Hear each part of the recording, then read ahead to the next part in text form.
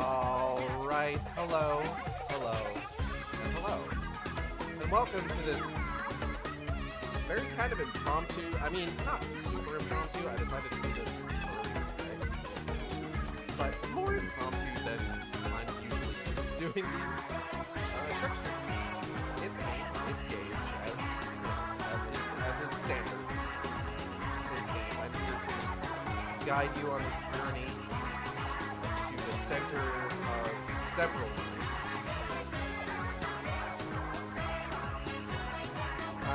And, maybe you don't know why you're here. And if you don't, that's okay. I don't usually like to discuss the state of the video game industry when talking about... Hold on, I gotta boost my mic gain here. I don't usually like to discuss the state of the video game industry during my opening segments, just because, more recently, it just feels like, every day I'd be coming on here telling you about what new recent studio closure there was. And that gets to be kind of a bummer. Coming back and saying oh, hey, here's every place that closed today. Here's all these people who are out of a job. So usually I avoid talking about that. Just in service of not bringing down the mood. But today it was announced that Microsoft would be shutting down a number of studios under Bethesda. And among those studios included the developers of some of my favorite games from just the last couple generations. Arcane Austin has been shut down. The developers of Dishonored,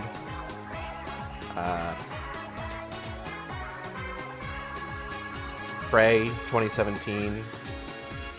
Redfall is the one that people are bringing up because that was their most recent game, and I feel like that's, given the state of that game and what that game's legacy now is, I don't think that is the best game to bring up in this situation, but I'm not the one writing the fucking news stories.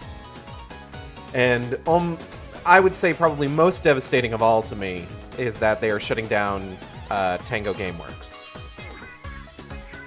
Tango Gameworks are the developers of one of my favorite horror game franchises of all time, The Evil Within. I played that first game on release. I pre-ordered it for the 360, played through it, loved it, played through the DLC, got really excited when they announced the sequel, played that on release, loved it. And not to bury the lead here or anything, but Evil Within 2 is the reason I got back into streaming. I had streamed prior to Evil Within 2 coming out. I've got clips on, I need to be clear. I've streamed a fair bit. And it wasn't always, in, the best quality, I was using, a hoppage. I was streaming on, Livestream or Ustream, I forget. Livestream, Ustream, we all stream for iStream.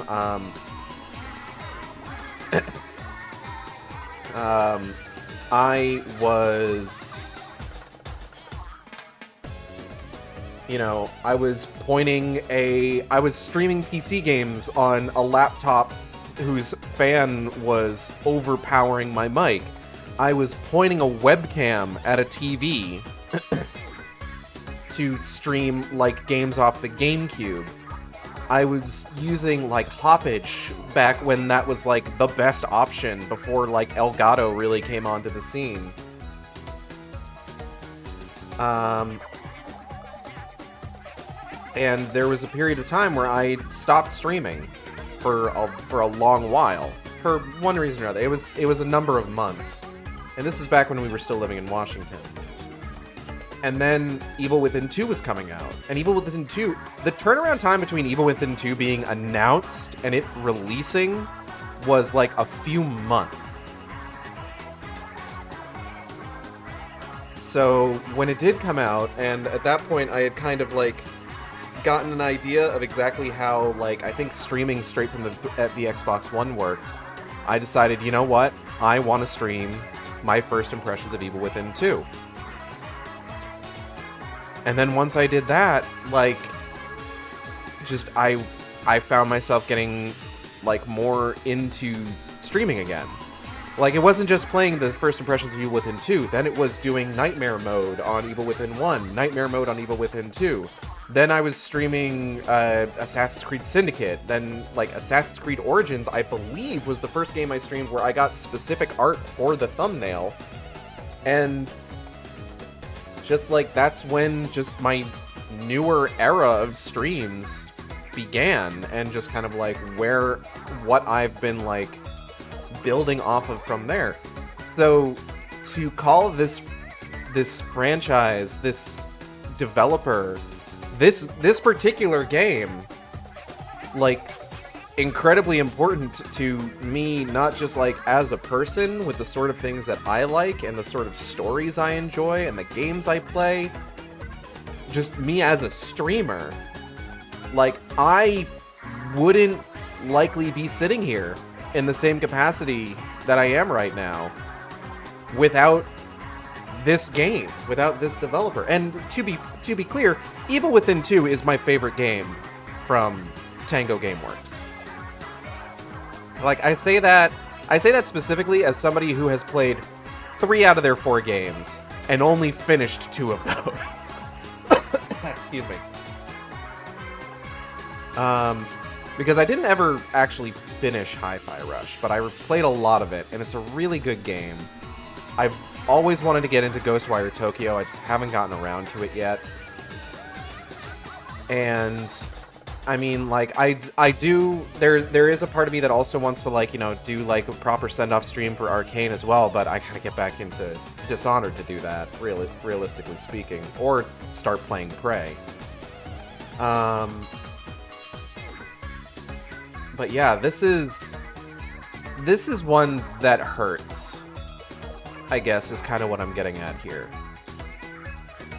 This is one that I can't really, like, ignore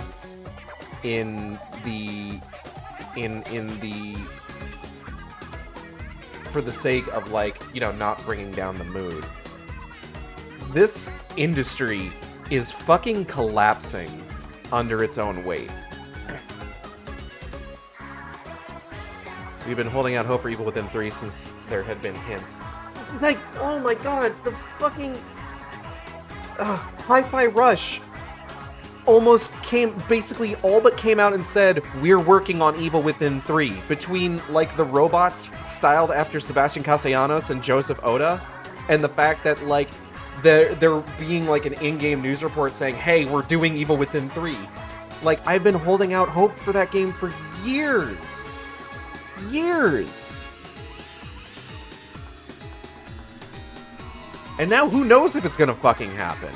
Like, as I said, these are all studios under Bethesda that got shuttered. And I don't know what, like, any of them could have been working on at the time. I know that Arcane Austin was still working on supporting Redfall even after the fact. And, you know, Tango had just won awards for Hi-Fi Rush. And it's just... There are 2 things that are going to make me really mad.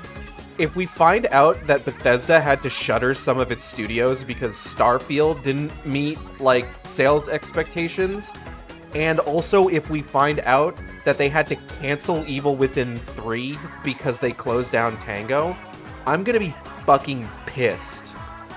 More so than I already am.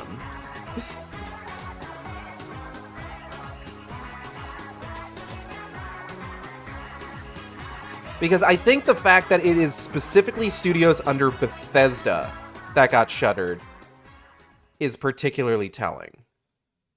Why did that fade out? Oh, that's only a 15-minute video.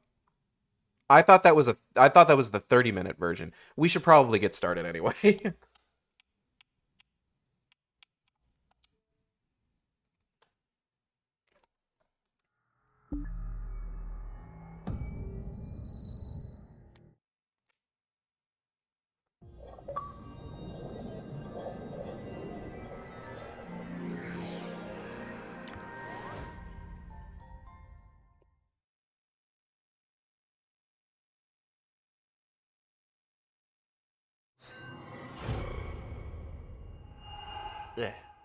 Excuse me.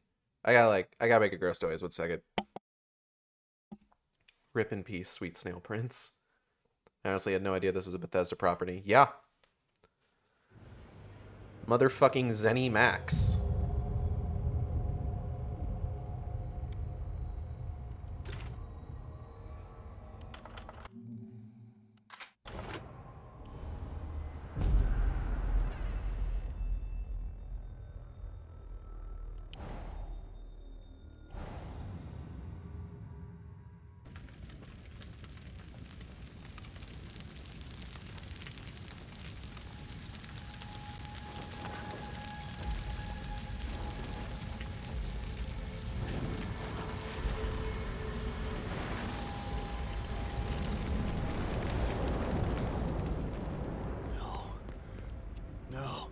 No, this is not happening.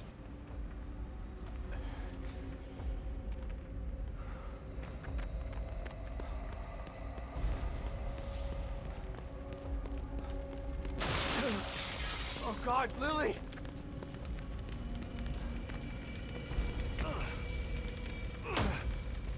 Excuse me.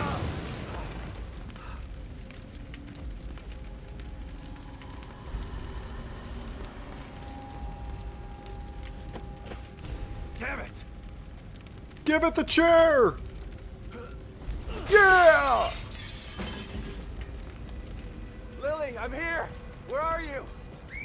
Oh God, is she upstairs?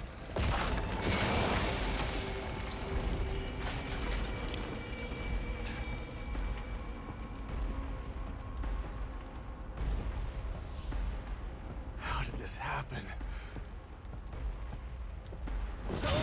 TF2 heavy voice. How did this happen?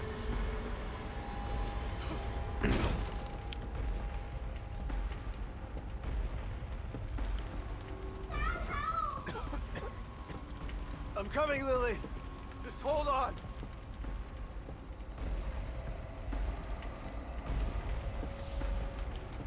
I'm here, Lily!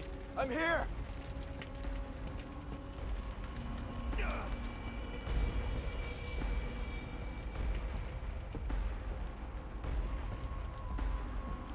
Damn it, where is she? Dad, where are you?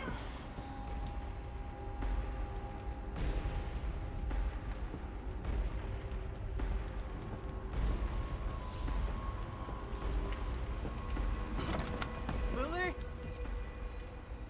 Come on out! Lily! Where are you? I'm here! Dad's here! You weren't here for me, Dad.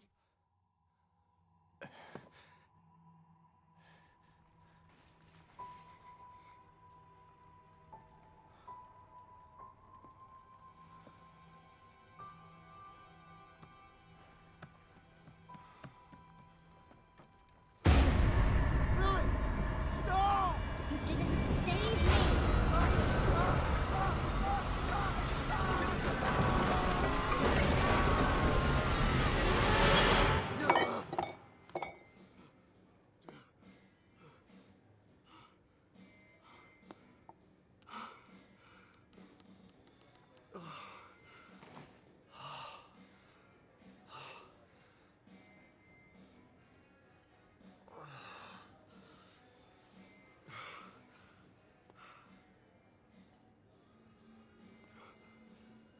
Kidman?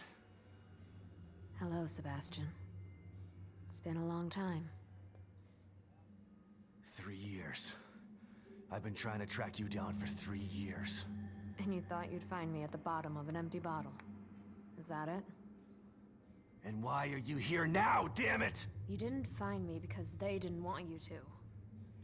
Calm down, Sebastian. You knew what was gonna happen in that hospital, didn't you? What happened at Beacon is in the past. You need to forget it. You sound just like that psychologist the Force shoved down my throat. But he didn't have answers. You do. You're gonna tell me about Mobius. Well, you see, it turned out that Mobius was actually Earth the entire time. They revealed it in issue 125. Oh, you're talking about the company that I work for, not the because of planet from this. Archie Sonic. Got it. Sorry, I get them mixed up sometimes.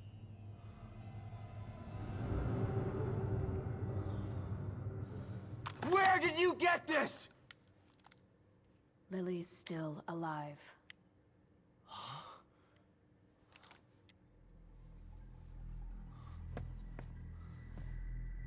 Lily is dead! I read the police report! I was at her funeral! We can rewrite history if we want to. Staging a death is child's play. Why would I come out of the shadows just to lie to you? Hello, Lucas. Lily is alive, and she's with us. But she's in danger. We need you to help save her. Save her? What have you done to her? Get your hands off me!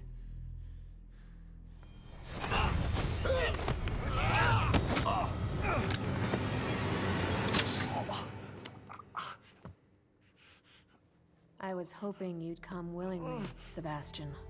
But we don't have time for this bullshit. We need you. Lily needs you.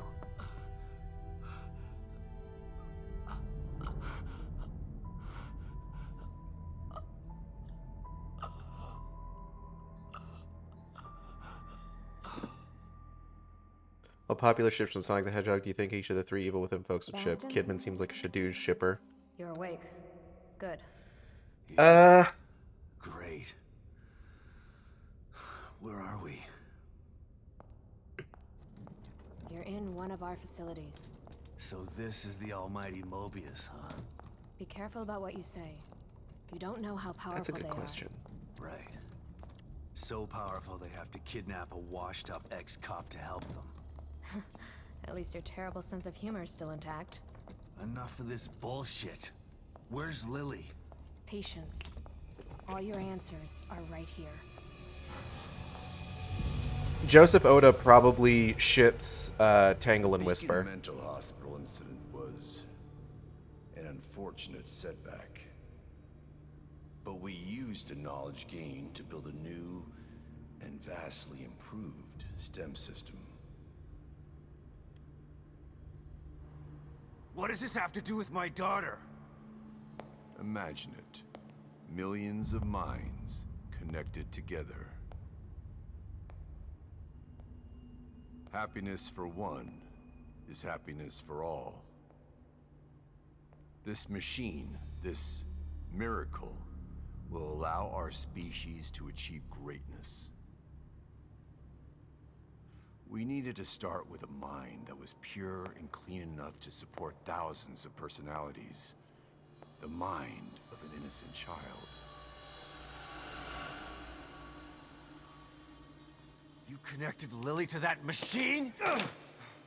Your daughter is quite special. The most stable core candidate we've ever tested. I'm gonna wait for the cutscene to be over. Thanks to her, the new STEM has been a smashing success. Until recently. A little over a week ago, Lily vanished.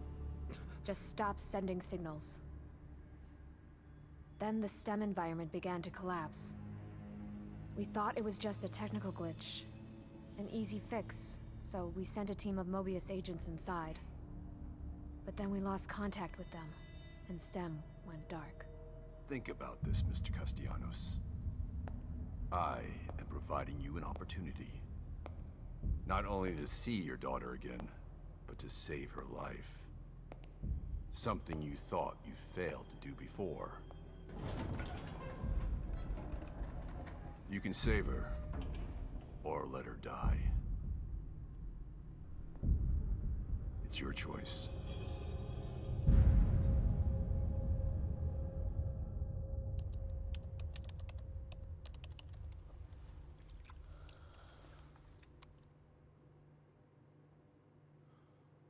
Good luck, Sebastian.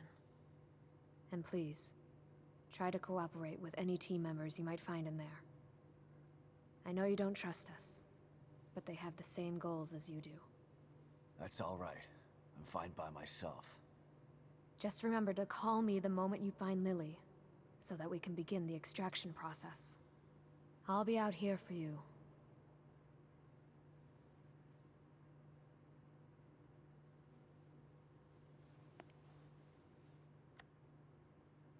And someone else will be in there for you.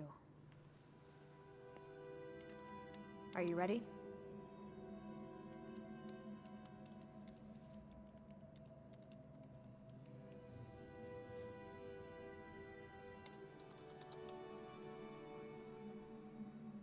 Be careful in there, Sebastian. We're counting on you.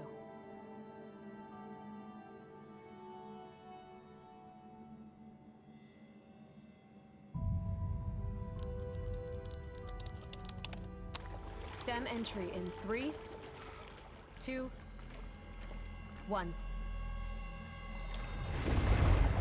And into the gamer milk we go.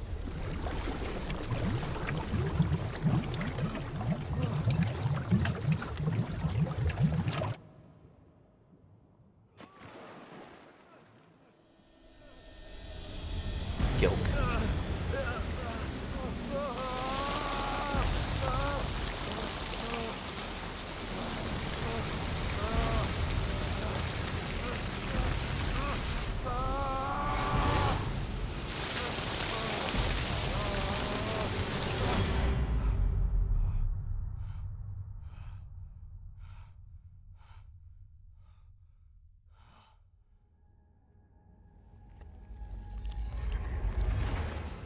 Step.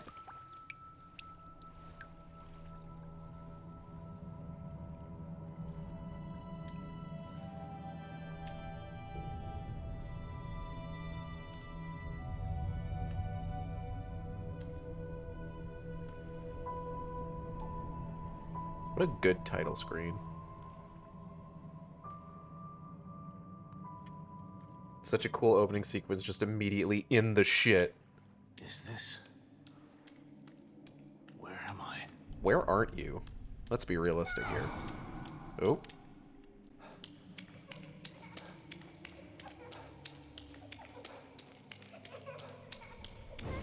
Ah, beans. I'm coming, Lily!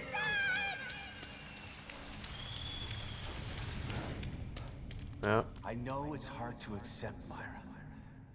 But she's gone. Our little girl is gone. No.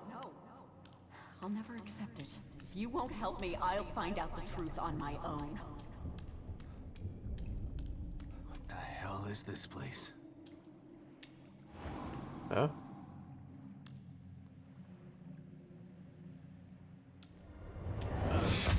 Detective, we've got a call.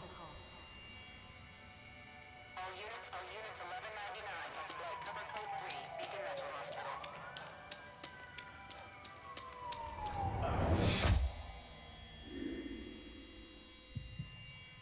Bright flashes of light making me realize how fucking dirty my monitor is.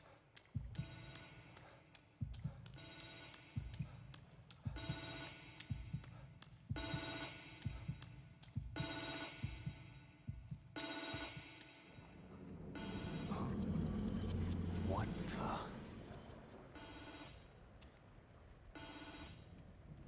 Moshi Moshi, Sebastian Castellano des. Hello? Sebastian, are you there? Kidman? What? Snap out of it, Sebastian. You've made it in safely. How are you feeling? Terrible. Like the worst hangover ever. Don't worry. It will pass once your mind has adjusted. You're in an area separate from the main system right now. That's how we're able to maintain communication with you. This construct is called your room. It's a safe zone that was formed from your own memories. My memories, huh? If that's the case, then where are my wife and child? This place looks like my old office at Crimson City PD. It was your subconscious that built it. You should ask yourself that question. Let's get down to business. We sent some information into your room. Do you see anything unfamiliar? All right, so before we go look at anything, you said that he seems like a vanilla dude, which I thought you meant Cream's mom, Vanilla, and I wasn't sure where you were going with that because that's not a ship, that's just one person. But then you said Son Amy, and I got it, and I understood what you said. But I would actually take it even further. Sebastian seems like a Sonali kind of guy. Probably is into Vanilla the Rabbit, though. You're right.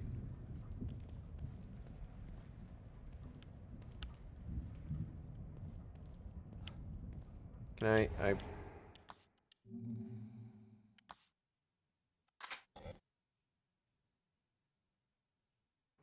There we go. My first commendation. Feels like another lifetime. I guess because it was. Lily drew this picture of me. It was burned up along with everything else in the house. 3 of the items on this desk are from games made by studios that Microsoft just shuttered. Thanks, guys. There are photos of a bunch of Mobius agents here. Your lost team, I assume. That's them. Let us know if you locate any of them. You're our only line of communication into STEM. They're stuck in Union and searching for Lily, too. Union? This STEM environment was designed to look and feel like a small town called Union. Great. So your experts need rescuing too, huh? If anyone can do it, it's you.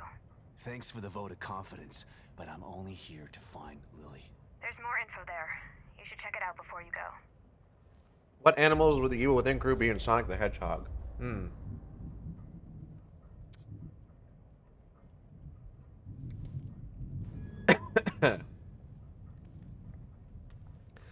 Sebas is like a grizzled detective type, so I feel like he'd be like a wolf or something. I feel like, you know, like a tracker. I feel like a wolf gives me like very big grizzled detective energy. Tatiana Gutierrez is already like a cat, sort of, based on stuff from this game where it implies that she and the cat are the same person. Oh, what would Julie be? Julie, what would you be?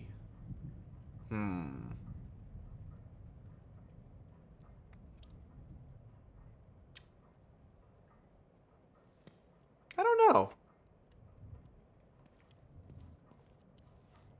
Lily, your team, and now me. We're all stuck inside STEM. I still don't understand why you can't just take them all out of their pods and wake them up. It doesn't work that way. Without a core, we're totally locked out of the system. To forcibly remove anyone from STEM at this point would kill them and leave their consciousness trapped inside there. Great. Mobius has got some stellar backup plans. Stating the obvious isn't going to speed things along. You need to find Lily. Otherwise she, you, and everyone else inside is going to die. Baker. Team leader. He's the guy I should try to find first. William Baker, age 39, gender male, height 6'1", weight 192 pounds, primary role team leader, secondary skills combat specialist, tactical planning. Harrison. Combat specialist, huh? Hopefully he can take care of himself. Miles Harrison, age 37, gender male, height 5'10", weight 176 pounds, primary role hardware support, secondary skills heavy equipment repair, combat specialist. O'Neill. They must not have been expecting trouble if they sent in all these technicians. Liam O'Neill, age 31, gender male, 5'10", 165 pounds, technical support, secondary skills, equipment fabrication, and logistics. Sykes. A tech, but at least he has some small arms training. Julian Sykes, age 30, gender male, height 5'8", weight 160 pounds, primary role STEM software programmer, secondary skills communications, small arms proficiency. Hoffman. Psychology and surveillance. This one could be cagey. Yukiko Hoffman, age 32, gender female, height 5'4", weight 110 pounds, primary role psychological profiling, secondary skills team medic and surveillance. Tell me about Union. Union, that's a Union. Looks like Anytown, USA. It was designed that way to keep the test subjects calm and relaxed. Calm and relaxed. The exact opposite of Beacon. What happened at Beacon was beyond our control. It doesn't seem like you've got much control this time either. Look, I don't know what you're going to encounter in there. If you need information, I'd suggest you try talking to some of the locals. You know, canvass the area. Just like you taught me back at KCPD. You were never a real detective, Kidman. And you're not a detective anymore. But let's try to do some detecting anyway, okay?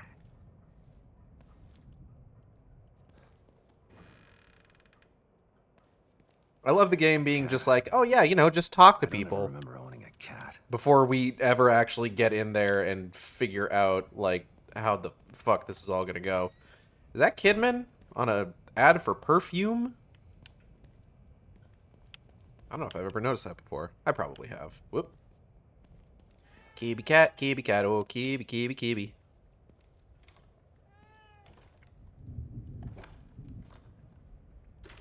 Ooh, baby, we're not gonna do this now.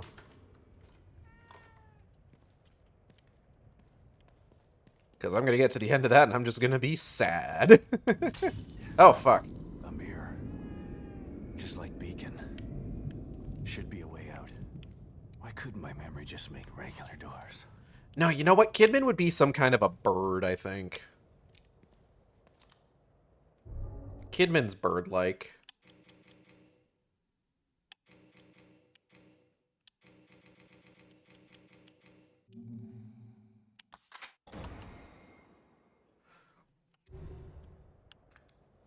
I'm not sure what kind of bird. Here we go again. Into the looking glass. I get it. You know, it's like Alice and Wonderland. That's not how that. Alice and the Wonderland. What the fuck am I saying? Whew. Oh no. Lily, what's wrong?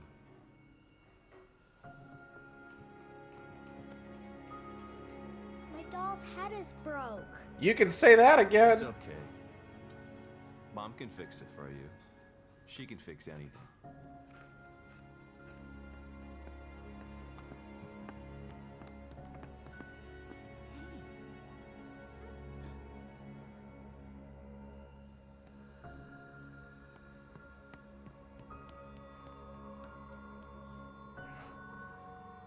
Sebastian? What's wrong? Hey, girl, Are hey. you all right? I've got a wonderful family. An amazingly smart and beautiful wife. Why wouldn't I be all right? Yeah, let's just lay it on as thick as we possibly can.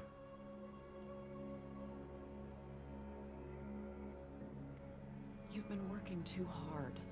It's making you delirious. Are you sure you're not coming down with something?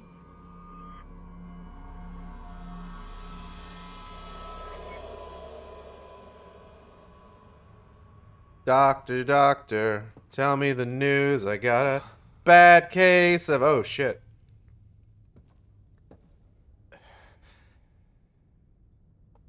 Well, not going back that way. Is this the right place?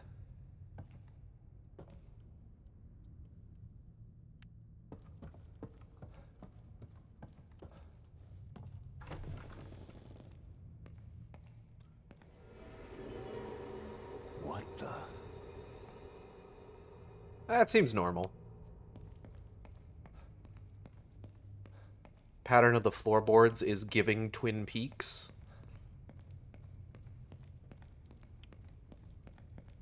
Because if there's one thing that horror games from Japan love doing, it's referencing Twin Peaks.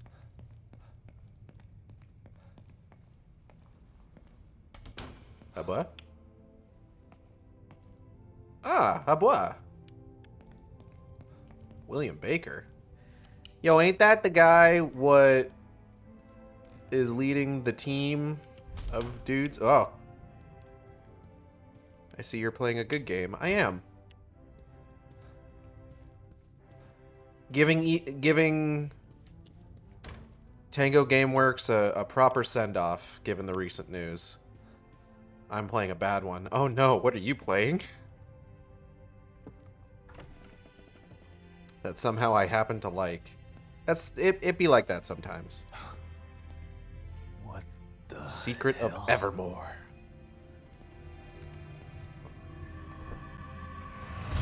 Oh, yo, dude, that dude's have fucking hop.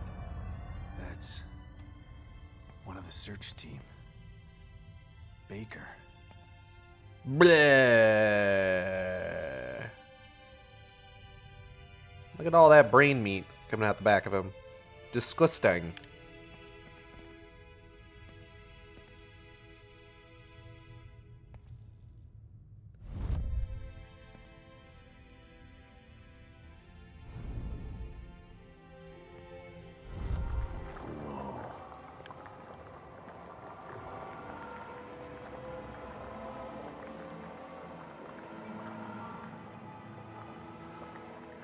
Damn, bro, that sucks. Anyway.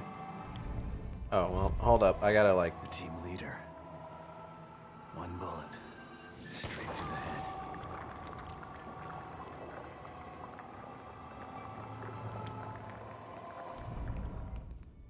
Unfortunate.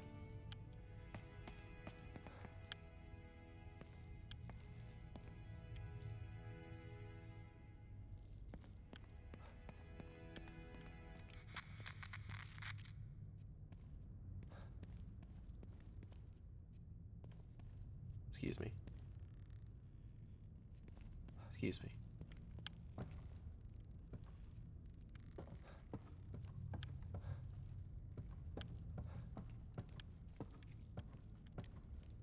Oh, okay. That's how you turn the flashlight on. It's been a hot minute since I played this.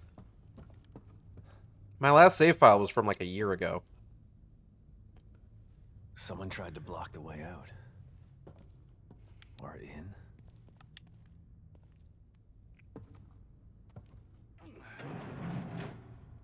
Ad break, baby, ad break.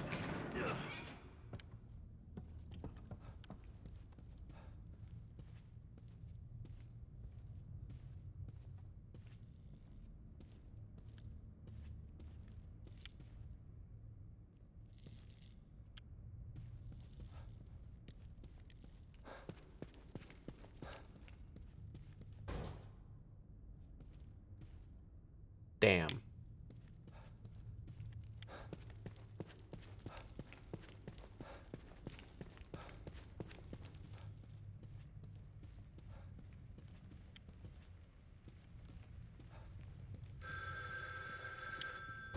Oh, hold up.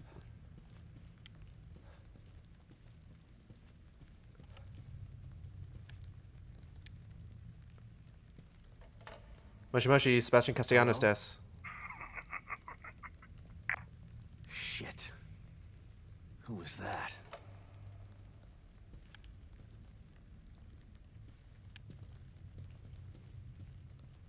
Oh, hey, an open door. Manuela Roberto.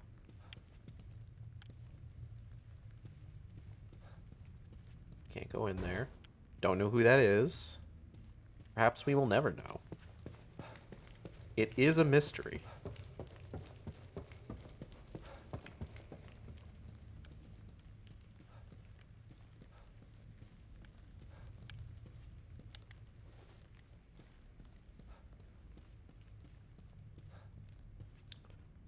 Grand.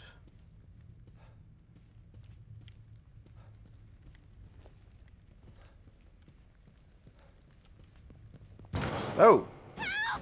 Hello, miss. Hey! Oh, goodbye, Damn it. miss. What's going on here? Good question. Who can say? Darn. It's probably nothing. This all seems pretty normal.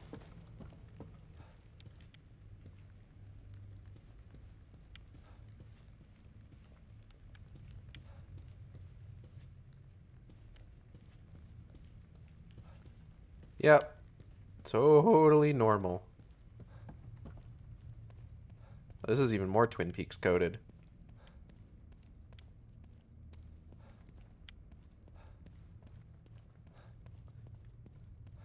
I remember back when I played this game for the first time, I don't think I'd ever seen Twin Peaks. Oh, hey, man.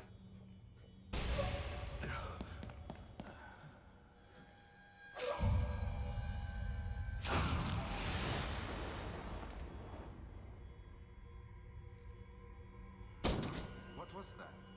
Shit.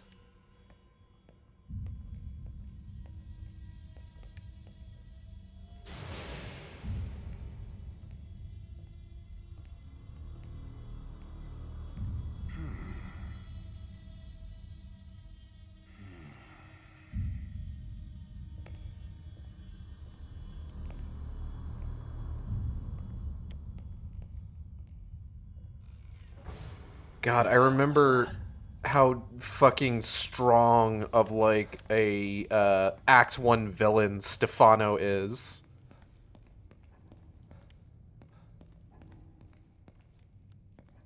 Just like the search team member. Like, it's unfortunate. It's kind of unfortunate that he just completely outclasses the Act 2 villain in almost every way.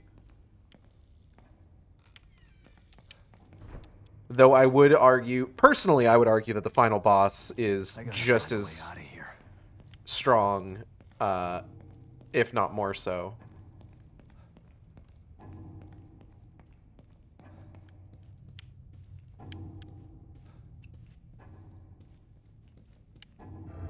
Oh.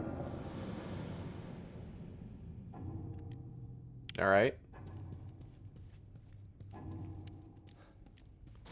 Oh. Okay, who we got here? We got, oh, Manuelo Roberto again. Excuse me, friend Roberto.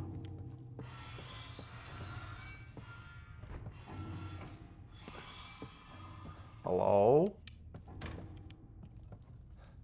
Nothing. Nothing. Very strange.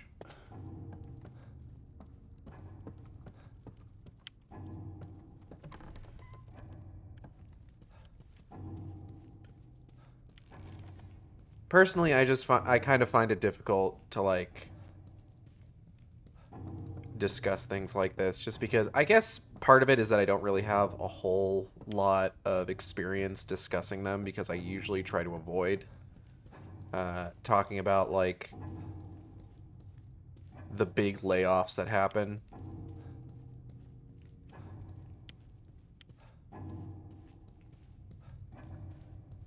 And, like, I don't want it to seem like the only thing that I care about is the fact that I'm never going to get an Evil Within 3.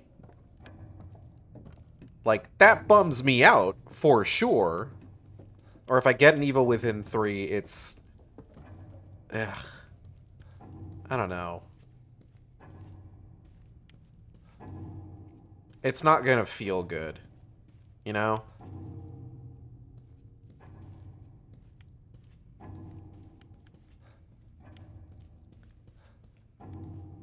Like, with Dead Space, it was just like, there'd been enough time that had passed between Dead Space 3 coming out and the Dead Space remake that there was part of me that was like, yeah, I mean...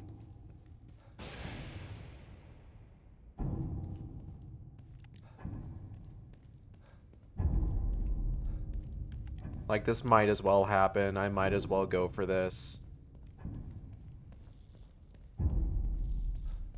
But, like, if we were to get, like, Evil Within 3 made by some other company, after what happened here. Like, especially depending on, like, how we like, what we find out about the circumstances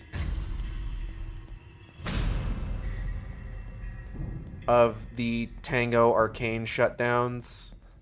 Christ. Damn, bro. It's... I like the use of arms.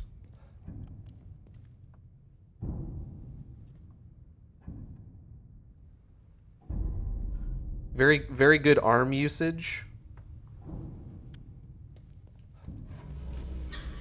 What? I don't know about that, Chief. Let me just pass through here real quick.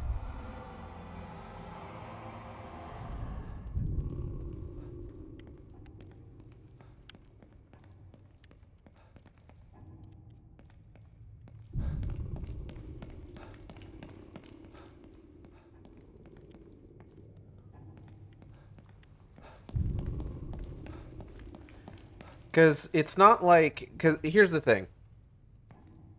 It's not like these franchises, these IPs or whatever, just go away when something like this happens. As I said, the developers that were closed are developers under the Bethesda brand.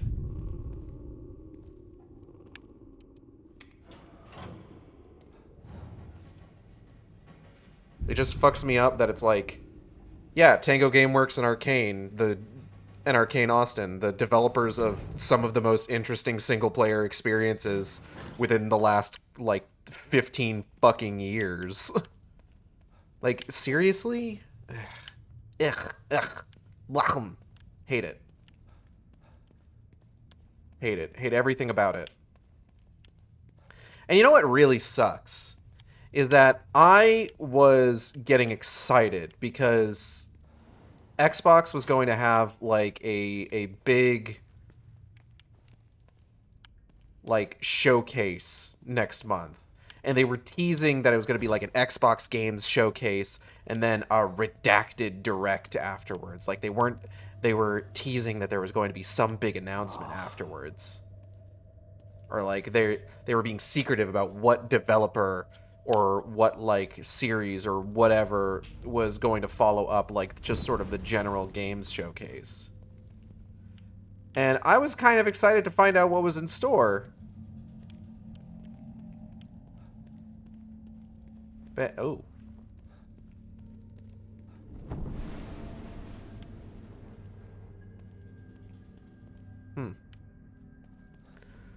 But now it's just like, man, I don't even know if I fucking care. You closed down two of my favorite developers. What the fuck am I supposed to get excited about now? Shit. Like, I'm assuming that the only reason that, like, Arcane Leon and Machine Games are still okay is because you've already announced that you were working on a Blade and fucking Indiana Jones game for those studios.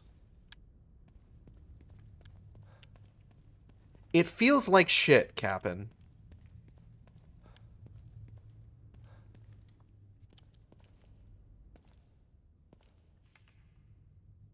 What the hell?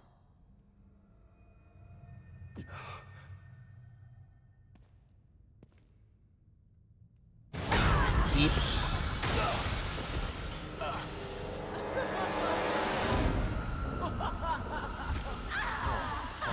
I'm just gonna... Yeah, we leaving. I love that these boxes are here to give you an idea of how close she is without, like, you needing to turn the camera around. It's just like, yeah, she's right behind you.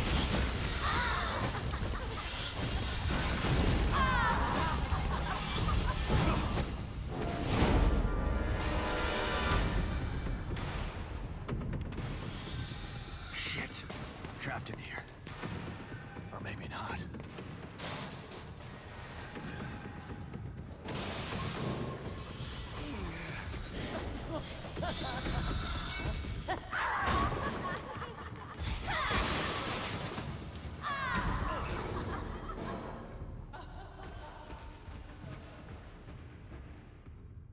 God damn it. What the hell is that thing? That would be a monster, Sebas. Ooh, funny rat. Oh!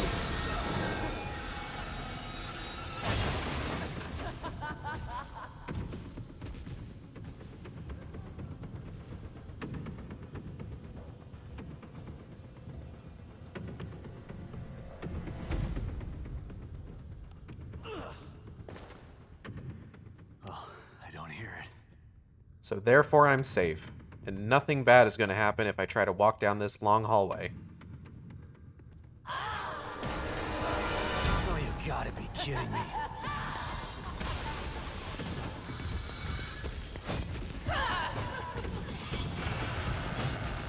Well, rock in a hard place.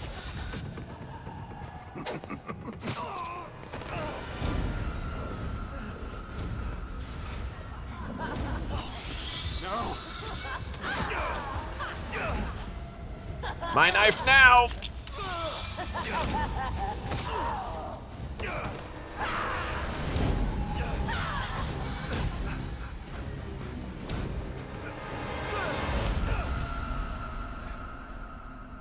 And we're good.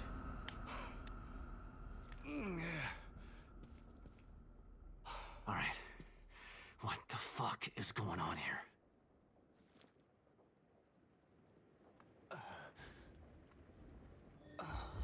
Some bad shit. I got the survival knife.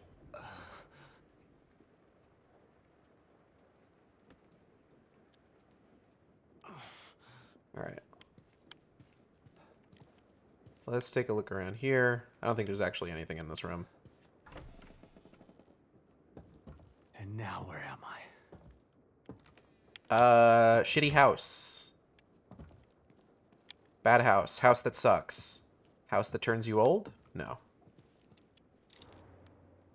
Medical singe? Oh, I don't have anything on my fucking quick select. We're gonna need to... I can work on that in a bit here. But first...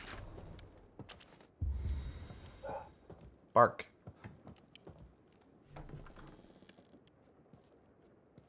Whoa. Stealing all your shit. You can't do anything about it. Open air trash can outside. Alright. What is this, a public park?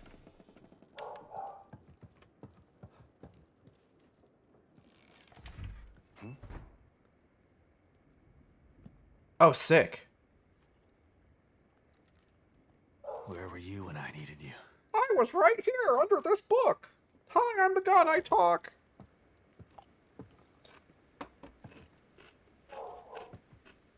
Maybe this is the right place. But not like that other game with a talking gun.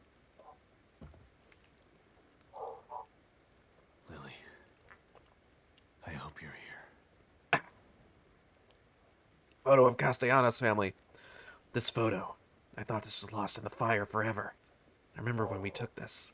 Lily's breath smelled like cotton candy. Myra never looked more beautiful. I love you, Daddy! What did I get myself into? STEM. Kidman? Sebastian, where have you been? We lost you. I don't know. But it sure as hell wasn't a quaint Excuse me. little town. There's something bad happening in here, Kidman. Baker is dead.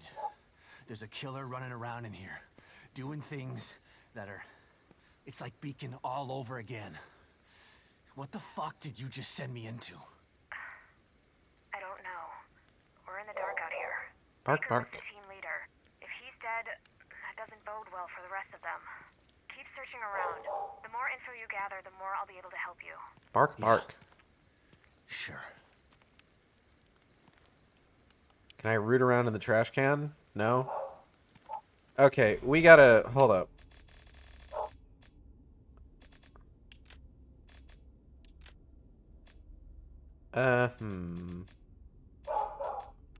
I'll enable that. Double barrel, sawed off. Full barrel, put that down there.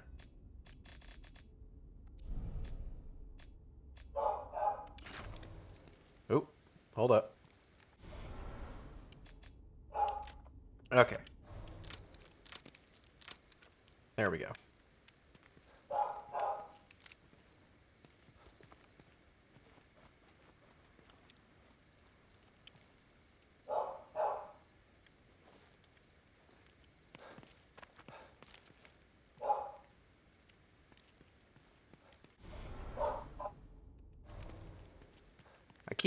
I'm trying to remember.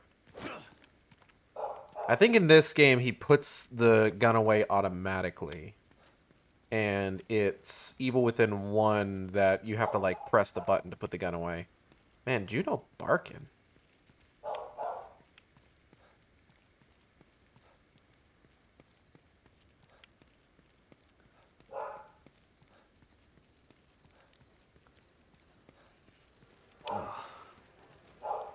Poor son of a bitch. Left here to rot like this. Be free, flies! Disgusting.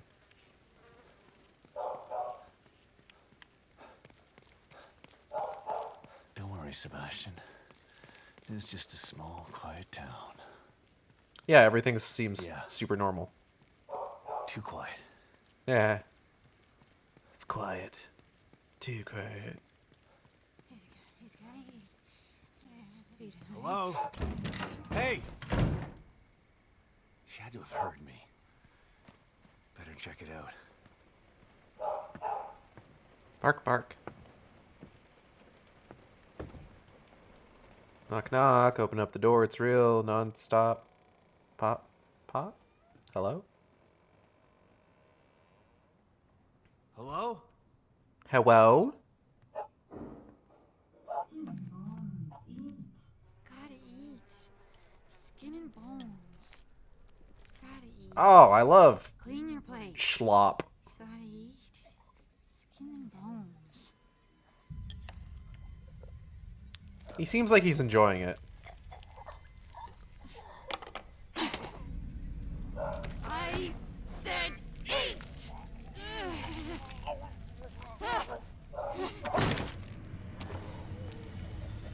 Healthy baby boy. I'm doing what's best for you.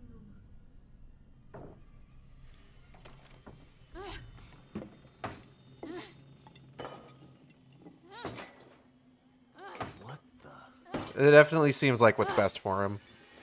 This is enriching for him. It's a fun activity.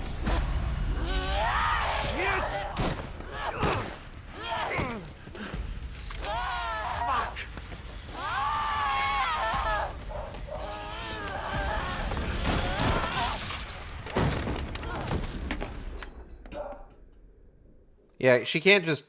One of my... I'm actually going to get into this after this encounter.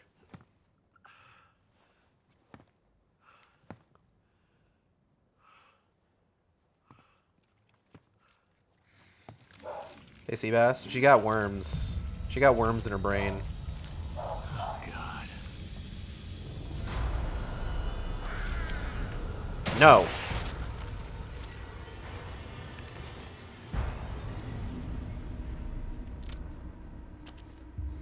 Yeah, I might as well use that, I guess. I mean, that goop.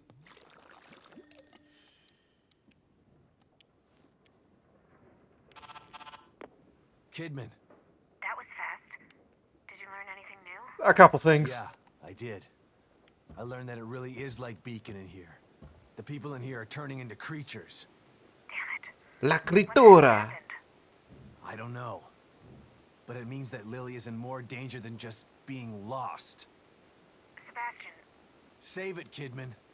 Leave it to me. I'm gonna find her.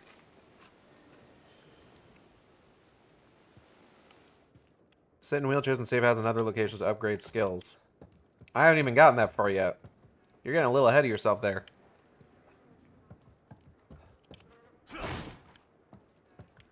So I remember,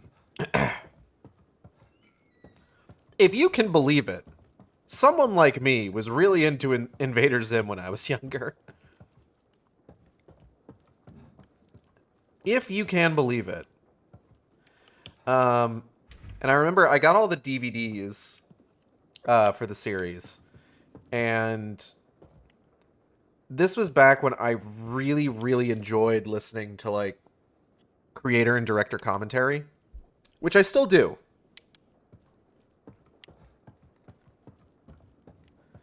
But I remember there was an episode, I can't recall the specifics of it, but they discussed about how, like, if a character is, like, falling, like, a long distance, or they are... I think in the context of the episode, a character was kind of like being pulled through the air involuntarily. Like, it's always way funnier if it's not like beep boop. If it's not like a smooth like trip, like they have to, it's way funnier if they hit something on their way down. And I think that's an important... Whoa. Rumble. Anyway. I think that's an important thing, even beyond, like, the purposes of, like, comedy.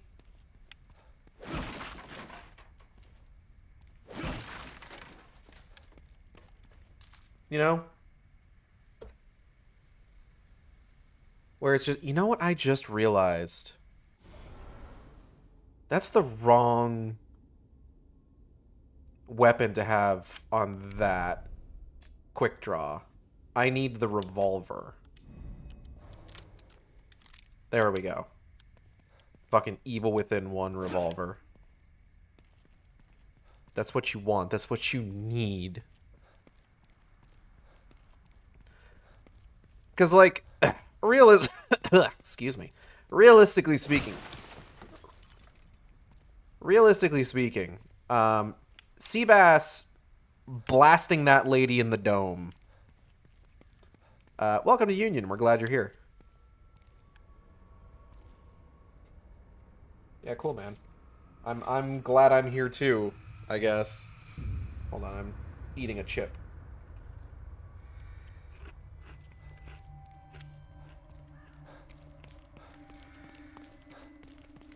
Like, they could have just had it that she got fucking... What now? She got fucking domed and just fell back on her ass. But no. She had to hit the table.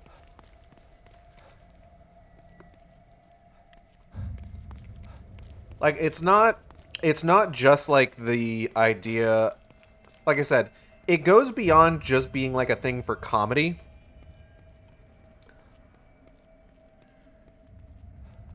Where it just kind of emphasizes, like, the visceral nature of, like, what's going on.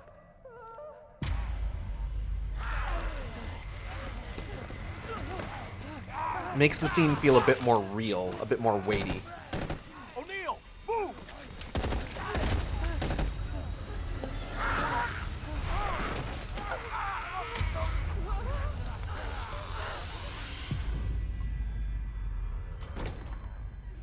Good job, O'Neil. Proud of you. Mobius members. Some of them are still alive then. Damn. But those things are everywhere. Need Go to get after... in there and squeeze that guy for info. I need to go in there and squeeze that guy. We gotta be squeezed.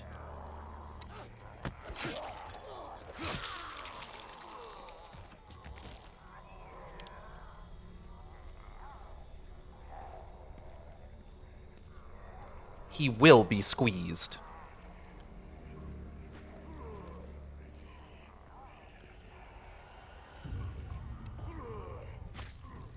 No, I don't want to do that. Okay.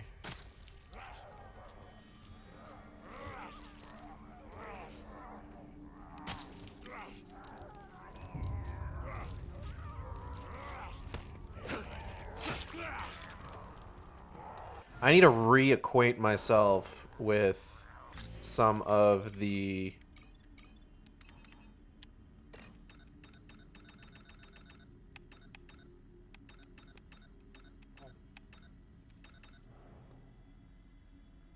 Cover near a wall, sneak kill. No.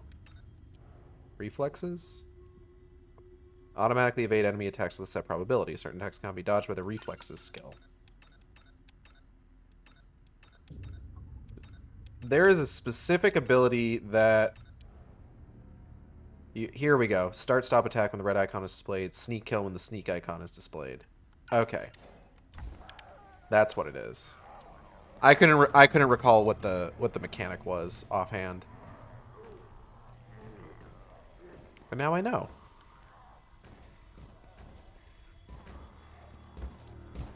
So now...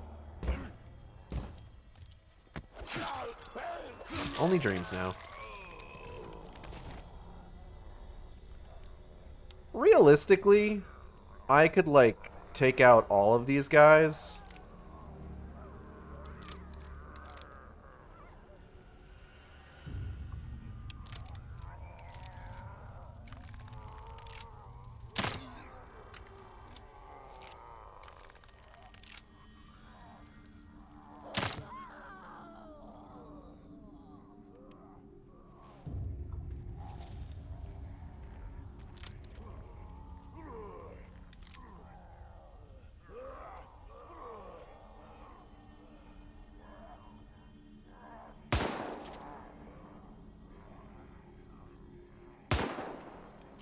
Damn.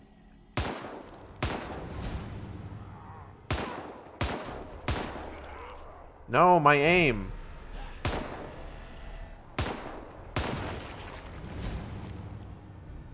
I'm making good use of ammo. Tell you that much for free.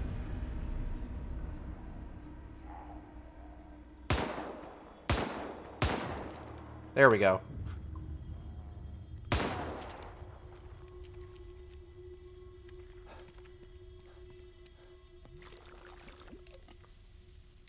And now everybody's dead. Hooray! I can just leisurely walk through here and just collect everything that's on the ground, despite the fact that I don't need more brain juice currently. I've got way more than is necessary. But it's fine.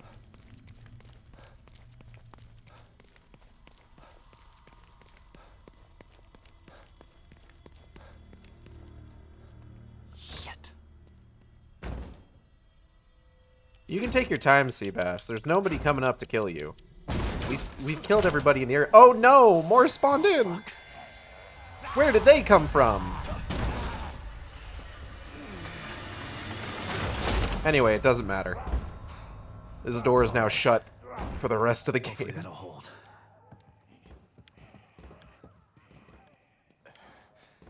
That door is closed for good. Hold on, where do I go now? Hold up. Oh. I like having the shotgun on my back a little bit better.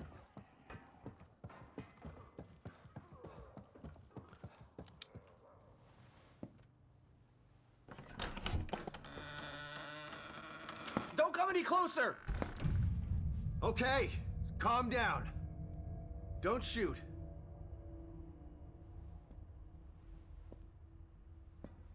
I'm not gonna hurt you. See?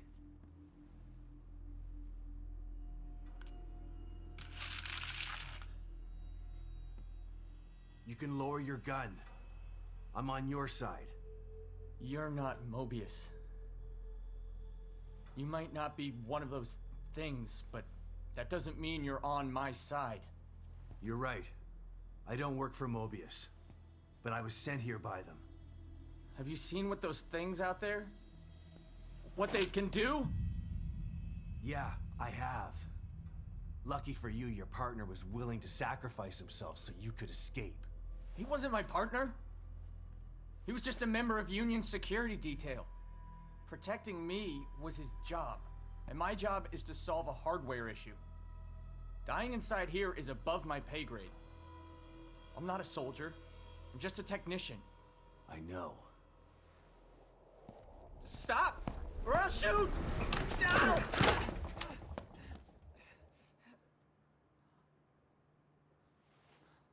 A soldier would have taken the safety off. I told you, We're on the same side. Let's try this again. I'm Sebastian Castellanos.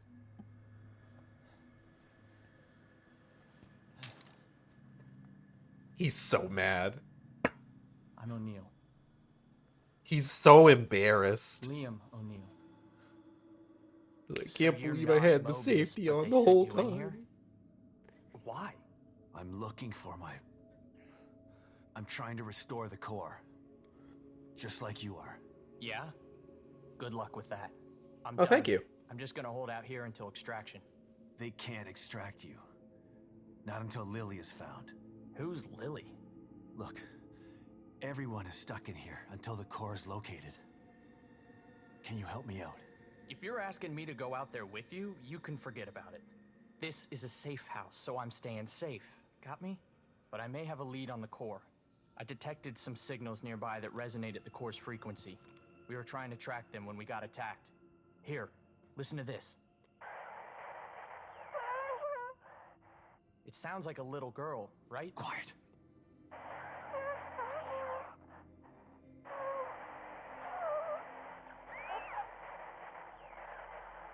Was that her? The core? I think so. But I've been picking up all sorts of weird signals on my communicator since we got here. No way to know for sure until you track it to its source. How do I do that? Your communicator can pick it up too. Once you're out there, check it. You'll see. You'll probably pick up other signals while you're out there. Check it. It wouldn't hurt to follow them to find out what... No way. The core first. It's the only way we're getting out of here. Suit yourself. Let's pair up our communicators. That way I can tell you if I find anything. Yeah, okay. Can't hurt, I guess. The mission. So you've been stuck in here a week already? Has it been that long? Damn. Time's a little fluid in here. This was supposed to be a simple in and out job. Like, home in time for dinner simple. But this is different than anything I've ever seen before. What do you mean? Wonky stuff usually happens when a core goes AWOL, but what's happening is more than that. This place is falling apart at the seams. We used the stable field emitter, but it's not working like it's supposed to. What's the stable field emitter? If Mobius sent you in here, shouldn't you know this stuff already? Look, man. There were 5 members of your team? There was a security force already in here to help us. But yeah, there are 5 search team members. Wait, did you just say were? I found Baker. He's dead. Huh. Doesn't surprise me. He locked onto a powerful signal and went to investigate. I told him we should just request extraction and report our findings, leave the dangerous work to somebody else. But he wouldn't hear of it, being team leader and all. Always had to be the brave one. You ask me, there's a thin line between brave and foolish. Yeah. There's a thin line between prudent and cowardly, too. Tomato, tomato. I'm not saying I'm glad he's dead. What kind of asshole do you think I am? I hope the others are okay. I'll let you know if I find anybody else. You'd really do that? Thanks. I'd appreciate that. Oh, you're welcome. It's more dangerous out there than I expected. Any idea where I can get some weapons and supplies? I tried to tell you about this one signal, but you didn't want to hear it. Well, I'm all ears now. I picked something up from 2 Mobius security team members who were talking about weapons caches. Maybe you can follow it and get some gear. Maybe they're out there, can help you out. I'll think about it. Come on, man. I'm all alone in here. I could use some protection. Maybe if you hadn't let your last guard take the fall for you. Whatever. I'll mark the signal on your communicator. Follow it or don't follow it. I don't care. All right, good talk. Coffee.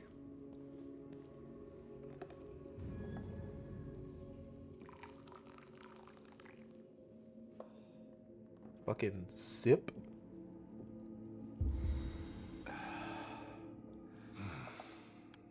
Takes the edge off.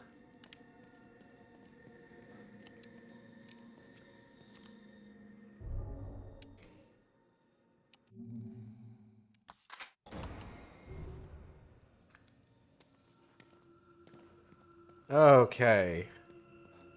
Crafting materials.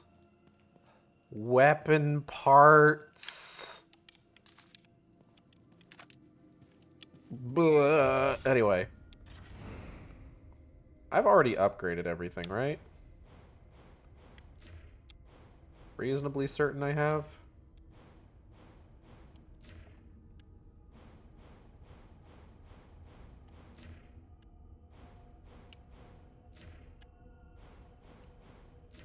Yeah. Crafting.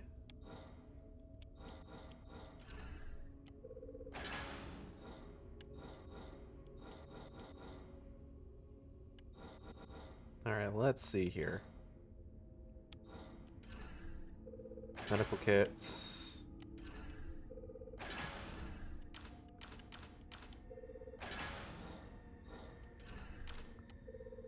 Smoke bolts are pretty OP from what I remember.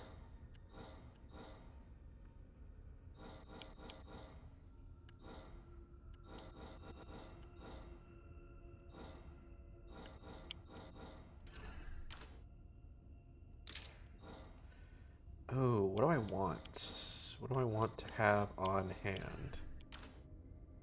What if I just made a bunch of sniper rifle cartridges?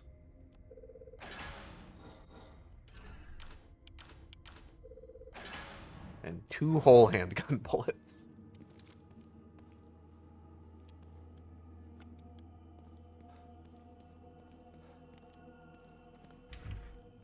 And away we go.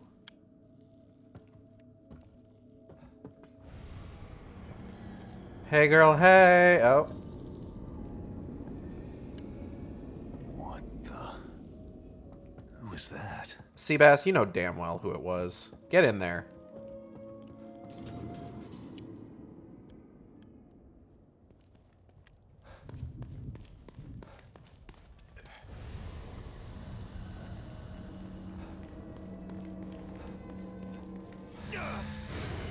Oh.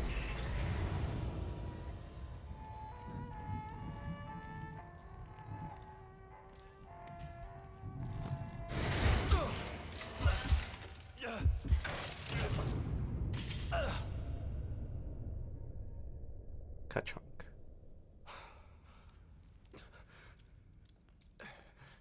Ah, same as it ever was.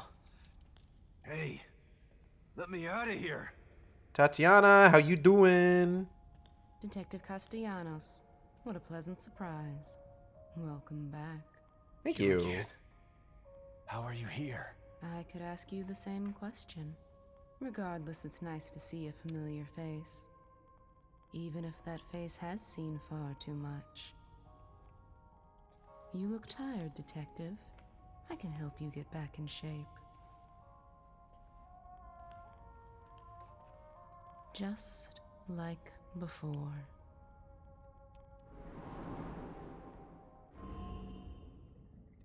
But surprise, we already have everything. Because I played this game a lot. I don't understand. This place. It's just like Beacon. But this isn't Beacon. This is Union. Is it? It all seems familiar to me. These walls, that chair, you. For me, it's as if nothing has changed at all.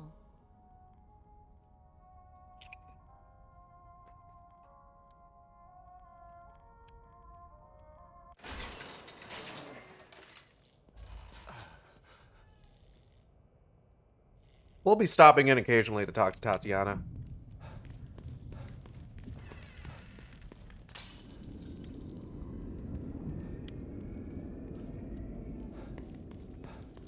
But let's go ahead and take a look at Baker's. Oh, fucking owned. Being the tip of the knife is a dangerous job.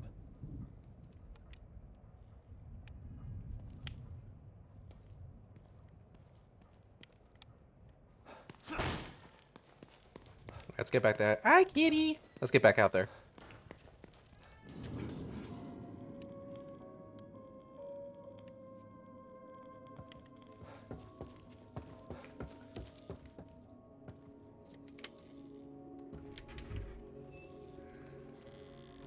Okay, I forgot there were a lot of cutscenes just front-loaded in this game.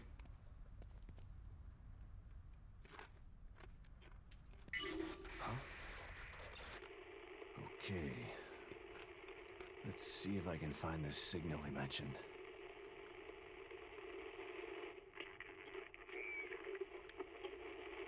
too many of them. Suck it up, James. We're screwed. There's too many of them. Suck it up, James. We've been through worse than this. And we're better armed this time. Or at least we will be once we raid the supplies. Come on. That must be the signal O'Neill mentioned. Suck it up, James. But more importantly,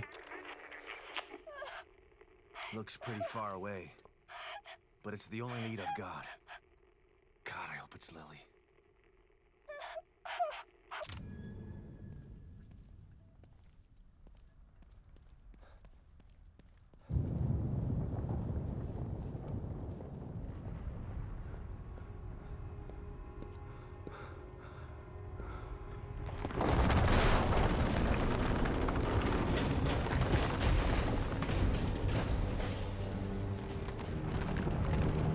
well, I hope there was nothing important over there we needed to get to.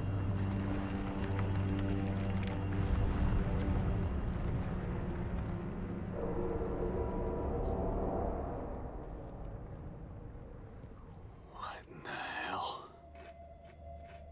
If it keeps breaking apart like this, there won't be any Union to search. I gotta try to find that signal. All right. Yeah, I got. Hold on, I'm eating spicy stuff. I gotta. Fuck. All right. So here we are in our first area of Union.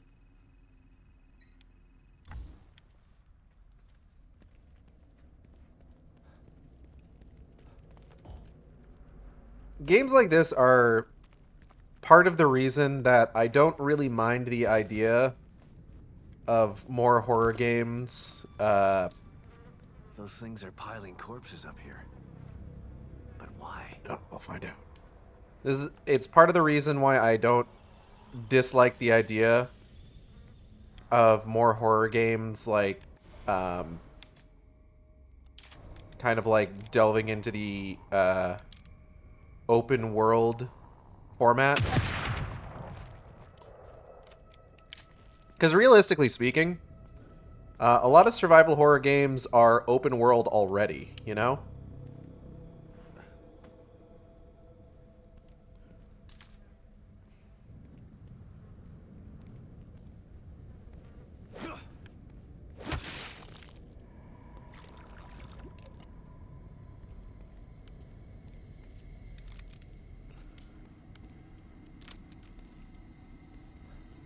And that a lot of times, like, you'll end up with these large areas that you're wandering around. And, you know, at the most, like, you might have, like, some Metroidvania shit going on where, like, certain areas are locked off to you until you find, like, a specific item or get a specific ability. Please forgive me for what I've done. Please forgive me. Oh my God. Please. I know I've sinned, but not this. Please. I won't sin again. Please forgive me. I'm sorry. Please forgive me for what I've done. Hello? Please forgive me. Are you okay? Please forgive me. Does he seem okay? Oh God, please. Genuinely? Please.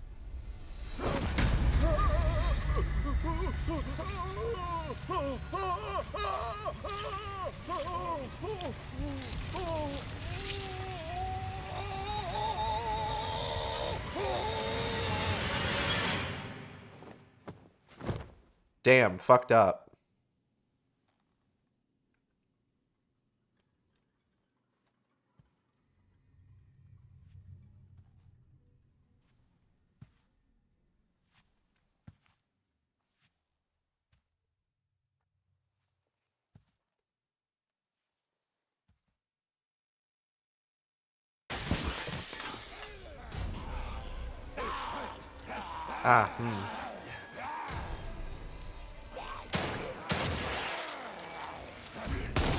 Oop. Bro, why did you go outside? Shut up.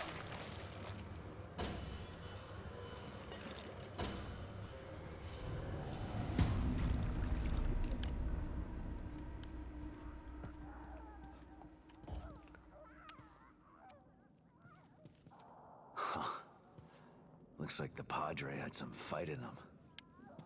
Well, not anymore, but because, you know, I shot him. But it's also like this thing of just like, there's a lot of like horror games that are to a certain extent open world and they're really good, you know? What is the Silent Hill series if not open world? Given how often those games kind of like delve into just putting you in the town and exploring. Levels in those games might as well be dungeons. Silent Hill is basically a Legend of Zelda clone, if we're being realistic here. That's a wild fucking sentence I just said. I can't believe Silent Hill has been ripping off Legend of Zelda this whole time.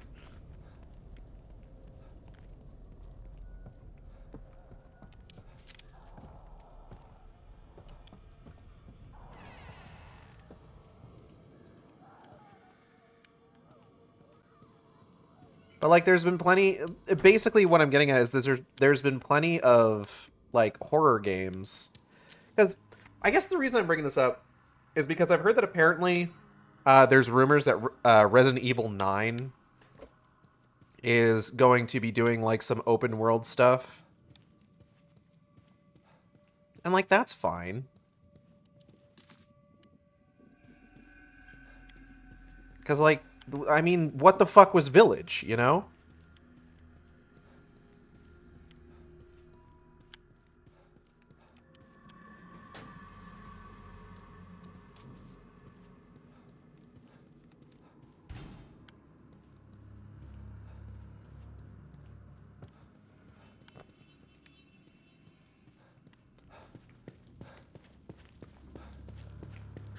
And I guess I can sort of understand the concern because I feel like whenever people hear like open world, like their first thought is like Ubisoft shit. Which, you know, valid concern. Ubisoft open worlds are the absolute fucking worst.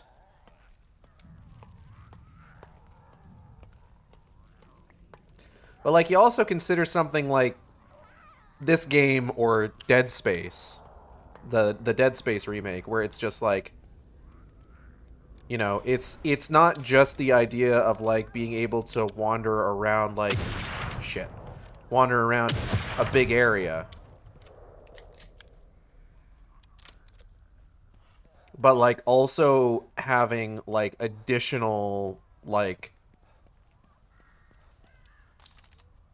moments for like side story stuff. Like there are in fact a couple horror games that I can think of that have like side quests basically.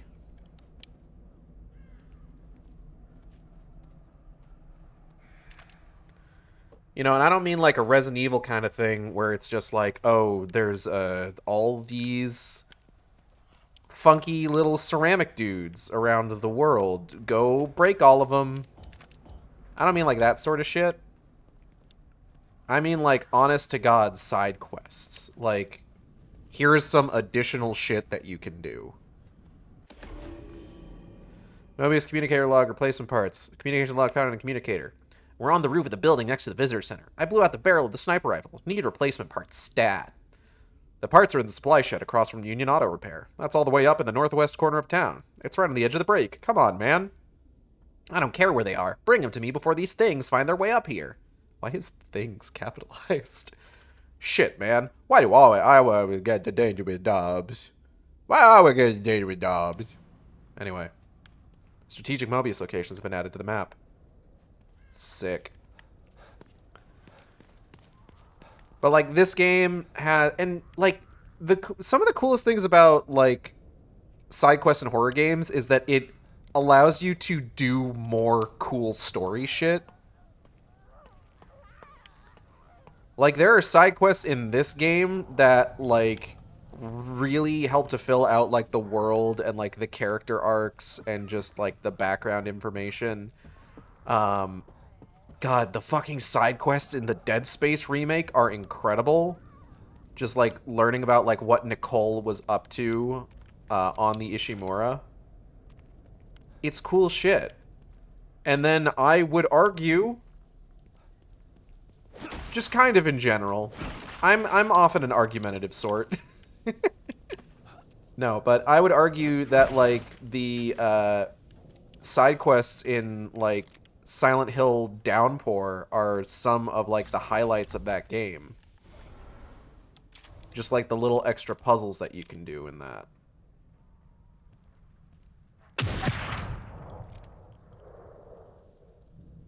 Hold on, what do you got there?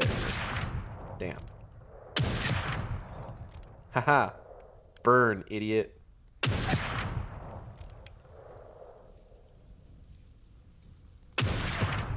Woo! I was almost a little worried that I wasn't going to get that one. The fucking delay on me firing there and, like, the hit landing was wild. Like, I'm sitting here thinking, am I going to need to fucking take the goddamn, like, curvature of the Earth, the rotation, into account?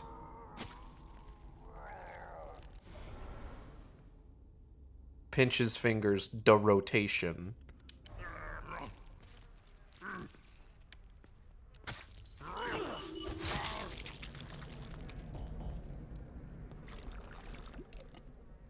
The rotation in it. Hello? Give me 1 second. I forget how I'm supposed to use this.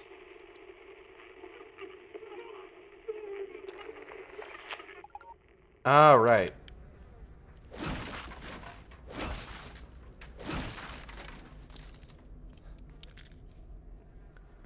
Like, I suppose there's also, like, the concern, though, that, like, if you relegate something to, like, side quest content, like, there's the possibility of missing it. And if it's something that's important, then, like, that's always a concern. Like, I would argue that, like, some of the stuff that's in, like, Evil Within 2 or the Dead Space remake is actually pretty important to the overall story of those games. Oh, cool. Trash.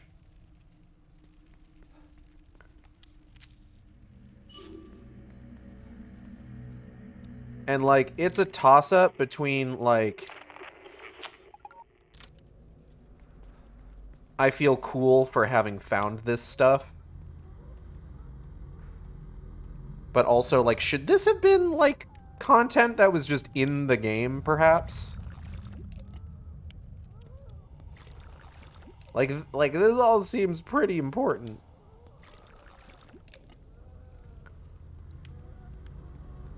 Like, the whole thing with, like, the ghost in this game, that I can't remember what it's actually called.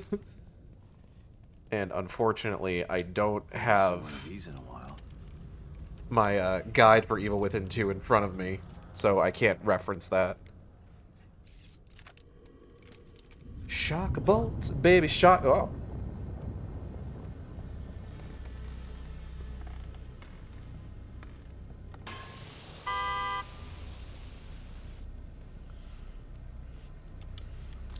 Just grab that real quick.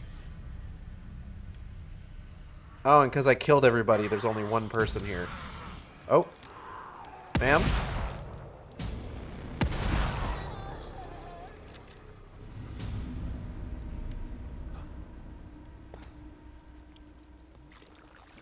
I'm not 100% certain how she saw me, but, you know, whatever. I was definitely behind a waist-high wall. Seems unfair. Because if video games have taught me anything, you can't see shit if it's behind a waist-high wall.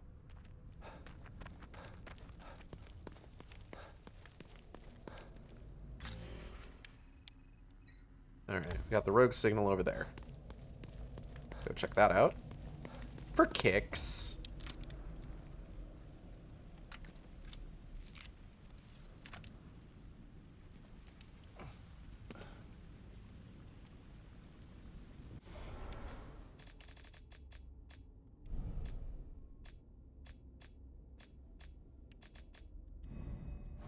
Here's a fun fact for you. If you load... So, the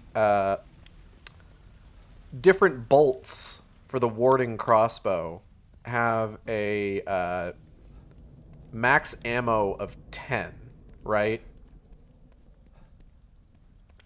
But if you load one of the bolts into the crossbow, then it takes one out of your inventory, meaning that the game thinks you're only holding 9. So you can then craft or pick up another one, and then you can switch to another crossbow, and suddenly you have 11 in your inventory.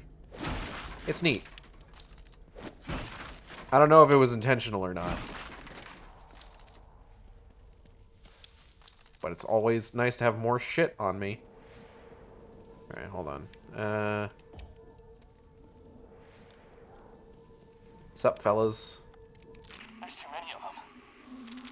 No communication from Mobius. We're cut off. I'm calling an Alpha 1 emergency. You know the protocol. Alpha 1?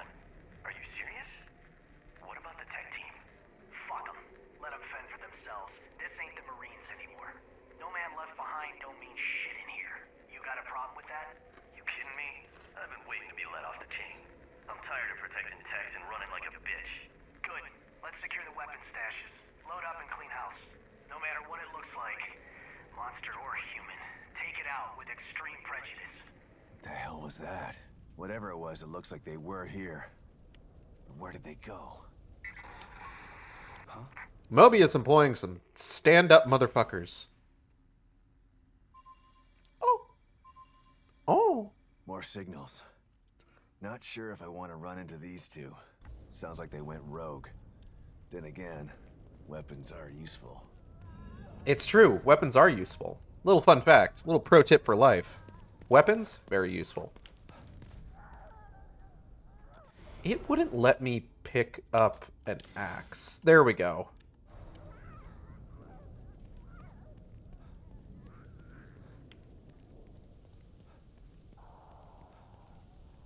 All right.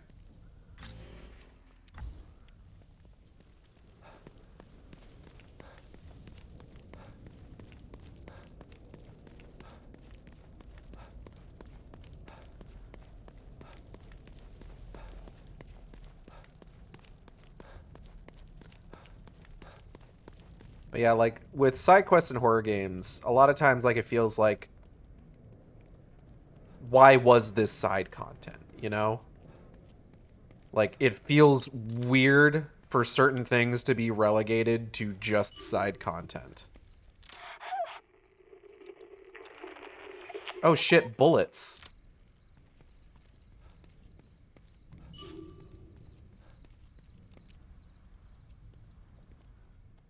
Thank you, sir.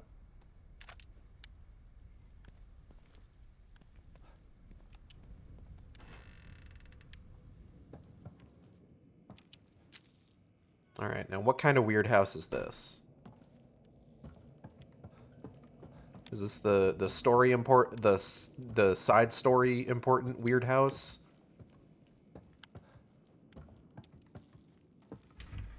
Or is this a different kind of weird house? There's some weird houses in this game.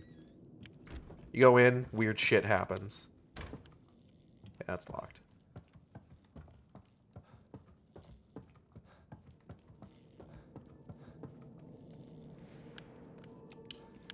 Ooh, give me that.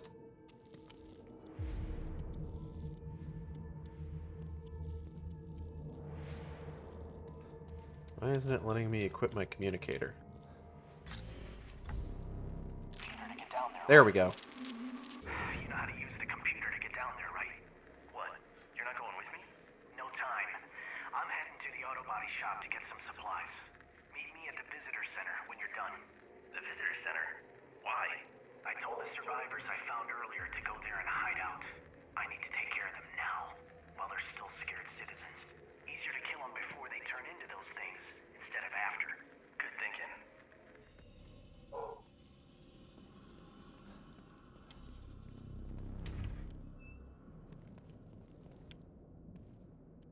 That's a terrible idea. That's a red flag if ever there was one. Yeah, let's just kill these guys before they turn into monsters. That's way easier. That's good plan, y'all. Real stand-up.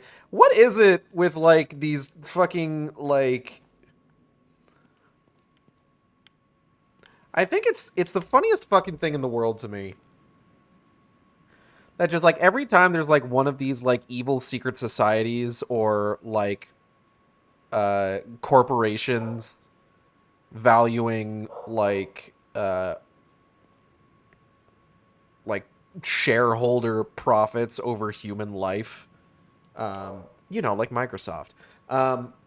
It's always like this thing where it's just like, oh yeah, we have our own security detail that may as well be a freestanding army, and it's all made up of people who are less than, or have very little scruples. Am I using that word right? I actually don't know. But it's always like fucking, the one I think about is goddamn, like, Armacam in the Fear series, where it's just like, oh yeah, the Armacam security, I think is what it is. It's just like, oh yeah, we hire guys that will do anything for a payday. And it's just like, oh, okay. Do you mean like fucking cops? This computer's still working.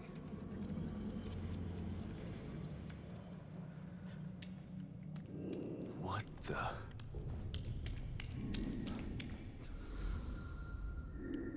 Like, they're trying to make, like, the fucking organization, like, unscrupulous, where it's just like, yeah, we hire the best of the worst.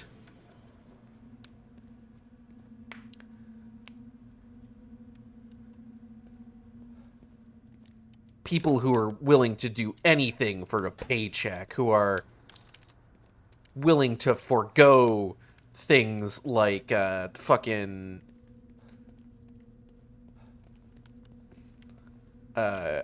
what's the word I'm looking for? Like, it's the concept of, like, yeah, we hire, like, felons and, like, stuff like that. And it's just like, bro, you could just pay the cops.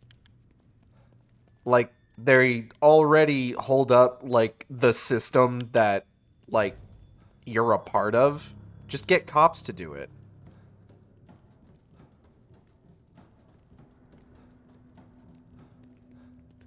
I guarantee you, the felons you're hiring are, like, of the exact same moral caliber.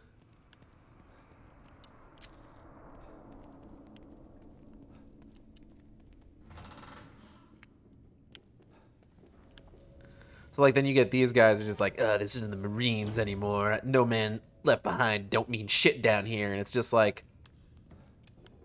okay.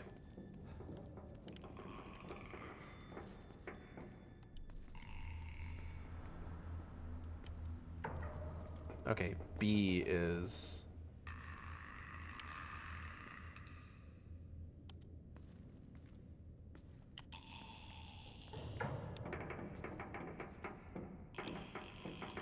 Oh,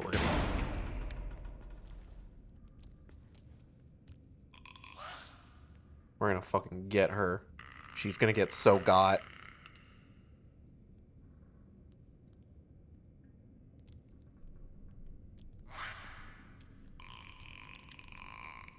Yoink.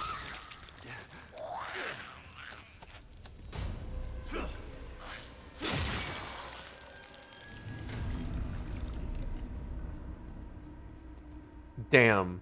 Fucking graceful. I don't think your spine's supposed to twist that way, lady. I don't know. I've read a lot of posts online about how bodies are supposed to work, and kind of problematic.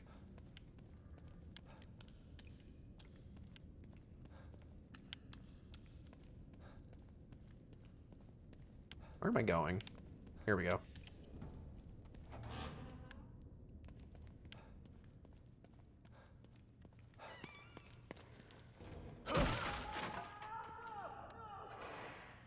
Well, that didn't sound good.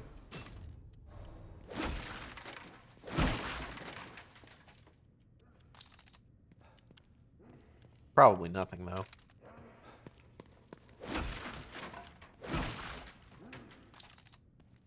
I'm not even sure why I'm picking up weapon parts. I don't need them. I don't need weapon parts. I don't need the brain juice. But, like, they're there. I might as well.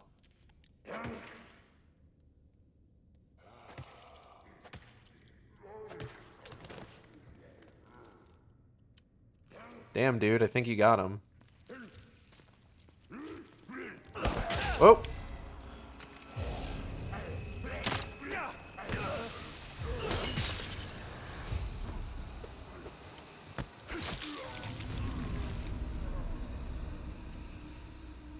That could have gone a little bit better.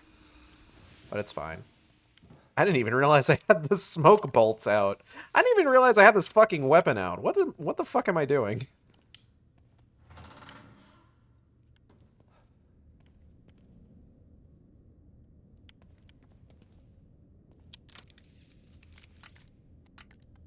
There we go.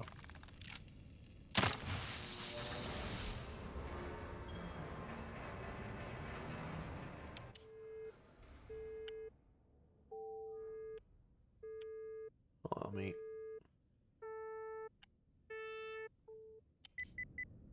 There we go. Perfect.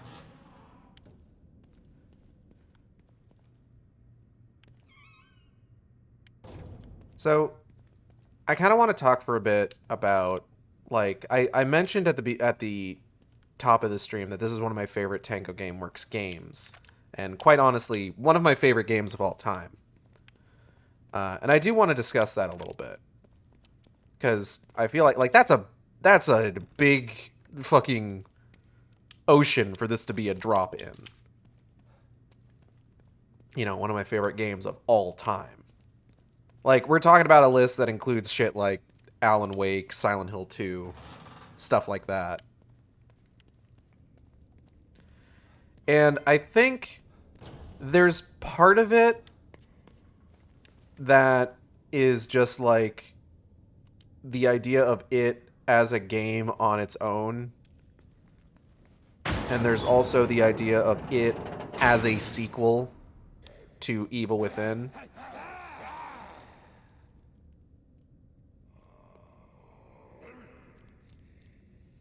I'm gonna fucking get this guy. I'm gonna fucking get this guy. I'm gonna fucking...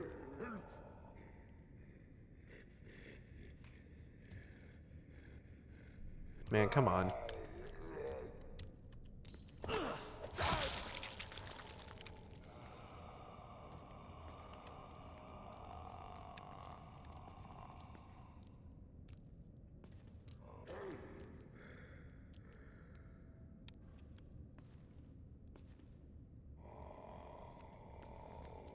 Gotcha.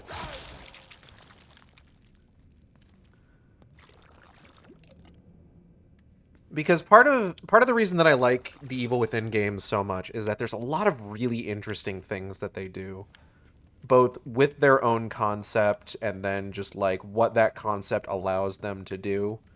And it's honestly like really impressive, like the way that they ended up turning out, especially because I think this is one of those situations where like everybody keeps making Shinji Mikami make horror games. it's kind of weird, like the degree to which you're just like, hey, Shinji Mikami, do you want to make Resident Evil 4 again? And he's just like, no. And they're like, too bad, get on it. Hello, G-Man. So, like, Evil Within 1 was pretty famously just Resident Evil 4 again. But, like, even though it had sort of, like, a zombie-adjacent style enemy, because it wasn't, like, a zombie horror game, and it had, like, a lot more going on with it, just, like, the way that it could... Just, like, the what's the word I'm looking for? The sort of ways that it was able to kind of like shift between like environments pretty fluidly just based on its own like concept, or like the cool camera shit it was able to do, or like the weird mindfuck shit that it could do with like its very concept and the imagery and everything. It's neat. it was really cool, and there was a lot of really cool stuff that it did. Evil Within 2 is a lot more, like, down to earth, a lot more grounded in that way, where it's just like, Evil Within 1 was... Oh, shit. Evil Within 1 was taking place in a version of the stem that, one, did not start out with a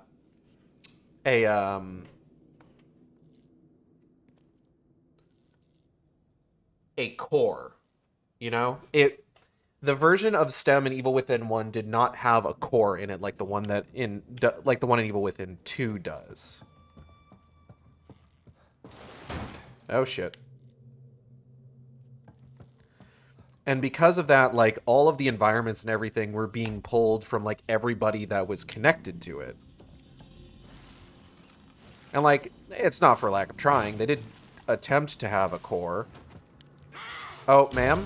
Ma'am? Ma'am? Ma'am? Okay, thank you. But, Ruvik was obviously not particularly stable as a core. But because of that, like, that's why, like, the environments in Evil Within 1 shift so much.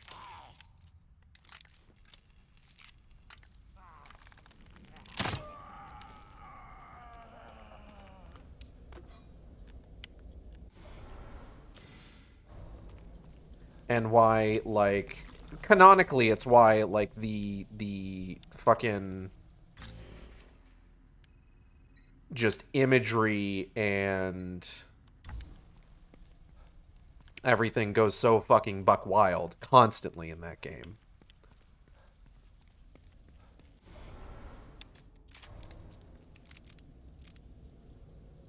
Ma'am, can you look over here real quick? Ma'am, please? Miss?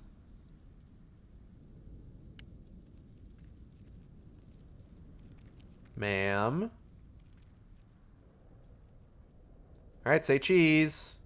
Cheese! Oh, all your worms are showing. Disgusting.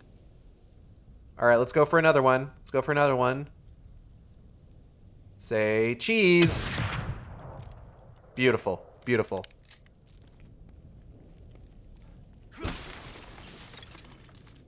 You're the camera loves ya, baby. Oh, what the fuck?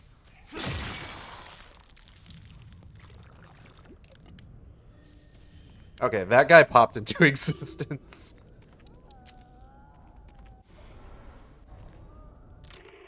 And that's kind of funny. It's coming. It's coming. Walls won't stop it. Doors won't stop it. Nothing will. Can't hide from it. It's coming. That doesn't sound like any of the other ones. Fucked up if true. Oh, shit. Nope.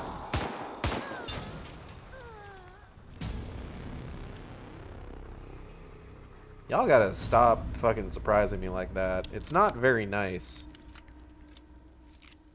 Like you, for example.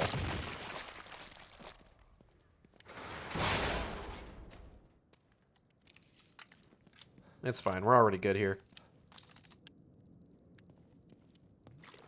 But Evil Within 1 had a lot of problems. It was unfocused in a lot of cases. And again, it was just kind of like it was straight up like copying like the structure of Resident Evil 4, which is a genuine criticism for it. Like, I'm not trying to pretend that it's not. Alright,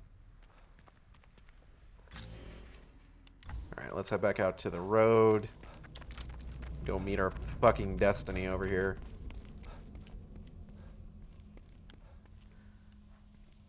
But there was a pretty clear lack of focus in Evil Within 1.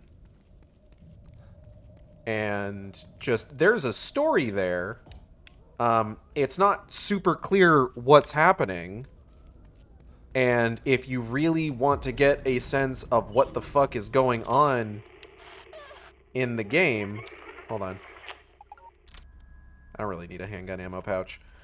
If you want a sense of what's going on in the game's fucking plot, you have to play the DLC. which is not great. Like, it's just a step above, oh, you need to play the DLC to get the true ending. But it's not a good alternative where it's just you need to play the DLC to understand what the fuck is happening in the story. And there was so much stuff that was introduced that didn't really end up mattering to the overall plot of the game, where it's just like, what's a good example? Over the course of the game, as you're like finding like save rooms and stuff like that, you find these little like, I guess just like police IDs or something.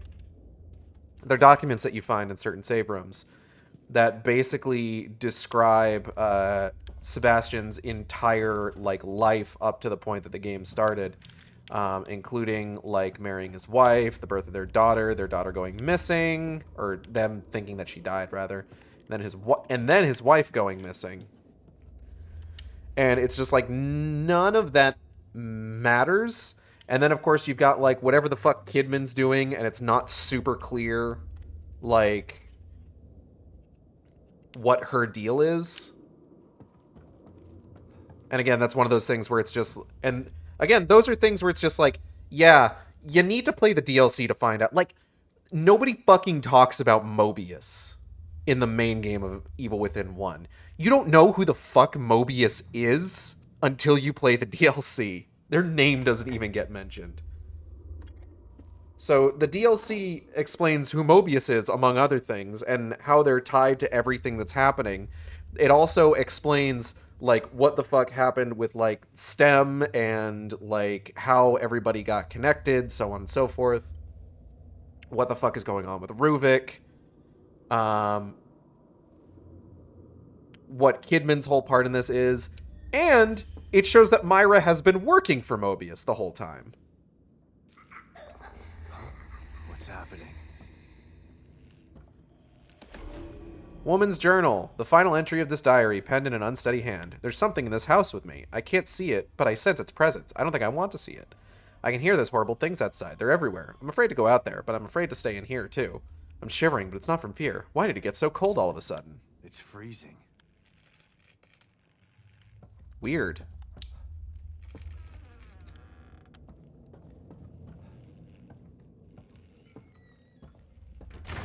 Oh.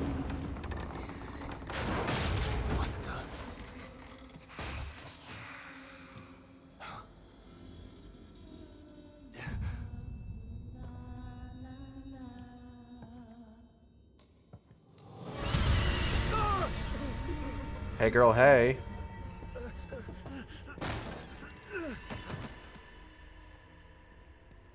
What the fuck is happening? What the hap is fucking-ing? I'd prefer if you didn't.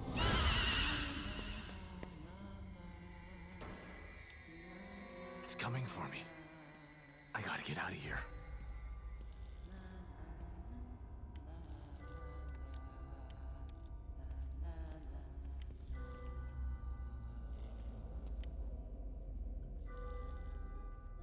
Door over there.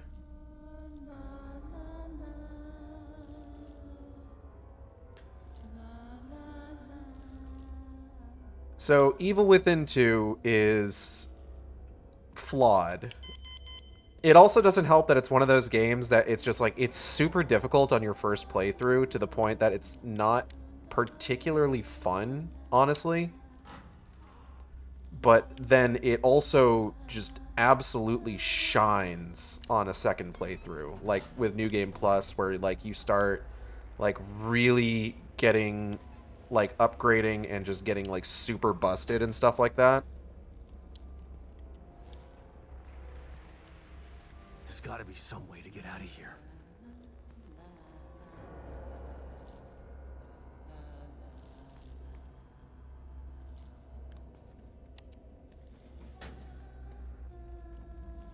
This might get me out of here. Okay.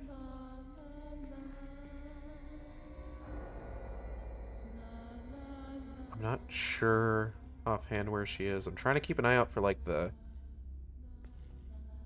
visual glitching. Because usually, like, the visual glitching, like, happens through walls wherever she's at. So it's actually a pretty good metric of keeping track of where she is. But I'm not sure where it is offhand.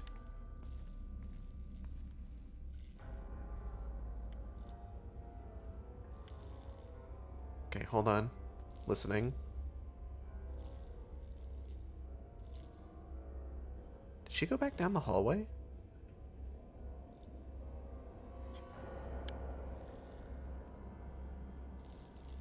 Oh.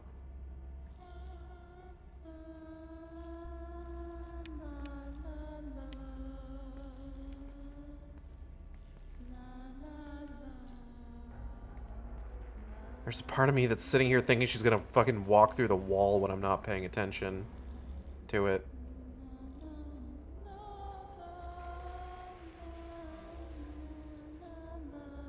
Now, is she gonna come through this door, or is she gonna go through the other door first?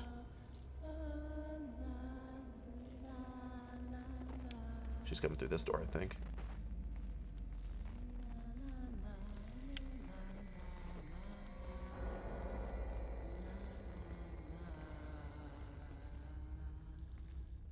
Alright, girl, where are you going? Okay.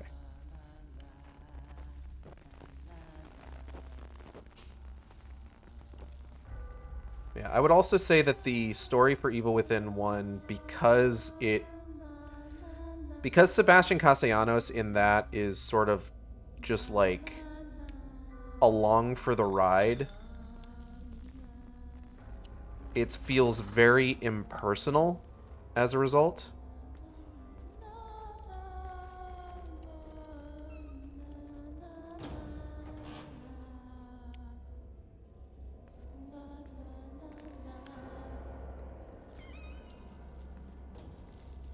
Like, when you take the DLC into account, like, the story is really more about Kidman than anything. And Sebastian just kind of happened to be there. Bark, bark.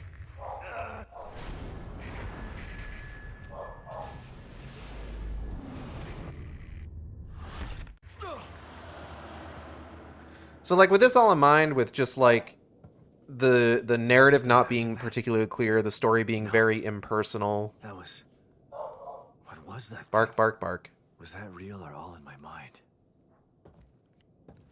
Sebastian, there really isn't a difference between the two in here. I feel like you should know that by now.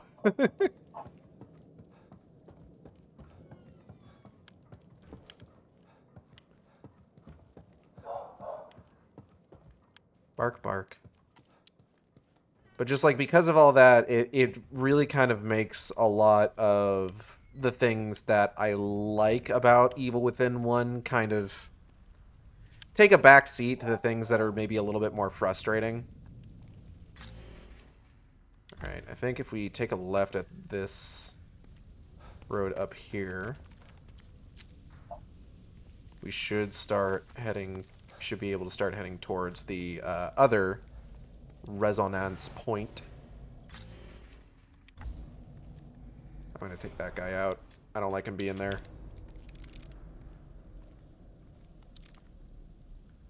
Fuck off with your whole business. Damn it. Damn it. Damn it. Huh? Wah? Oh, shit. I maybe overdid that. I didn't need to shoot so many times. Or I didn't need to shoot that last time there. What the hell? Excuse me, sir. Fuck off.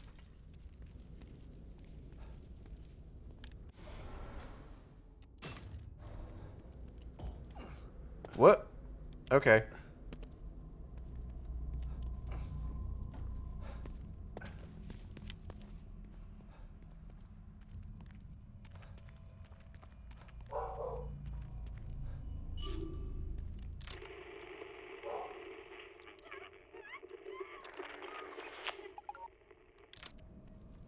Shotgun shells. Boy?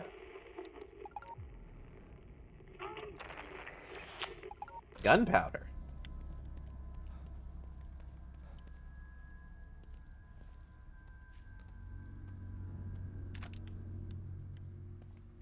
Nice.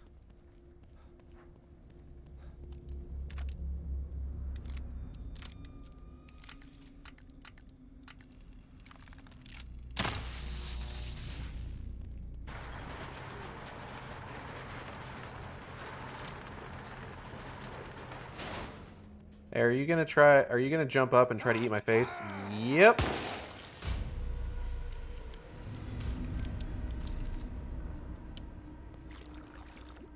Nice try, buddy.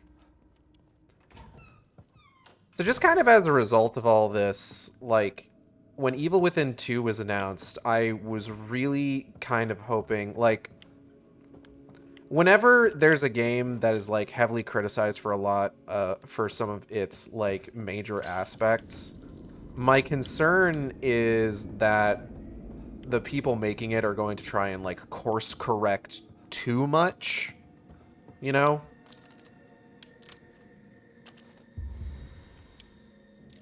And end up, in the process of trying to, like, fix it, they are going to end up, like, taking away some of the things that, like, I really liked about it. Looks like it's locked by some sort of password. So I was really pleased playing Evil Within 2, where it's just, like, they improve so much on, like, what's there, adding in things that, like, just make the game overall a better experience. Are you winning? I'm doing pretty good. Making good time. Tatiana, where you at, girl? You've brought something with you. A key? I didn't bring a key. Excellent. I've already unlocked all the lockers, Tatiana. We're on, like, our Doors of perception. 7th New Game This Plus. isn't one of them. This one is more mundane, but still useful. We are... Go on. Open one. Its contents are better off in your hands than locked away in here. Yes, hello, Janfar Ace. I know my office is relaxing, but it's no place to loiter. I don't know. The Claire de Lune is very, very soothing. That's another thing. These games are so important to me. I walked out to Claire de Lune at my fucking wedding. Like, I need to stress.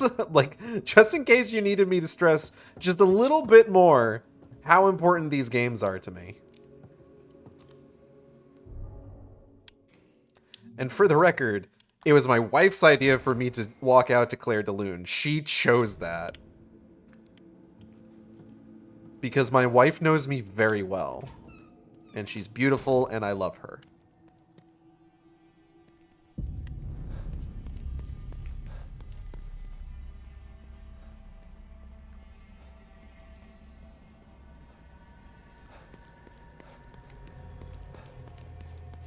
Alright, I think, if I recall correctly... Usually the ghost shows up here. Oh, yep, there we go. So we should be able to just walk as far away from this area as possible to despawn her.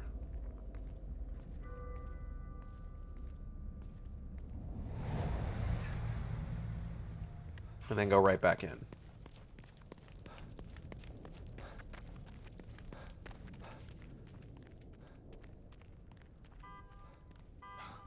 What's that?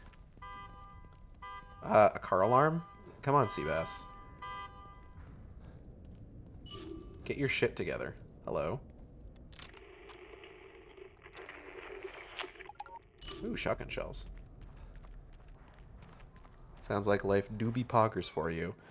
I mean, it's not that poggers. Not so poggers that they couldn't not shut down Tango Gameworks and Arcane, but, you know.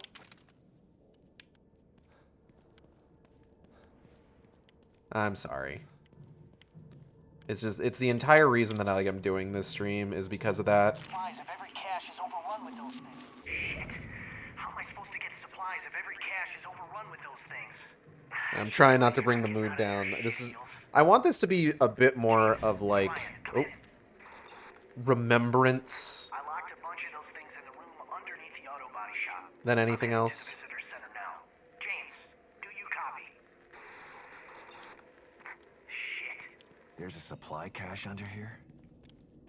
I gotta get down there. Was what an event? The ghost or A new signal. James, the weird where the talkie fuck are you? bands? Get your ass to the visitor center. You're never gonna believe. We're never gonna believe. We're never gonna Visitor center believe. it is.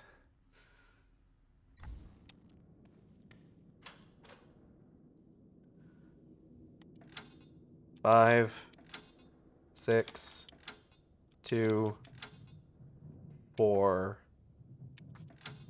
There we go.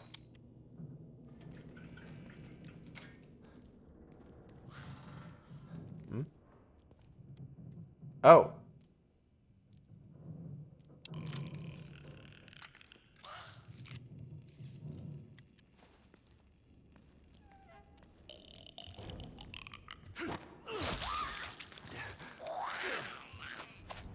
I hope the dinner after the Jedi game went poggers, though. It was really nice. I felt... So, we went to a new ramen place after my May the 4th stream that opened nearby. And on some level, I felt a little weird about going to a ramen place and getting wings, but... In my defense, they were really good wings. Like, I saw they had options for, like, 6 and 12. Also, like, it was kind of crowded there, and we were trying to, like, order quickly, so I didn't really have a good opportunity to, like, really look at the menu and decide what I wanted. I mean, they are offering. That's true. I was a little worried when I saw, like, oh yeah, the options are you can get 6 wings or you can get 12 wings. And, like, the 6 wings were, like, $12. So I'm just like, I guess I'll get that one. But they were, like, good-sized wings. But I think next time I'm definitely gonna get, like, maybe some udon. Perchaps.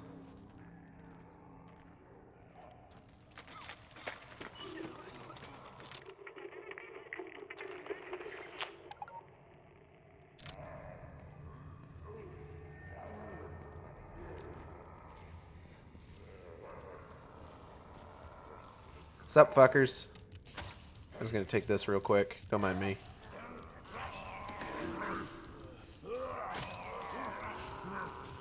Security card shows a grid of authentication codes used to access secure Mobius locations. Cool. All right. Oh, ooh. Some kind of cipher? You guys, okay. They found someone. Ooh. Hmm? Oh, beans. Hello, sir. Die. Anyway.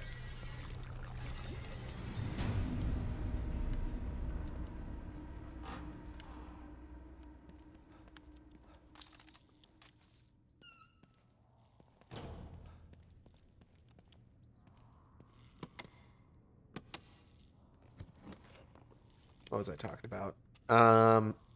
Yeah, so the difference between the two games, just Evil Within 2 was a lot more focused. Because the plot of Evil Within 2 involves a comparatively more stable version of STEM than there was in Evil Within 1, then there was a lot more interesting stuff that they could do with it. B34. B9676.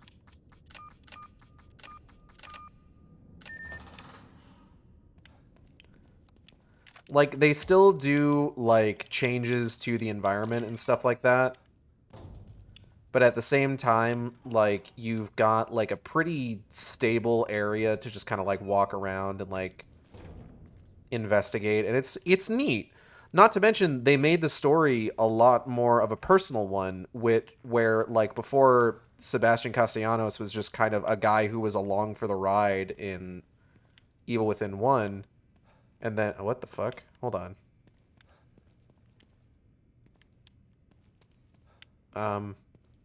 Okay, I don't remember this.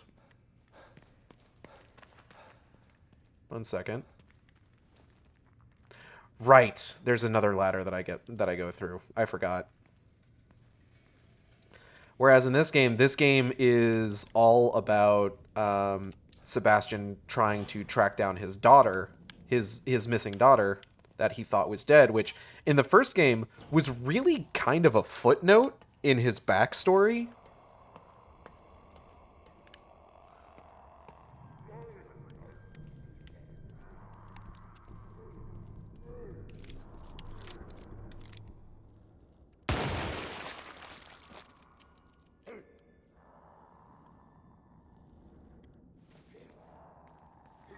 Hey, you guys should come over. You guys should come over here. Hello, sir. Die. Oh, right. I forgot how these worked. That's my bad.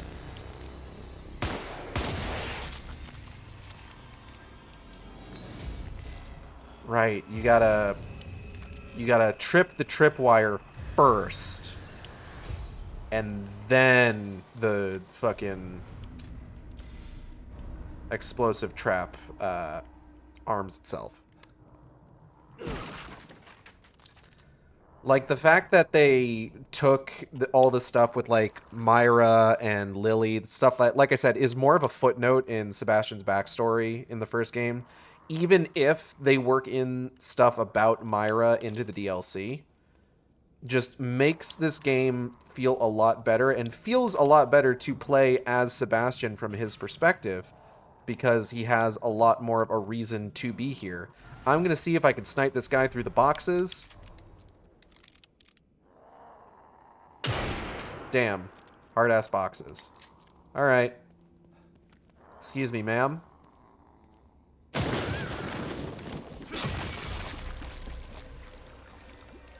Quite a specific plot to build from.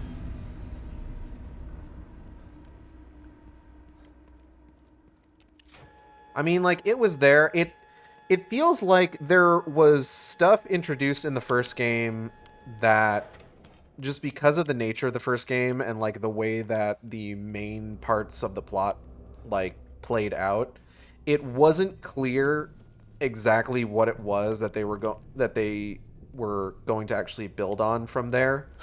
Like, you get the sense that a lot of this stuff is in there for the possibility of, like, if there is a sequel, they can pull from that for the plot.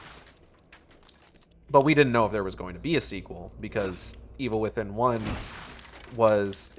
I feel like it did pretty good critically, but it wasn't, like, I would say, lauded to the degree of, like, something like Resident Evil 4 or Silent Hill 2 or anything like that. Like, it was generally looked at as fine.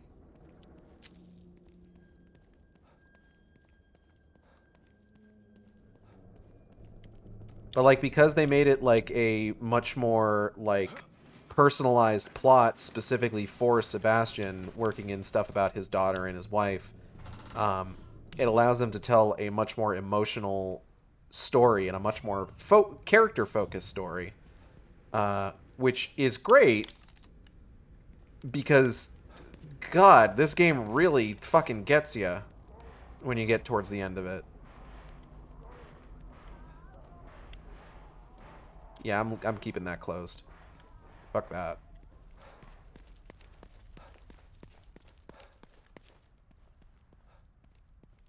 And I just think that's neat.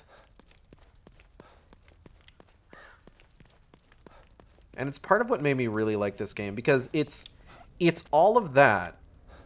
It's all of that, just, like, improvement with regards to, like, improving the story, improving the connection to the characters, but it's also, like, rooting through the trash and finding some gunpowder. It's also about like the ways that it still uses all the shit that made the first game as fucking cool as it was. I'm in danger. That's a lot of dudes that just activated, actually. Does this many guys always activate in this area?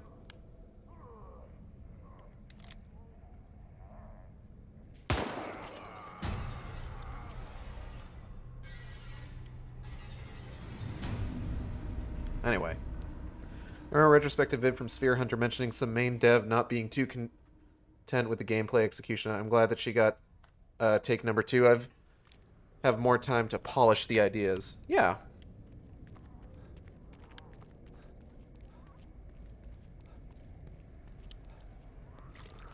For sure. I don't know who it could be that would have had that opinion.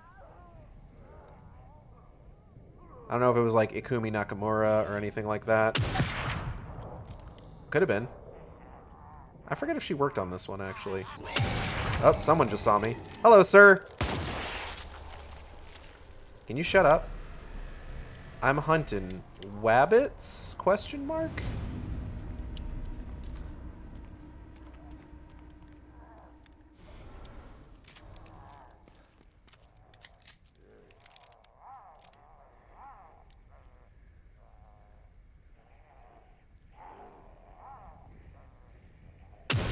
Damn.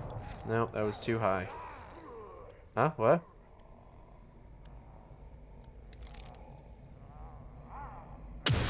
Fuck. Just missed it.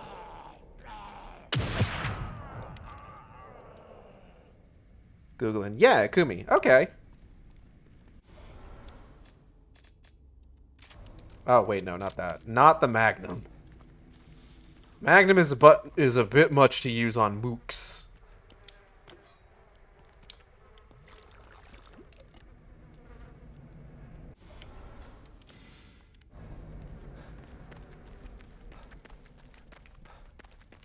Ikumi Nakamura is a delight.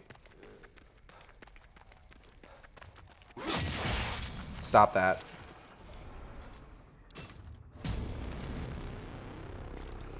And I'm excited to see what her development team comes up with for their games, and I hope they never get purchased by a bigger company.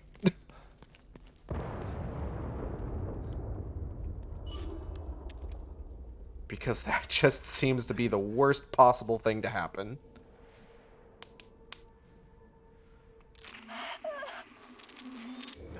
What the?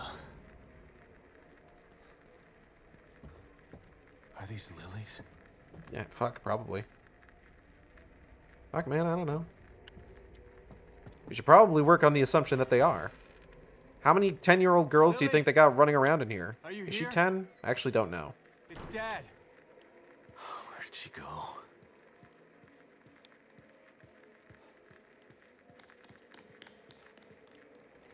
I forget how old they are, or how old they establish her as being when she gets Lily, kidnapped at it's first. okay. It's me. Damn it. All right, calm down. How do I get in there? Maybe this convenient hole in the wall that the camera's focusing on? Probably.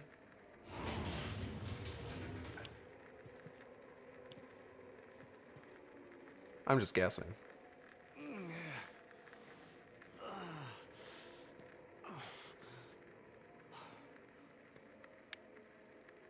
Ooh, funny doll. It's Lily's doll. She's been here.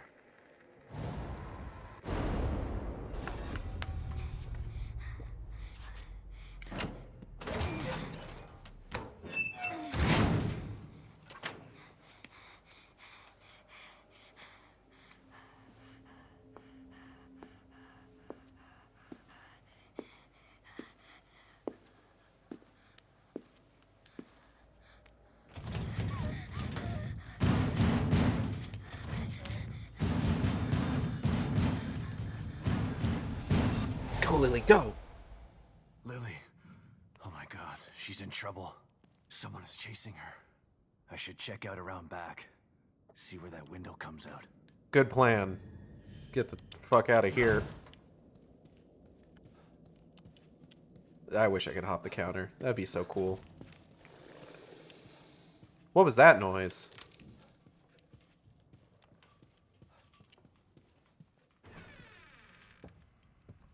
Sounds like a good a job from my good friend Dvorak. I actually don't know what, like, I think Dvorak is a kind of typewriter. I'm not sure. I don't know how any of this works. I don't know guns. I know the Spas 12. Of course, the one gun I do know, just at a glance, is the one that they don't fucking make anymore.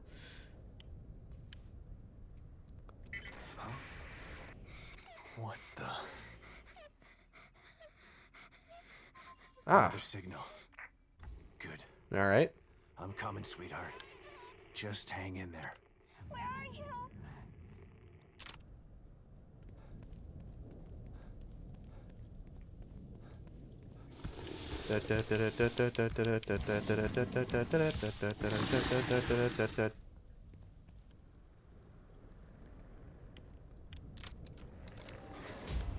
Hey, don't do that. Hey, stop.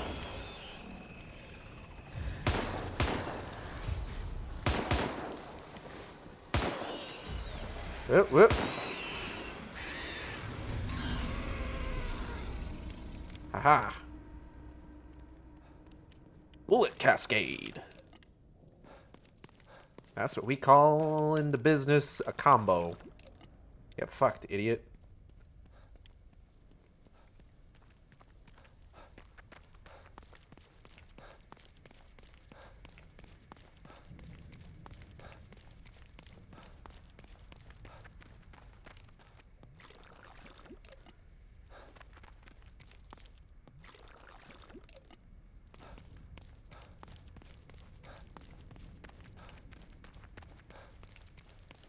Alright, so we should probably pop over to the visitor center. Check that out first. The fuck? Sounds like someone's in trouble. Oh, right. Oh my god! No! Those things will kill her if I don't do something.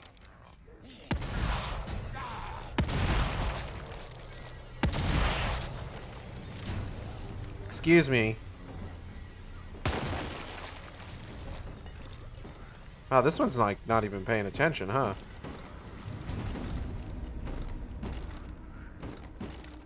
Ay.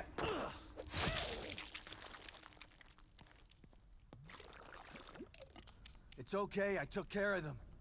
Please open the door. I need to ask you a few questions. Hey, lady. Thank you. You saved me. I thought I was a goner for sure. It's okay. Calm down. What's going on out there? How am I supposed to know? If anybody should be asking what's going on, it's me. Look, I just got here. I'm even more confused than you are. Oh yeah? What's your name? It's Sebastian. Sebastian Castellanos. Well, then you're not as confused as I am. I can't even remember my own name. I don't know what day it is. I don't even know where I am. God, what's happening to me? Just try to remember anything you can. 1 minute, I was in that office being interviewed by that Asian doctor lady. The next thing I know, I'm in this town I've never been to, wearing clothes I've never seen, and there's this guy who says he's my husband telling me to run. I'm not married, mister. None of this is real. It can't be. So you know that you're not married. Let me ask you something. I'm looking for my daughter. She's 6 years old. Her name is Lily. Her name is Cheryl. Just turned 7 last week. Short, black hair. Damn it. 6 years old? Oh, I'm sorry, mister. Poor thing. Being lost out there. I wish I could help you. Me too. I also wish you But could I'm help not me. giving up until I find her. But now you're useless to me. Blam. So you just woke up here a few hours ago? Hours, days, I can't figure time. The last thing I remember was being in that office, like I said. What office?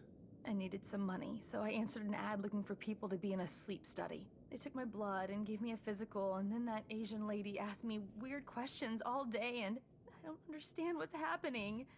Does the name Mobius mean anything to you? I don't think so, but I can't remember much of anything.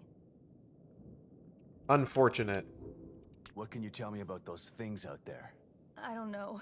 All I know is that they'll kill you if they get the chance. You should stay away from them. Any idea where they came from?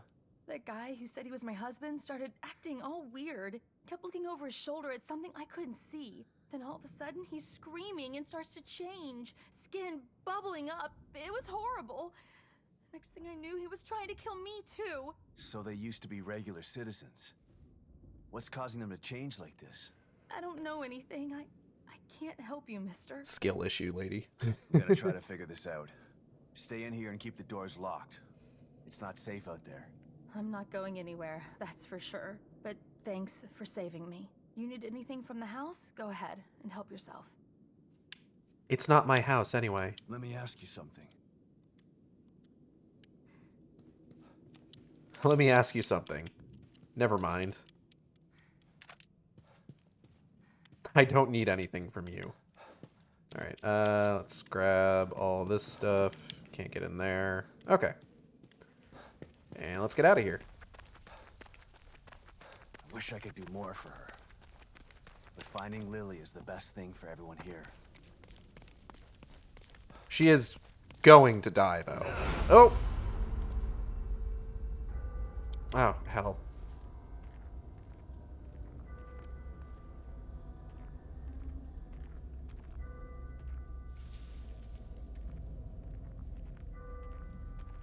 Yeep.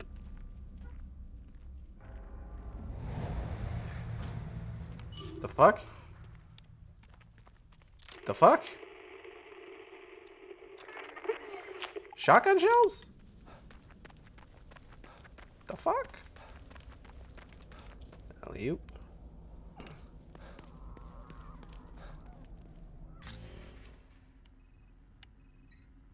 Oh, he's like right there. These aren't shotgun shells. This is just trash. Oh, sick! Fucking awesome. Hey, guess who found an axe in the trash? This guy.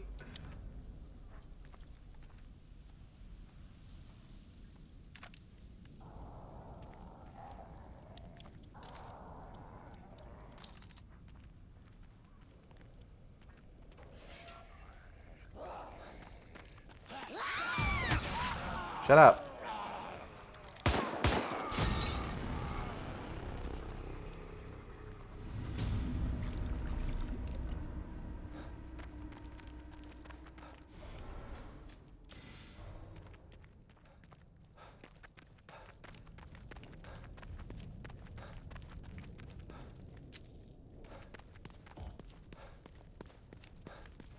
So, for my day job,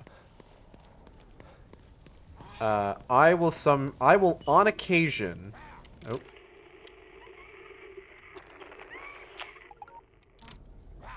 Very strange.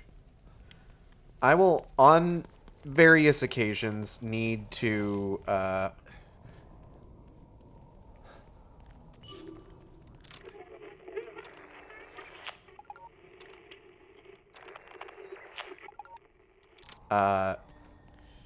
help with, like, social media stuff. Just, like, answering questions for customers on, like, our Facebook or our Twitter account, things like that. So I get that sometimes, like, you know, working with that sort of thing can be difficult.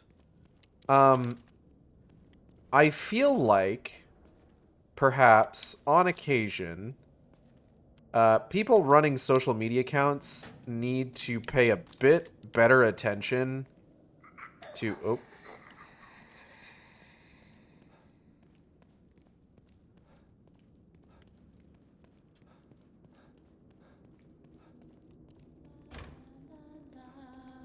Oh, damn, it's that thing again.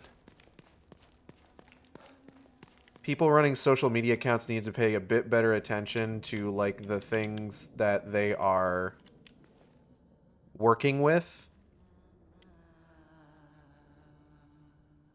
How to explain? All right, so just within the last year, we got a new Ghostbusters movie, right? Ghostbusters Frozen Kingdom, I think is what it's called. And generally speaking, it did poorly. It didn't do well.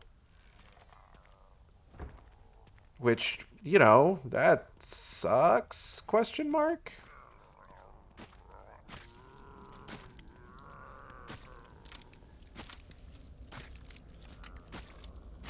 Give me 1 second.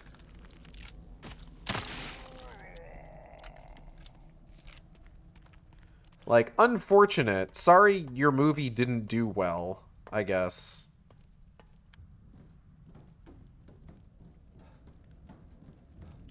But recently, said movie hit digital storefronts. So, like, you can go to, like, you know, Apple Movie or whatever the fucking movie storefront is for Apple, or you can go on Xbox Live, or you can go on Google or YouTube or Fandango at Home, Movies Anywhere, and you can buy a copy of the movie to, like, save to your device and watch digitally. What the fuck is wrong with you, dude?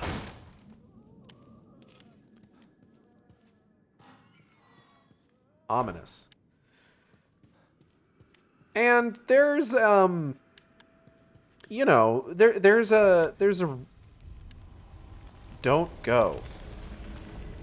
There is an incentive to making sure that, like, people know that, like, your movie is available digitally, because, like, then people who maybe didn't want to, like, spend the money to see it once in theaters would be more willing to spend the money to, like, watch it and at least have it if they ever want to watch it again in the future. I recognize this work. Him again.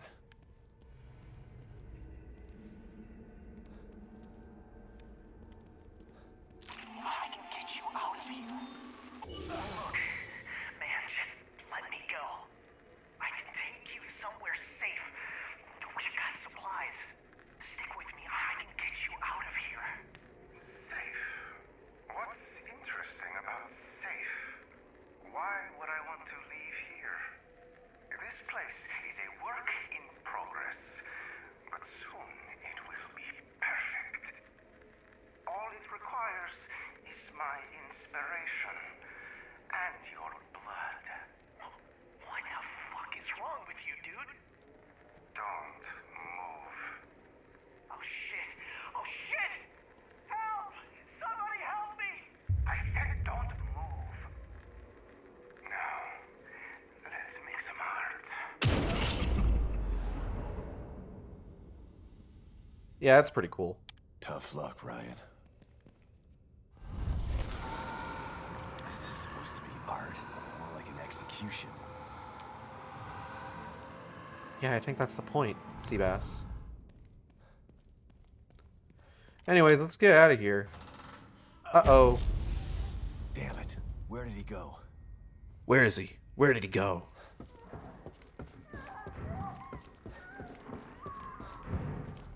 That doesn't sound good. Hello?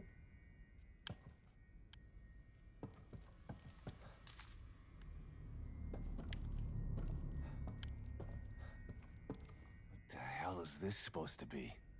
It's sick. Heads? Clearly? Multiple heads? More than one head? Oh, hey. Nope. Stop that. Who said you could? I certainly didn't.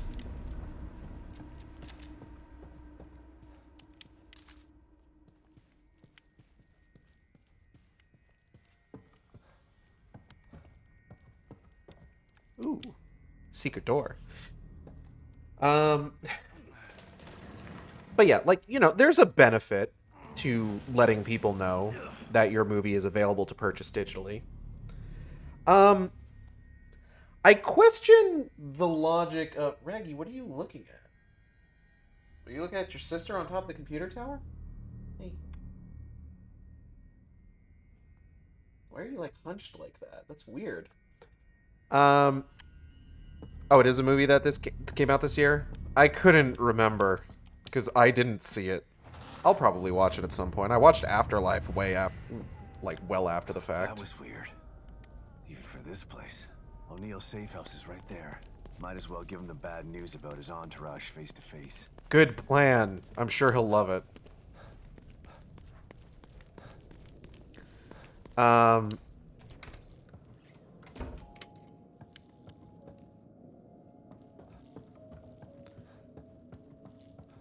But I question the logic of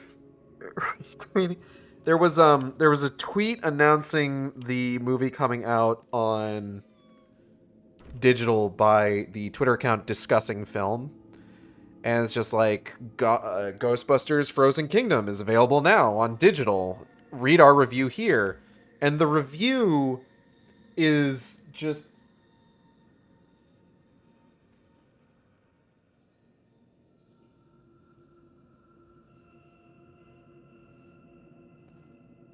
Maggie, what are you doing? Hey.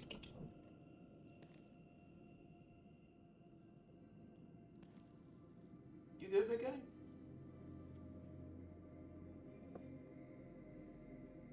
What are you staring at? He's staring at something. Hold on. What are you all puffed up for? Shit. Hold on, that was me. I knocked something over. Give me 1 second. Frankie, what are you looking at? He's all puffed up about something, and I don't know what.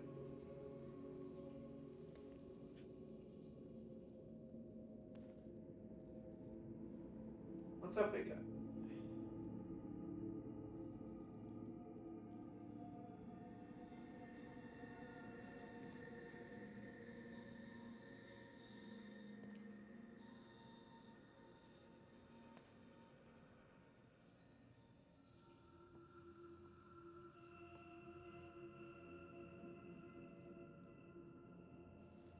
Huh.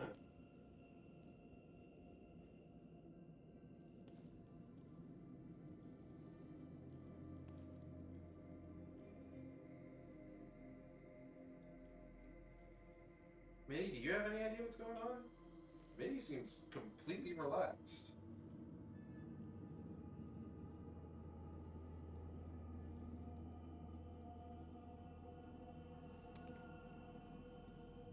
That's very weird. Oh, Raggy slipped under the bed for right now.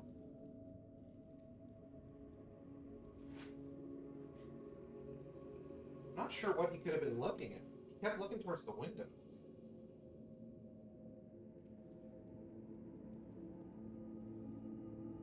That's very creepy. Raggy, you're not seeing ghosts, are you? I know I'm talking about ghosts, but, like, I don't know if I could handle, like, seeing one right now.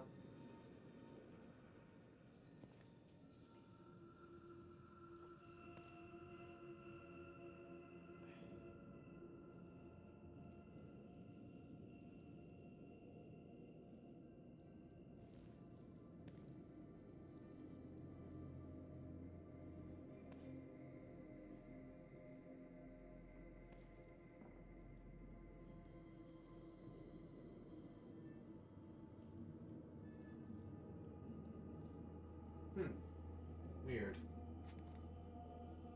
Well, something to investigate later, I guess. Anyways, the tweet was from Discussing Film, and it said, like, oh, you can check out our review of the movie here, and it's... I don't know if I would say it's a scathing review, but it was basically just like, yeah, this film is, like, the most depressing kind of nostalgia bait. You're better off without them around. They were planning on killing everybody in here. An Alpha 1 emergency, huh? Can't say it's the worst idea I've heard. You're a real piece of work, O'Neill. You know that? I'm just being a realist. You can't save everybody. It's impossible. Mobius made emergency plans for a reason. If they never made this twisted machine, they wouldn't need emergency plans in the first place. Maybe so. But look at what they've done. It's pretty incredible. Still a company man after all this, huh? Hope your loyalty pays off for you in the end. Because right now, it seems like they don't give a shit about you. What do you mean? They sent you in here, didn't they? Sorry, I didn't mean to make you angry. Here. I made some more of these for you. For your troubles. Maybe I shouldn't have used that weapon in this scene.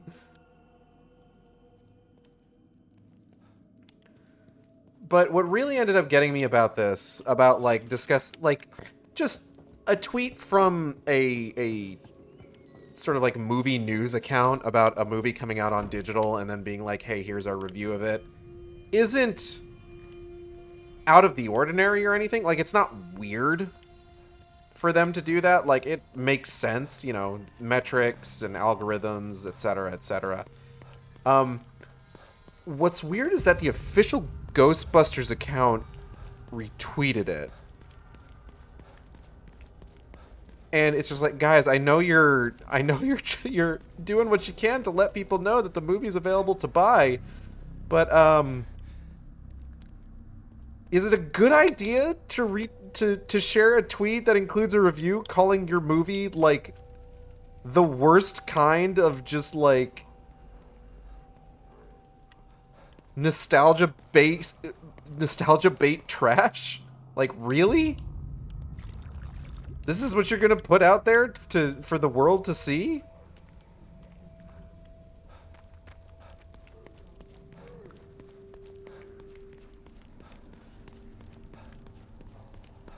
Like, it gives me a similar feeling to like the triumphant like tomato meter score reveal for like The Rise of Skywalker, where it's just like, and it's got like the swelling music, and it's just like, and the tomato meter score is, and it's like in the 50s.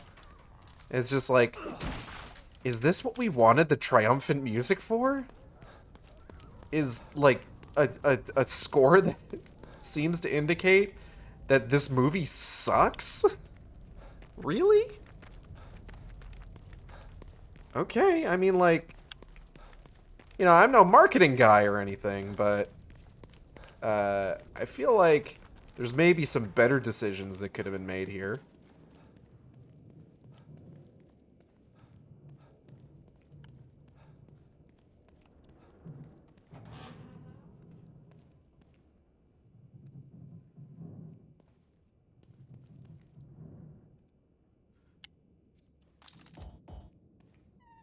Oh, I'm full up on health. Okay. Wait, is this just a fucking closet? Alright. I didn't realize. Oh.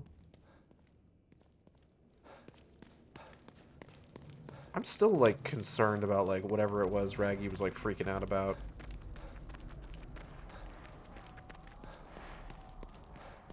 Because, like, it wasn't just that he was, like, staring at the window and he was all puffed up and everything, but he also, like, I don't know if he had, like, dipped his face in his drinking bowl and he still had, like, some water dripping off him, or he was, like, drooling or something. Like, he had a drop of something coming off his little nose. His widow nose.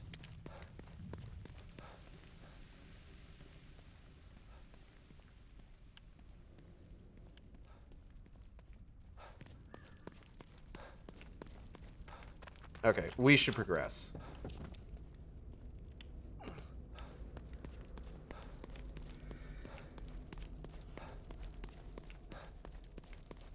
Like, I don't really have, like, a goal for this stream or anything, but ideally, I'm trying to get through as much of the game as possible.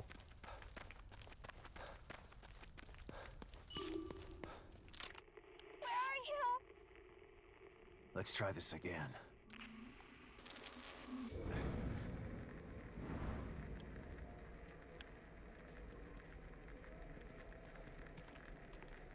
Whoa.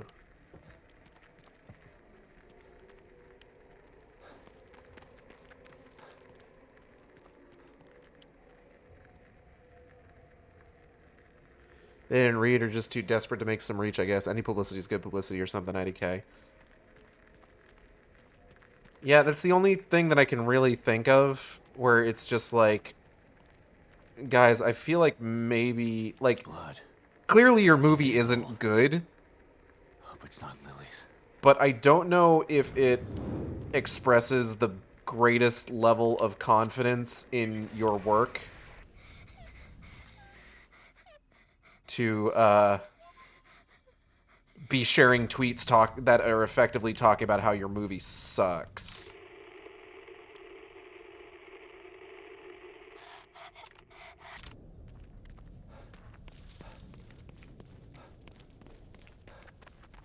Like, I question the logic there.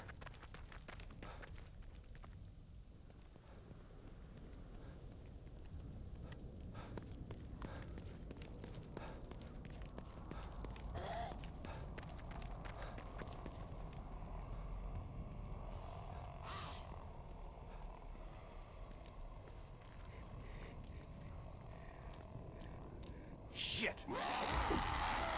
Oh, hold up.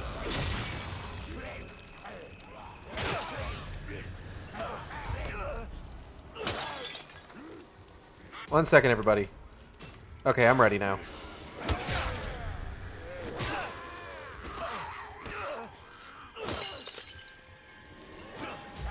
Oh, hold up.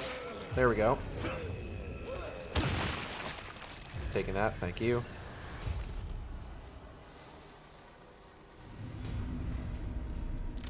Just pop that real quick.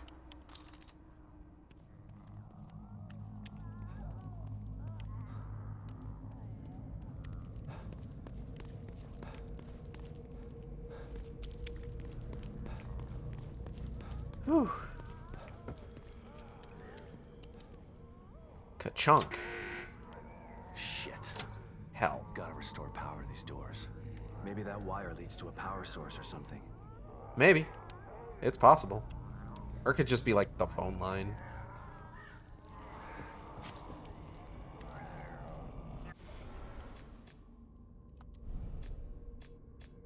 Impossible to say.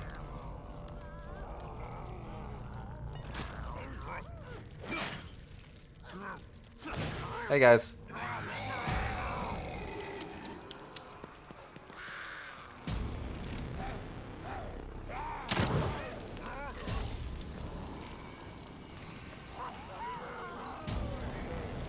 Yeah, take your time.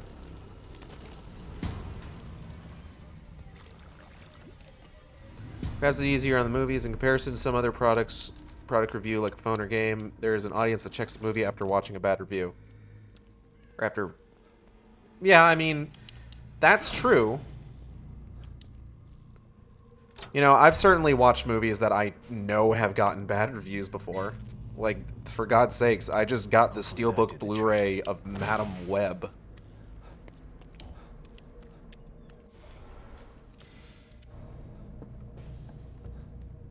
It's a Criterion Collection contender for sure, but I wouldn't call it a good movie. Everyone should watch Madam Web, though.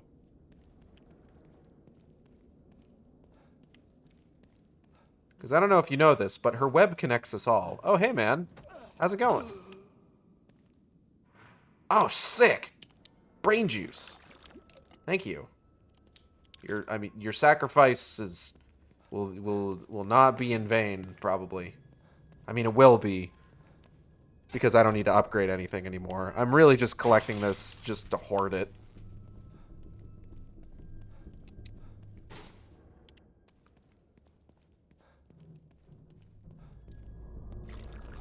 How'd that get up there?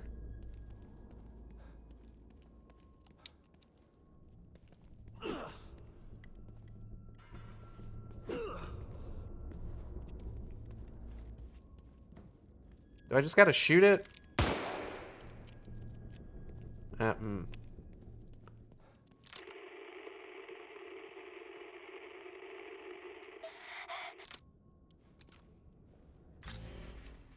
Oh, right. I haven't even done the thing that I need to do to go in here yet. Whoops.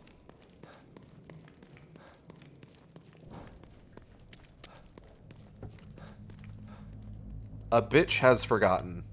I'm bitch in this scenario. I don't know if that was clear.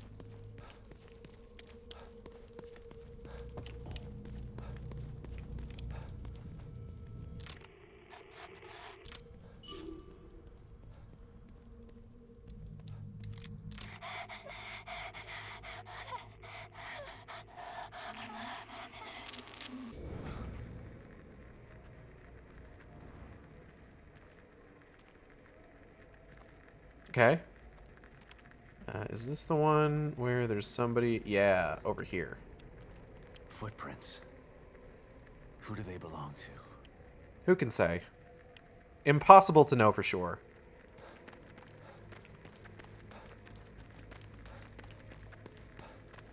Oh, thank God.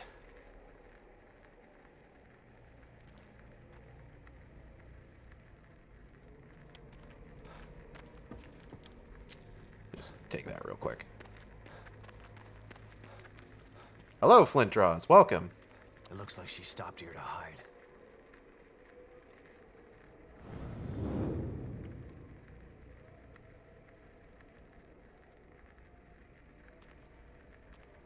Okay, now I can go in there with a purpose. And Zenerator. She must be Welcome. in that warehouse. Smart girl. Lots of good places to hide in there, I bet.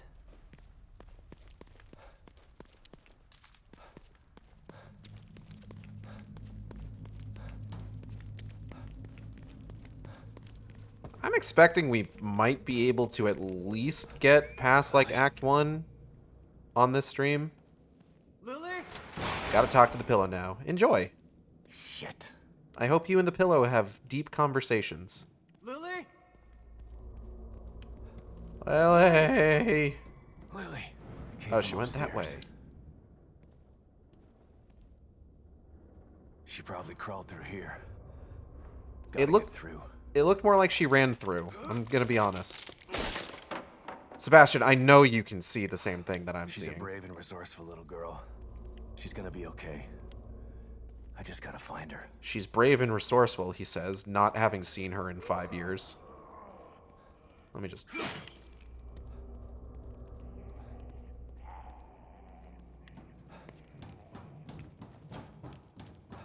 Is it 5 years? I actually don't remember what the period of time is between Sebastian's backstory and the beginning of Evil Within 1. All I know is that it's been 3 years since the last game.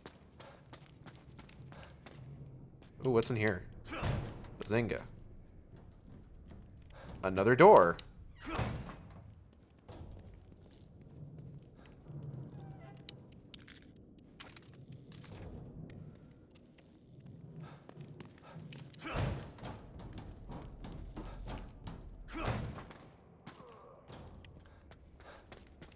I keep kicking the doors open, but I think if I just run into them, he just kind of shoulder checks them.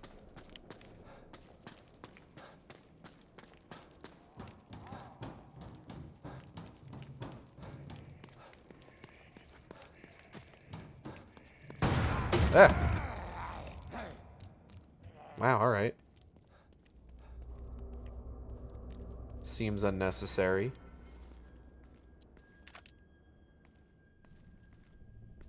Hello? Willie? Are you in here? Oh. Hello, sir. Have you seen my daughter?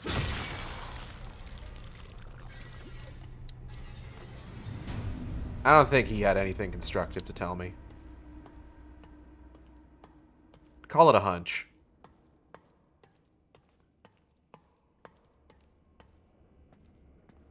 Baja Blast. You're the second person to identify it as some kind of Mountain Dew.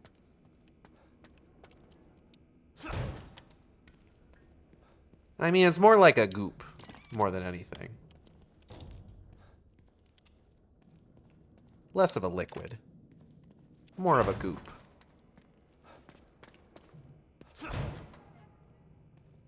Another doll. But where's Lily? Somewhere else. Let's take a look at that doll. switch my sitting position real quick. Love this game. So sad to hear about Tango Gameworks. Yeah, it kind of bummed me out for a better chunk of the day, but I've never been one to wallow, so that's why I decided to do this stream. I wouldn't normally stream on a Tuesday, but I was kind of thinking about streaming today anyway. I think I talked about this earlier. I was going to, or I might not have. I'm not going to be able to stream this Thursday, unfortunately. I got something going on at that time. Family stuff. Nothing like bad or anything. It'll be a good time, but it is going to kind of preempt the stream. Funny rat. Horrible rat man. Him. The murderer with the camera. And the son of a bitch has my little girl. I was so close. Damn it! Damn it! Calm down. Think. I gotta save her. No more signals coming into this communicator. I need to find another way. O'Neill. Not sure I can trust him. But he wants out of here as bad as I want to find Lily. I can trust O'Neill to be a fucking coward. Sebastian, can you hear me? Is that you? You're breaking up. Shit. Not now. Maybe it'll work better outside. Sebastian, sorry, I'm going through a tunnel.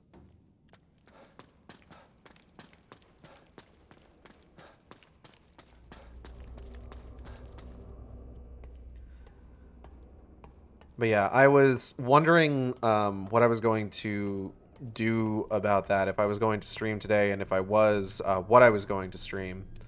Because initially, I had still wanted to do Immortals of Avium on Friday. Because I do want to continue that game. That game is still incredibly intriguing to me, and I want to see where it goes. Even though I feel like I'm making some reads on the plot. Whether or not they are hard reads is yet to be seen.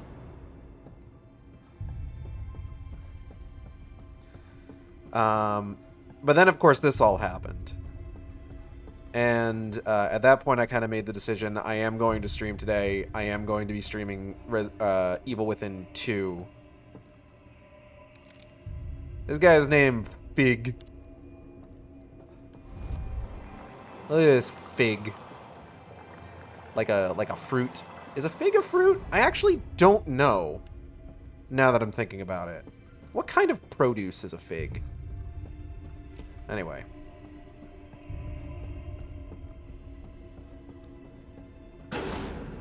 Oh, cool, there's nothing. Oh, no, never mind.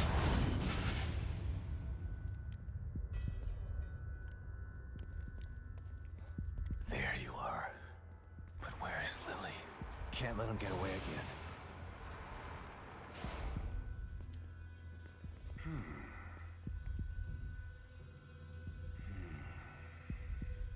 Mysterious.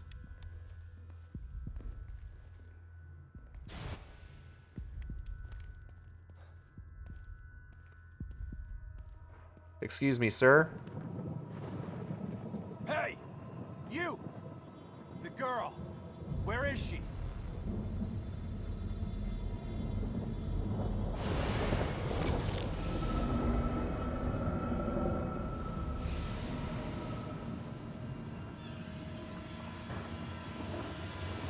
I see.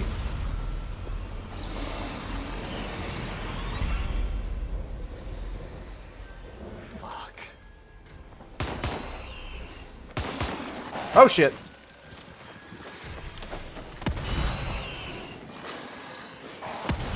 Ah! Ouch. Ouch. My soft meats.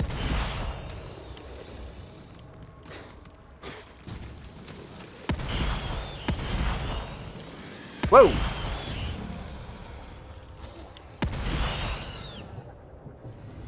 Okay. Fig. A soft pear-shaped fruit with sweet dark flesh and many small seeds, eaten fresh or dried. Hope I can reach O'Neill this time. Thank you. O'Neill, it's Sebastian. You're still alive? I mean, Yeah? you're still alive. Good. Thanks, Were you O'Neill. able to locate the core? No, but I know who has her. and he's got powers like nothing else in here. But I lost him. I think I can help you out with that. I picked up a frequency I've never seen before. It's coming from City Hall. Great.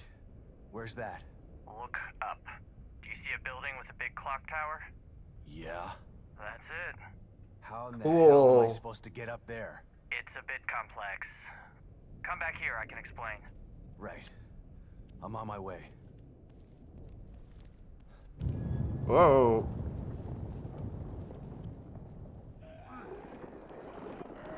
Ah, goopy. The blood moon rises once again.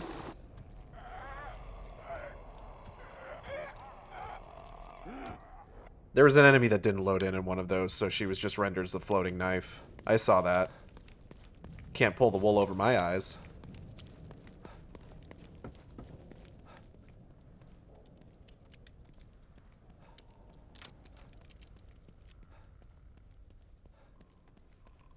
What was I talking about? Oh yeah, so the current plan.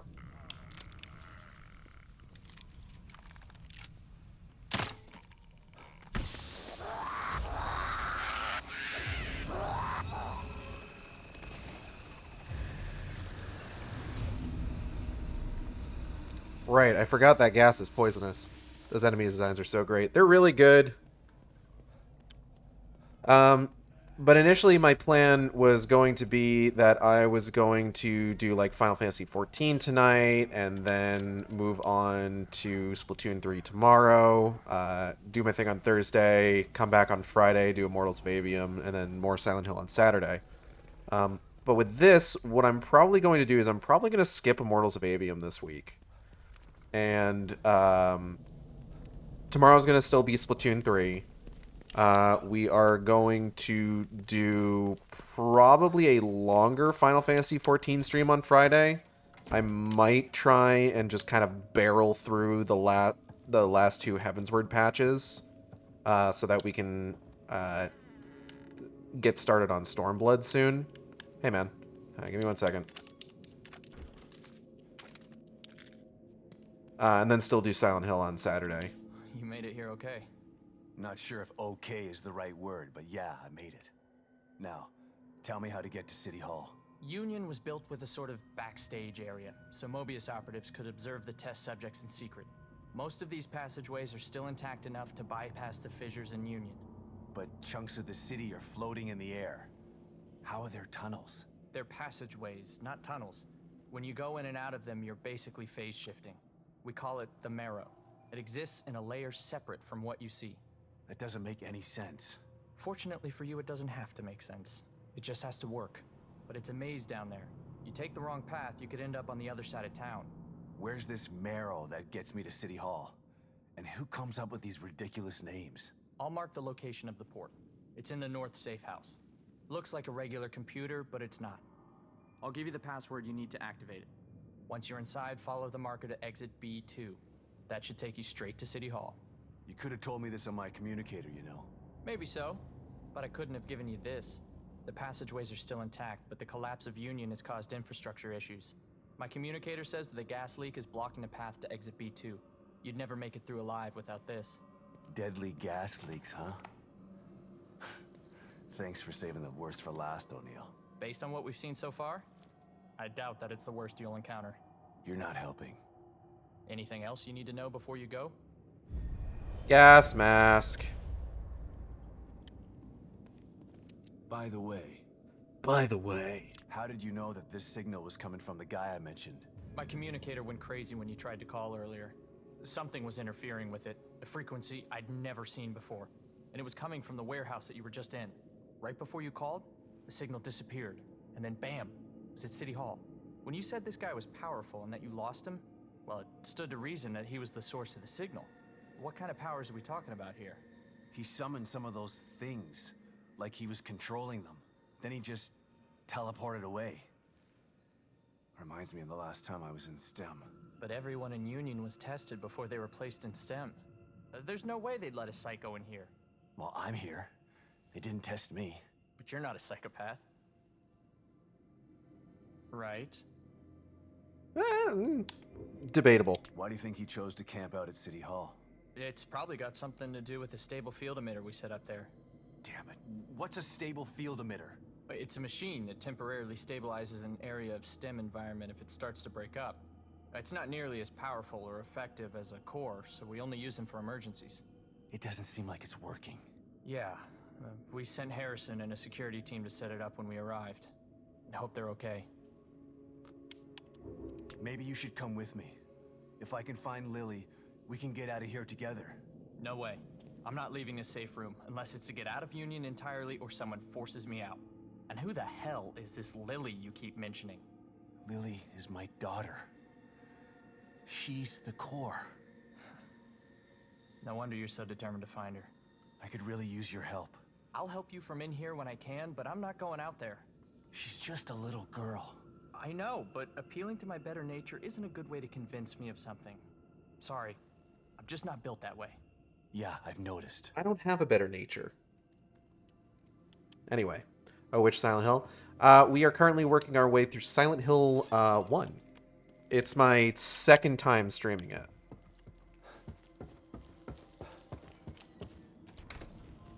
I'm hoping to play through the 4 Team Silent developed Silent Hill games prior to Silent Hill 2 Remake coming out.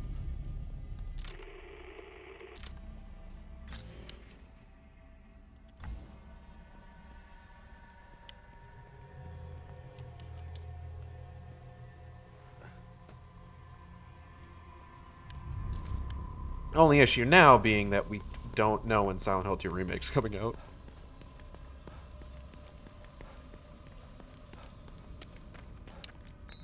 Which, their hesitation to just go ahead and release it is concerning, to say the least.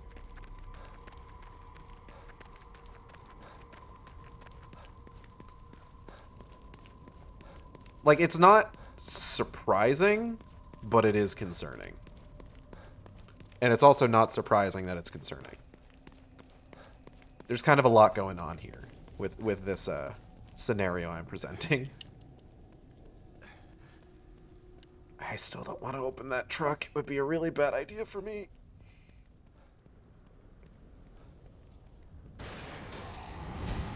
Oh. Okay, so that's just happening now. I see. Ow. Bitch. Oh, fuck. Okay.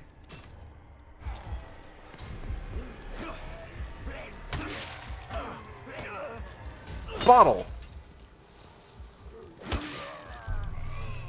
Rude ass. Alright, give me like 2 seconds. And let's just pop the med kit. There we go. I can create another one later, it's fine. I didn't expect that to just pop all on its own.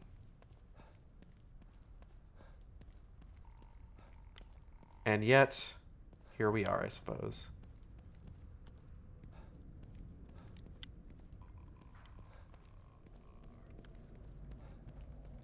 One of the chicks with the knives is around here. I forget what they're called. I think they're called hysterias. I'm not sure. And then we got one of these stinky boys. What do I want to hit you with?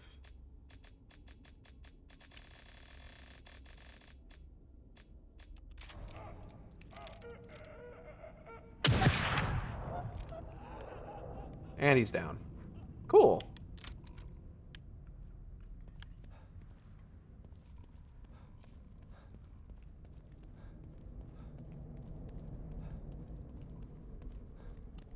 But yeah, the current plan, the current idea is that I want to stream through the first 4 crossbow only any percent run.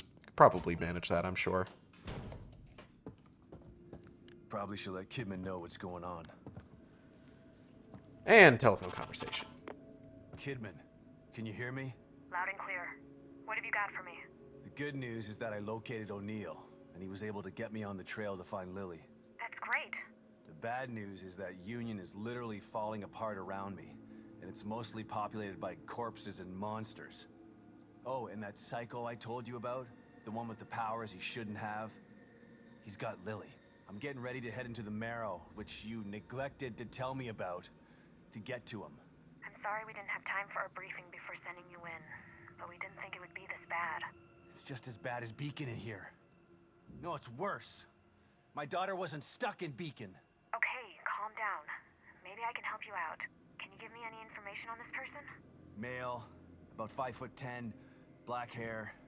He fancies himself as some sort of artist. That's not much to go on. Tell me something I don't know. I'm on my way to City Hall. I'll call you later.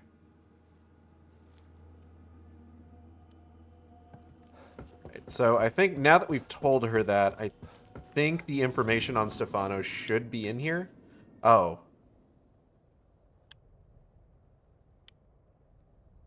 Yeah, alright.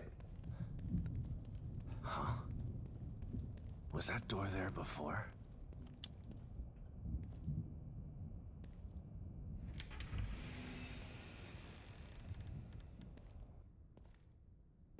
What the hell is this? It's a chance to test your skills. Step right up and try your luck, detective. This is insane. You'd be insane to pass this up. Steady your hand and put your shooting skills to work. I Never gotta mind do to at least worry one of about these, I think. ammunition in here.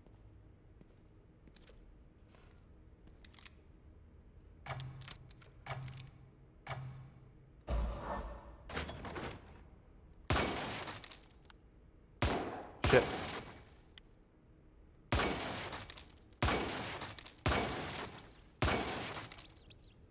Stop that.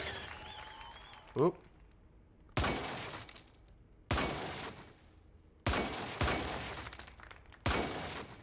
Ew.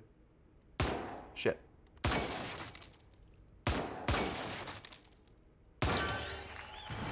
I did it. Hell yes. Ba-ba-da-ba. Okay, we gotta go. We can't do this.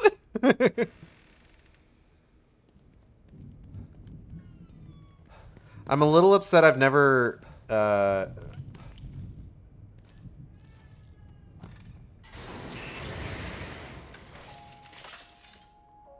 again, detective? I lost track of what I was talking about. Give me a moment. I think she's got new dialogue for us. Back again, I see. And in need of some improvements. You're getting closer to what you seek. I feel it. My daughter. She's somewhere inside this place. Yes, and you're determined.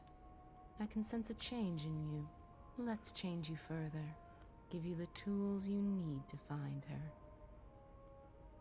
I'm good.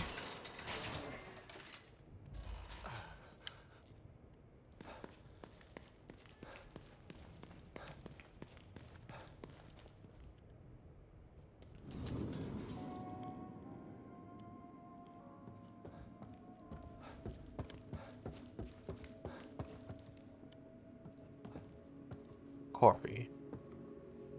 Coffer.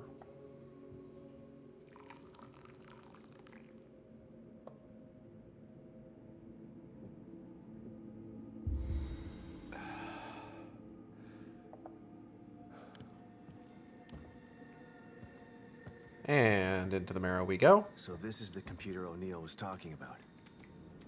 Let's try that password. I think it worked.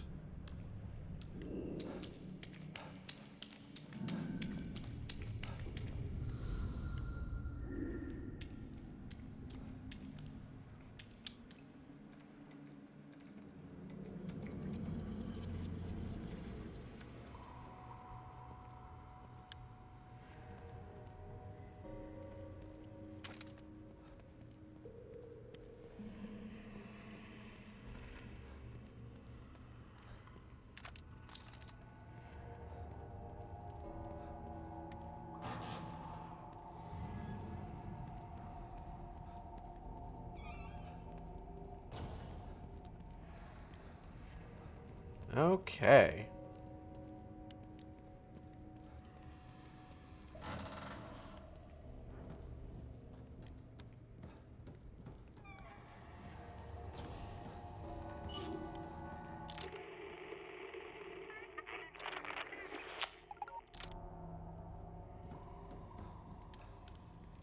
this be the whole map of Union?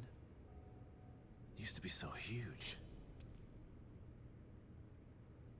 I think the sections in the Marrow are maybe some of my favorite parts of the game. I just love the aesthetic of it. Email Union Growth to all concerned from Operative Wraith. Regarding Union Growth. With the success of the Muse Center recruitment plans, Union's growth is exceeding projections. STEM pod manufacture has been increased, Union expansion has been drafted, and is scheduled for rendering. Due to population growth, the Union environment map will have to be enlarged by 50%. In addition, new residential areas, a farming zone, and industrial zone will be added to accommodate job assignments for new citizens. Looks like they were still designing parts of Union in here.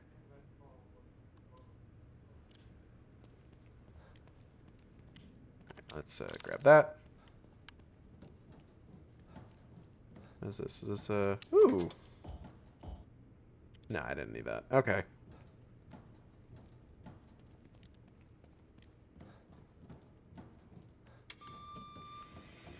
A what?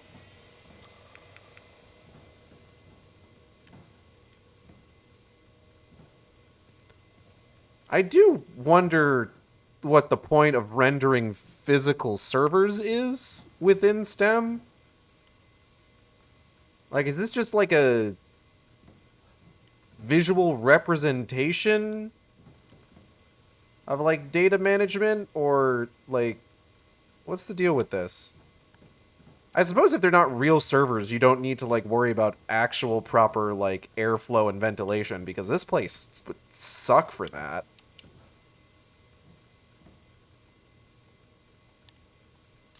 Taking that, thank you.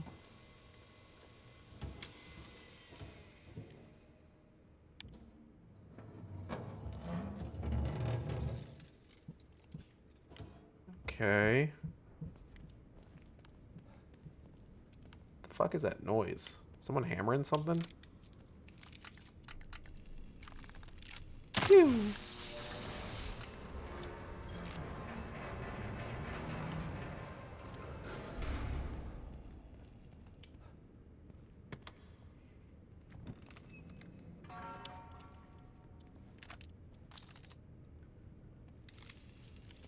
What was I talking about? I don't think I finished my thoughts about my Silent Hill playthrough. The idea is that I want to play through the first 4 Silent Hill games prior to Silent Hill 2 Remake, as sort of an example of like, this is what they want it to be. And then once I finish playing those, I want to play the medium and being like, this is what it's probably going to end up as. My thought is that if everything doesn't follow a certain physical logic within this place, that it would turn and change the physical laws of what those have applied to them.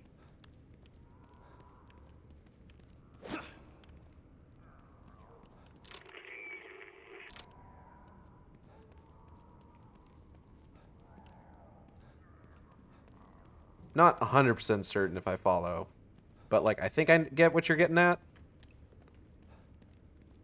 I messed up my grammar, ignore me. I will not. Procedures are currently in effect. Lockdown can be disengaged by tuning to the frequency on your communicator. Might as well give it a try. Okay, fine. Oh, you mean on this thing?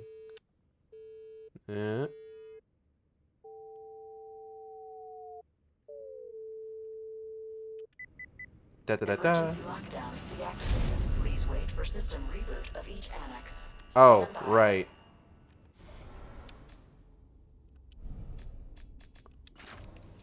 Recreation area emergency lockdown disengaged. Please wait while system reboots.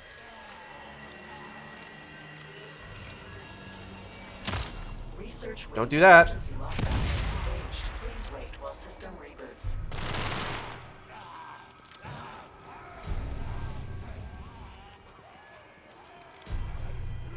I'd prefer if you didn't.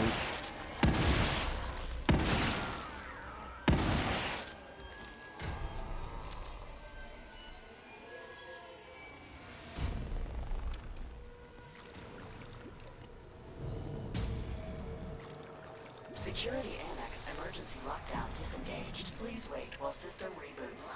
Now what's gonna open next? Ooh. Don't like that noise.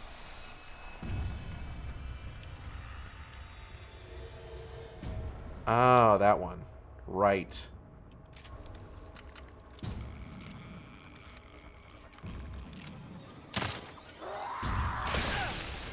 Woo! Oh. I didn't realize I had that one on. I hope that's it. Need to conserve ammo. Beautiful snowfall. Emergency lockdown fully disengaged. Alright, hold on. I'm gonna just grab this real quick.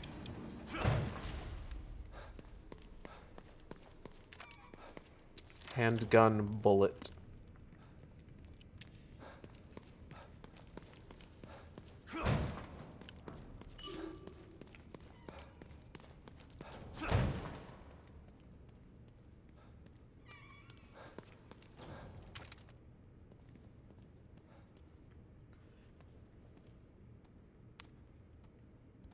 Yeah.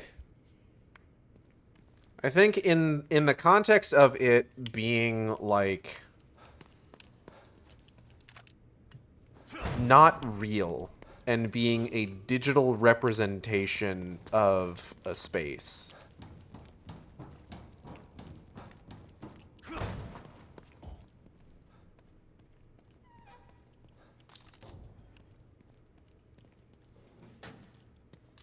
Like realistically speaking, you're probably going to use things like digital representations of physical objects just for the purpose of like familiarity of the people that are going to need to deal with them day in and day out. Like if you've got somebody who's dealing with like data storage, for example, they're probably going to be able to understand things like data servers and shit like that a little bit more readily than like if you were to say, hey, you need to pull up this fucking like holographic screen that is controlled with your thoughts in order to manage the data storage.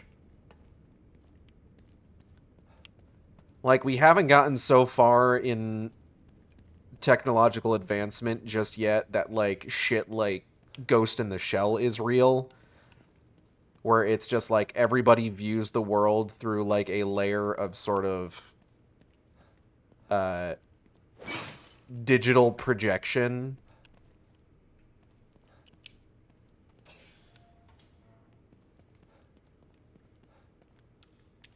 That would be, like, a way that people would be familiar with... the smell.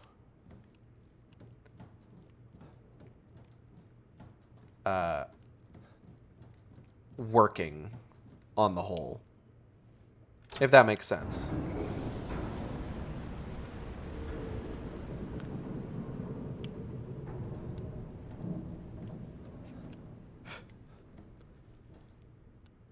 It's kind of the opposite of how to put it. Okay, so let's roll this back. So in Dan Olson, Folding Ideas video about the metaverse, he mentions that like there was in past years like a push for like sort of a digital representation of like a storefront or like store shelves for people to like click on what they want in order to order it, but in the end it became like cumbersome and it was a lot easier to just choose things from the list. That graphical glitch is cluing me into there's a guy right there. Oh, come on. Really?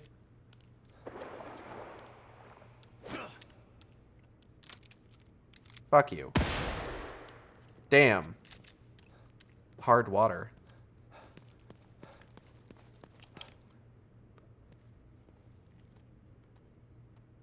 But it's just like for online ordering, it was just easier for people to just choose items off a like list of text, you know? It's kind of the opposite version of that. Oh, now you stand up. Fuck off. Go back to sleep.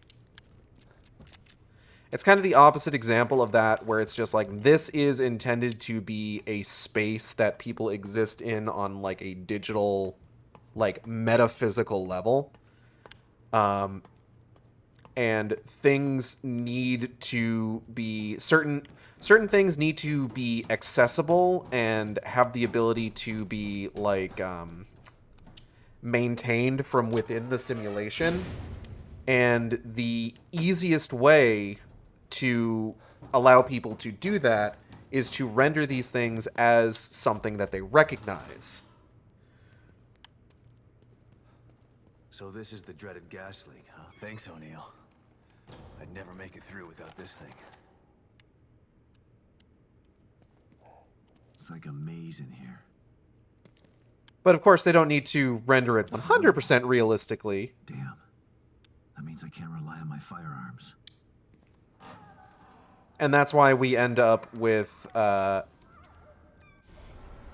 servers that don't have proper ventilation.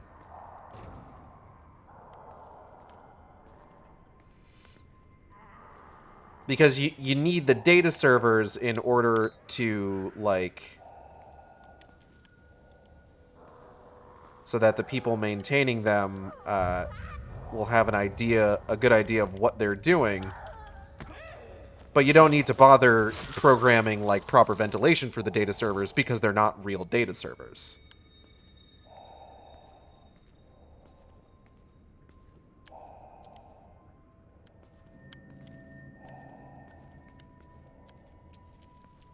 The idea of living in a digital world would be a lot cooler if the people trying to make it a reality didn't suck ass. Like, I already play FF14. I know how cool it can be to live as a digital representation of oneself and interact with others on that basis. But everybody who is trying to make that a reality these days just totally suck ass. Which is unfortunate. An electric lock. Damn. Well, gotta follow the trail. I wish they didn't suck ass. But unfortunately, there is a copious amount of ass that they are in fact sucking.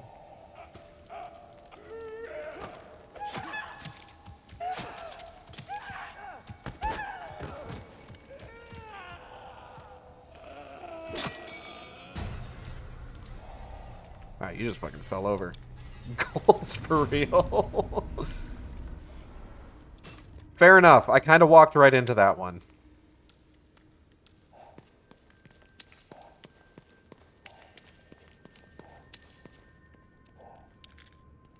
Alright, let's get this booted up. Hold on. It's 3, 2, 4, 5. Hopefully that did something. I hope so. Alright, where we gotta head back now.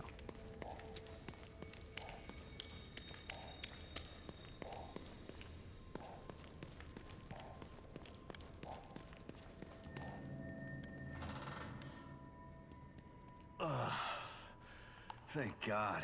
That mask smelled terrible. You know it would have smelled worse. The gas!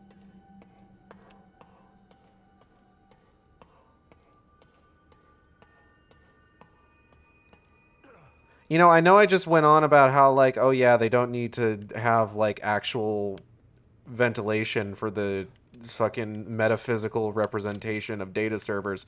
How the fuck is there a gas leak? How the fuck is there a fake gas leak? Who programmed STEM to have a gas leak? How does that work? I love this game, I do. But like, genuinely. Hello, the Gay Tarantula. How's Tango Studios' funeral going? It's going. To all operatives from Operative Pilgrim. Re-expansion and data goals. With the success of the new recruitment drive, we are nearing our data goals. Each citizen of Union adds 100 exabytes to STEM storage and processing ability. 2 million exabytes of storage are needed to activate the wireless stem. Excuse me. Given projected growth, we should reach that goal within a matter of months. A wireless stem will eliminate the need for costly stem pods and aid us in our goal. Phase 2, total stem immersion for the general populace. The Unity cerebral chips will serve to mark and protect Mobius operatives from the Phase 2 signal, which will be sent out via STEM's wireless transmitters to all corners of the planet. STEM had wireless transmitters back in the first game as well. That's actually how everybody got pulled into it. But you wouldn't know that playing the first game unless you got the DLC. I love these games, just sometimes they goof ass, you know? Oh, that's the exit. Hold on. I'm gonna go back up here. Someone who recently joined the game industry, I'm genuinely hoping for things to get better eventually. I think... I know everybody's talking about, like myself included, has been discussing like the idea that the games industry is like on the verge of collapse. I think there's part of me that thinks it needs to collapse before things are going to improve, you know?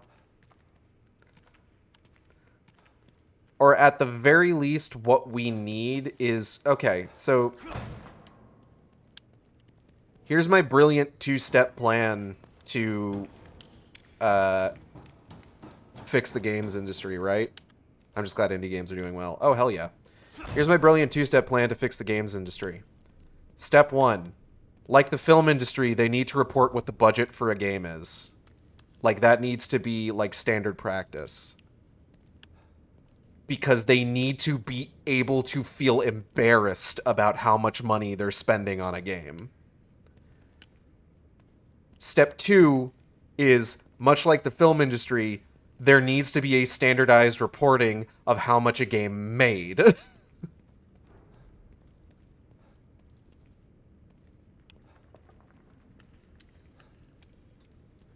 Because we need to know exactly what is responsible for whatever direction a game studio is taking at any given time.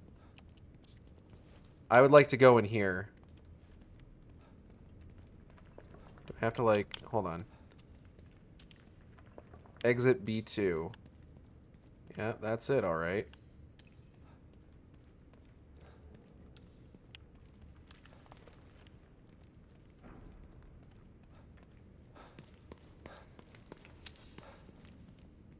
Oh, okay, here we go. Oh, good idea. Video games still not being taken seriously by the general public is such a joke. Games were good even without these big corporations. It's true. Funny rat. Who put rats in STEM?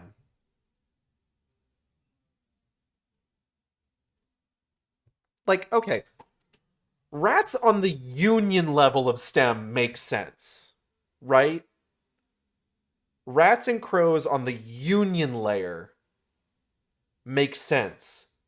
Why are there rats in the marrow? Genuinely. Who programmed them to do that? Who programmed them to be there? You wouldn't put rats in STEM? I would.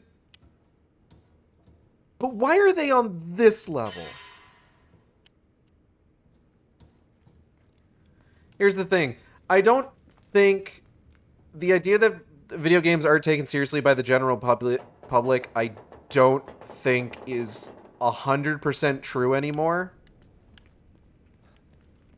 Necessarily. I think they're taken more seriously than you would expect at a glance. I would put them on the same level in terms of people taking them seriously as like animated movies. You know? Which is why we're constantly getting live action adaptations of video games, because it's just like, why wouldn't you just play the video game? Why wouldn't you just watch the animated movie? So on and so forth. Here it is. My way back into Union.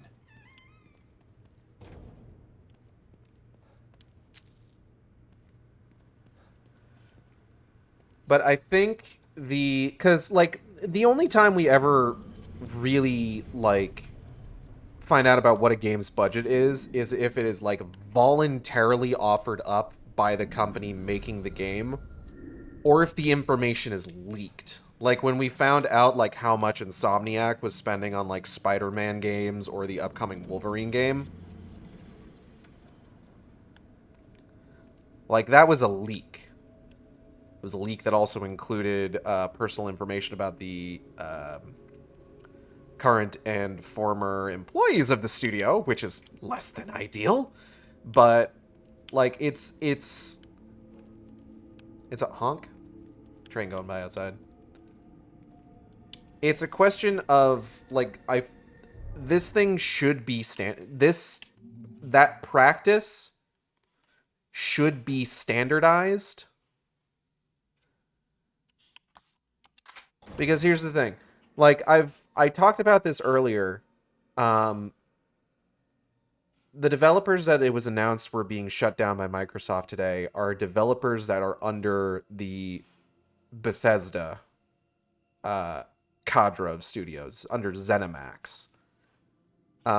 What do we know about the output of Bethesda recently? Well, they just made Starfield, which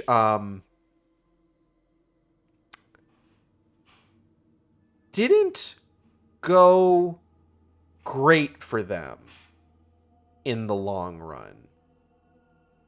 Short term, very similar to, say, like a BioShock Infinite, I feel like. Like, I feel like I saw a lot of, like, short-term, really positive reactions to Starfield. But thus far in the long run, has not been doing well.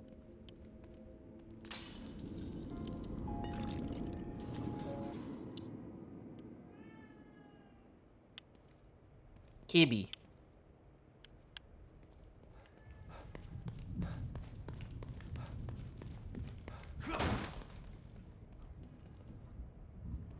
Kibby cat, oh, kibby cat.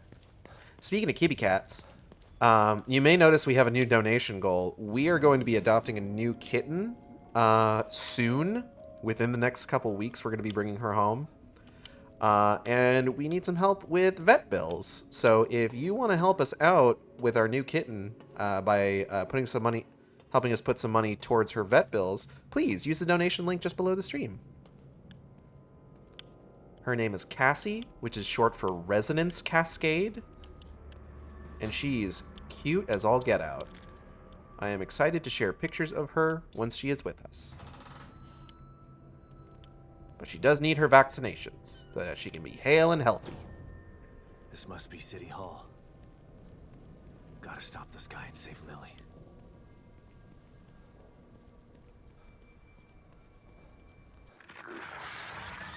Oh. Oh, hey, there he is. What's up, dude? Hey, can I have my daughter back?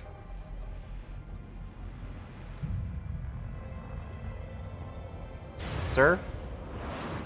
What the fuck is that? Veritas. It's a big fucked up tentacle thing in the sky. I'm ready for this. I can't turn back now.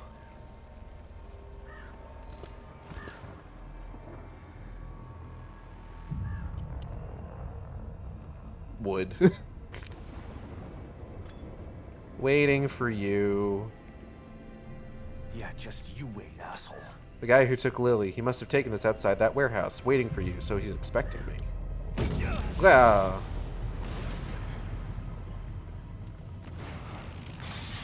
But yeah, we appreciate anything that anyone can give.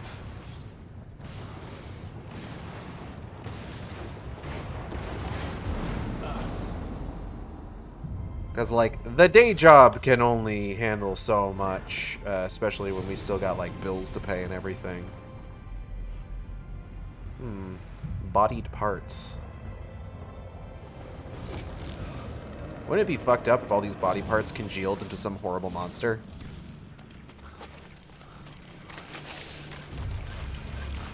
Pile of noggins.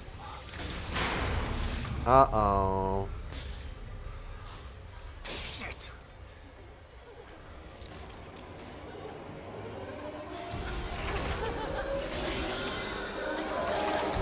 Hello, miss, and miss, and miss, and miss, and miss, and miss, and miss, and miss, and miss.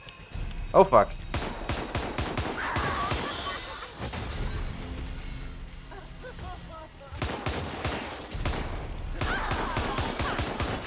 Ow. Whoop.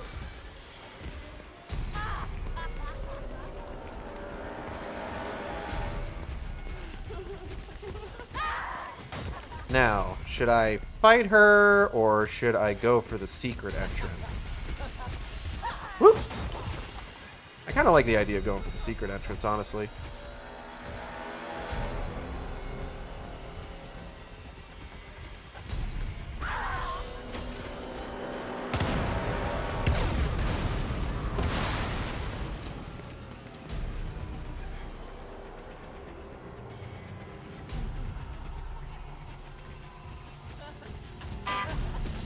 Oh. Is that all that was? Ow, fuck. Ooh.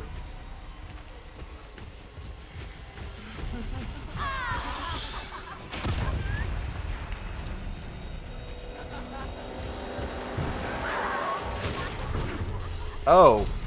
Okay. No, this is fine. This is... okay.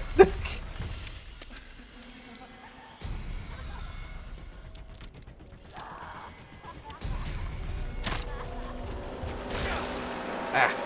Alright. Let's try that again.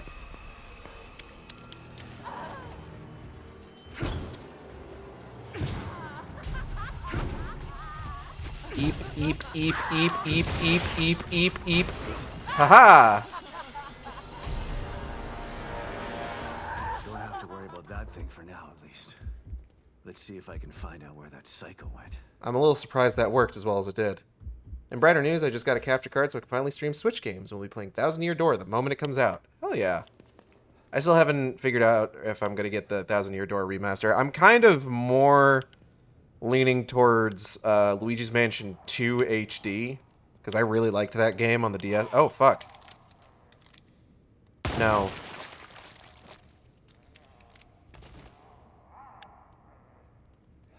I'd prefer if you didn't.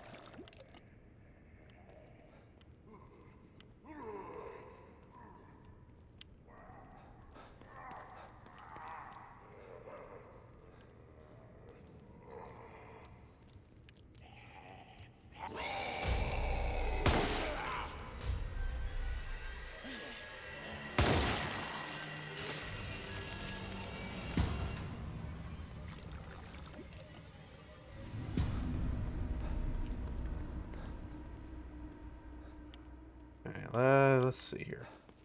Alright, gotta go around this way.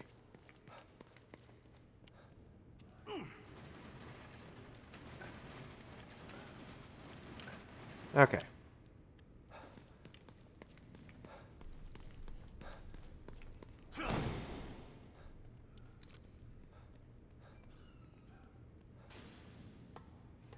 Like, I could have taken her realistically in a fight, but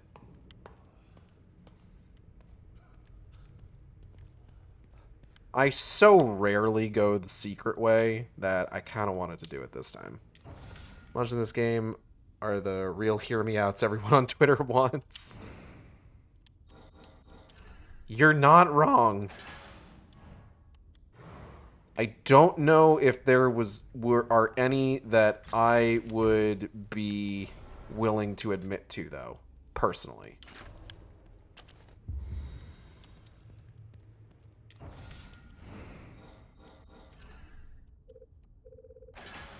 You may think me a coward for that, and I wouldn't dissuade you from that notion.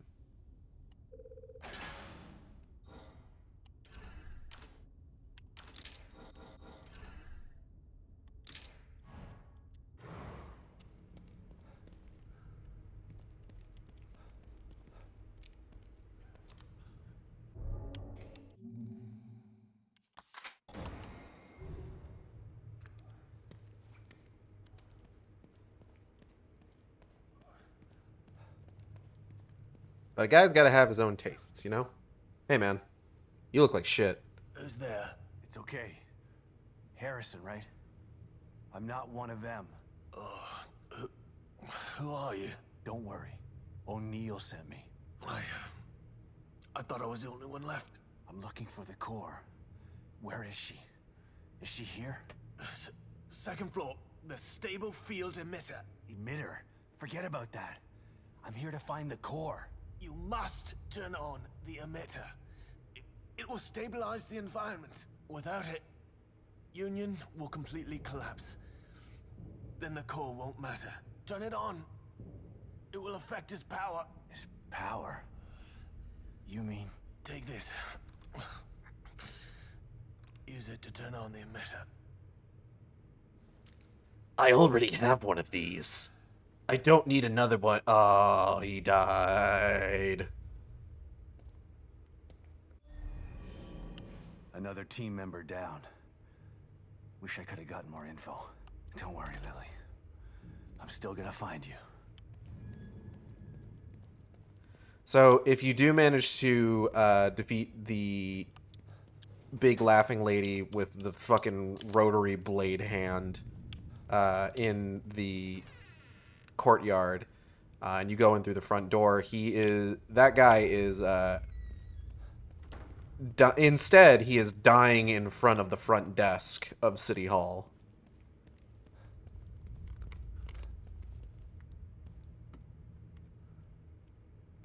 But since we took the secret path, like, he's over here.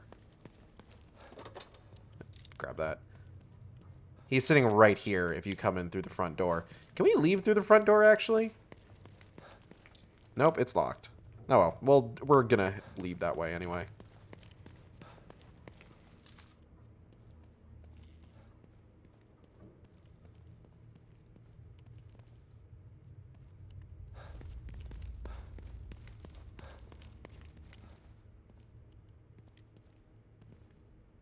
All these fucking photography lights are fucking with me. Just imagining what if this game and Hi-Fi Rush swapped art styles. Well, you can find robot versions of Sebastian Castellanos and Joseph Oda in Hi-Fi Rush. Oh, that's pretty cool. Like, they're an Easter egg, and there's an achievement if you find each of them, or each of their appearances throughout the game and listen to all their dialogue.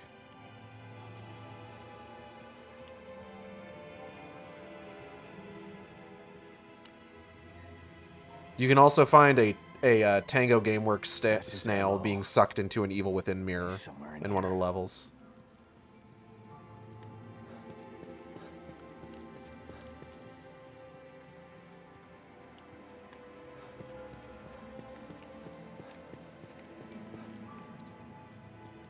Also, I feel like Hi-Fi Rush with Evil Within's art style is just DMC Devil May Cry.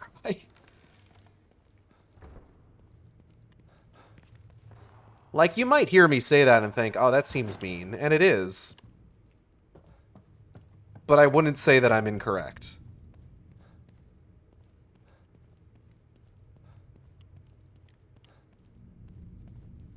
In a mod of this game that replaces Evil Within character models with the Hi-Fi Rush model equivalents. Excuse me. Goodness gracious. It is getting late. But I think I got about another hour in me.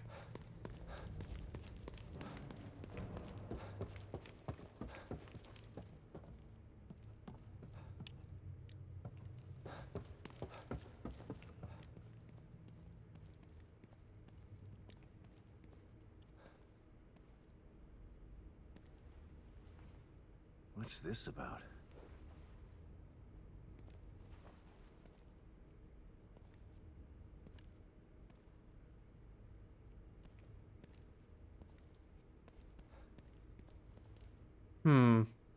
Seems dumb.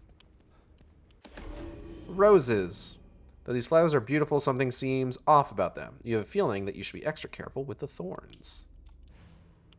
Have we eviled within yet? Hello, Venom Lad. Welcome. We are certainly eviling within. Let's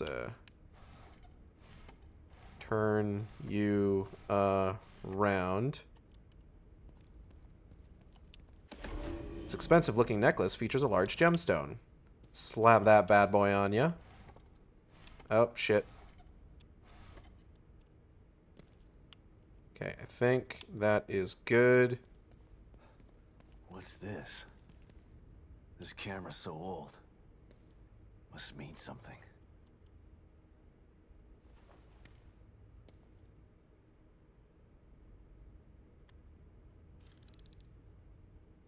Look at this photograph. Oh. Hello, miss.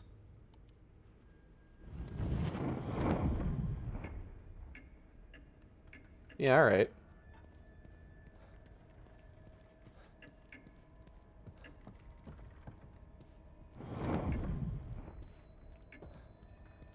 Appreciate the art.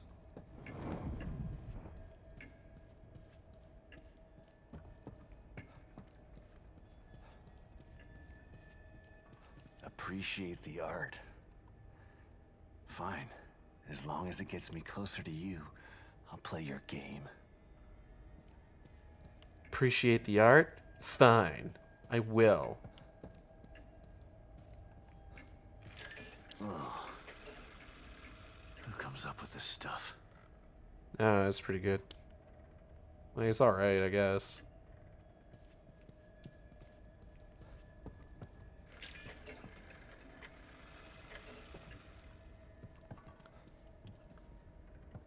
I don't know. You got speed paints for any of this stuff? What brush did you use on this one? Do you take commissions? Preferably ones that, like, you know, don't involve murder? I'm just asking, because I generally enjoy my art with maybe a little bit less murder in it. Just on the whole. Was that door lit up before? What? Hello? Oh, beans.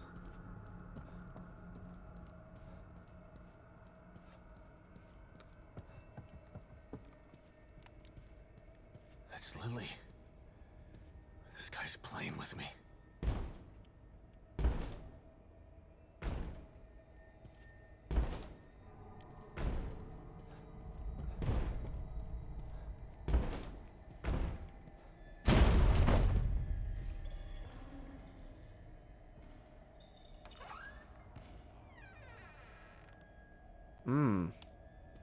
Yeah, alright.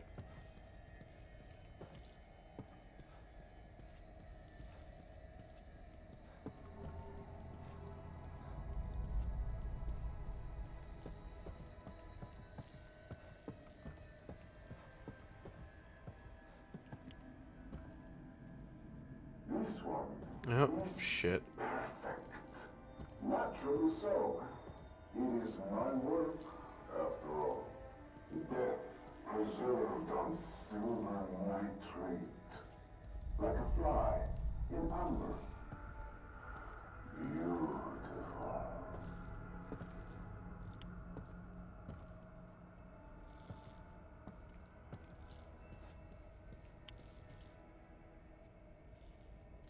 Oh, there it is.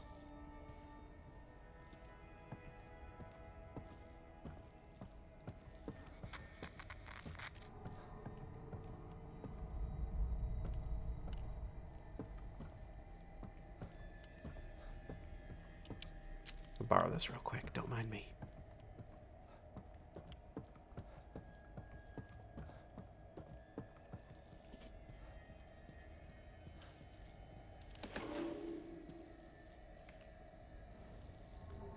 Photo of murdered Mobius operative. The Mobius agent in the lobby of City Hall turned into another frozen display. Poor son of a bitch. If he wasn't dead before he got thrown off of there, he will be if he ever lands. Another one. But what's he after? Nothing good. Oh. Now none of them have heads.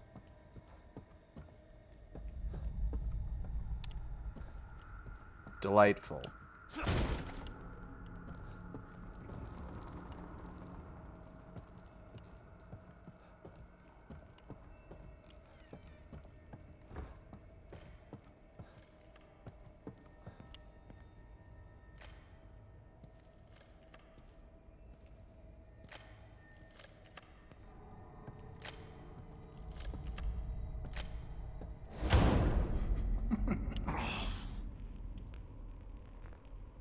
I love how much of a pretentious shithead Stefano is.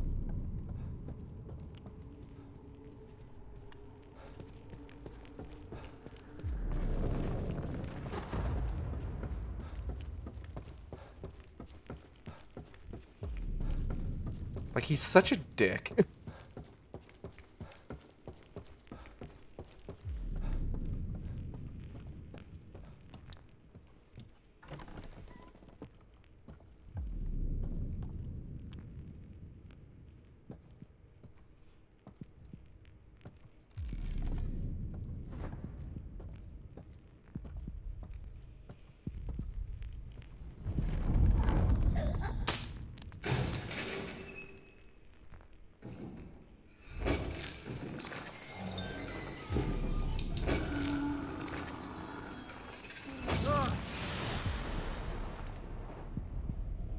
What are these things?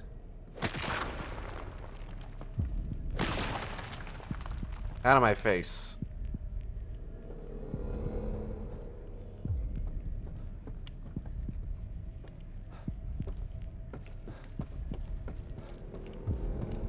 I love this being sort of like the first indication that there's more going on here.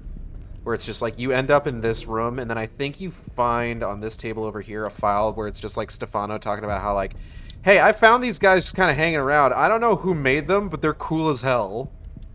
I'm a little jealous. And of course, you find out later that it was Myra that made them.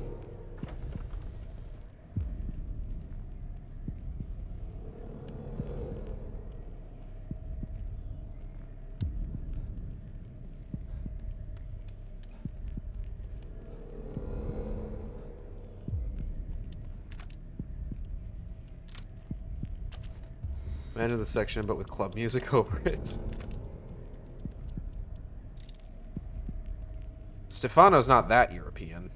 This has to be the emitter.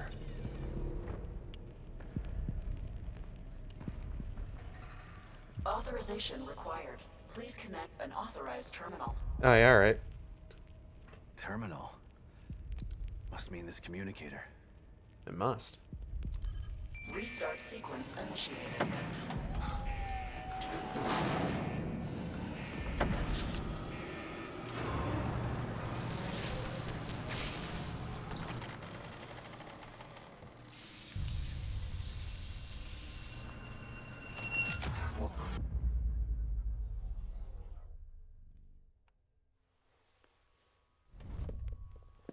You've been searching for me for so long, so I have come. But wait, it's not me you seek, is it? No, it's the girl. I should be offended. But how can I be? This is such a strong introduction to this character. There is another, one far more deserving. One who can offer rewards you could never imagine. So sorry, but you've been outbid. Fear radiates from you. It's beautiful, but not yet finished. Him and his fucking Kano I am knife. Stefano, and now you are my art.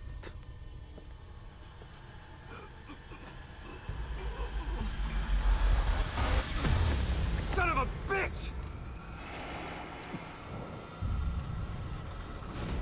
Alright, I know what I said before, but... Alright, look, hear me out, okay? Meet my beautiful Obscura.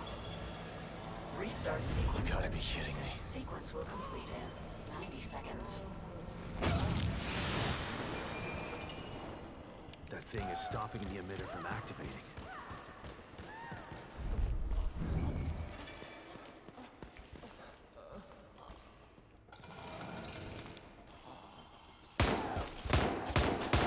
I got it going. I just have to hold it off until the emitter starts. 80 seconds.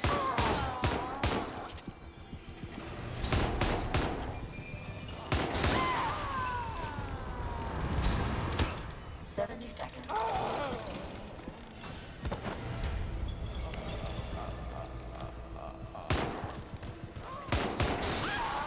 Don't you dare. You leave that thing alone.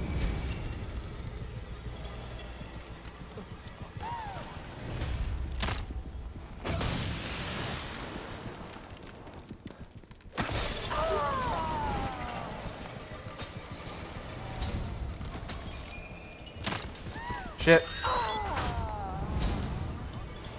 40 seconds. Fuck. Ma'am? 30 seconds.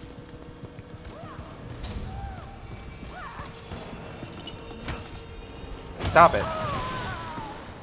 Stop. 20 seconds.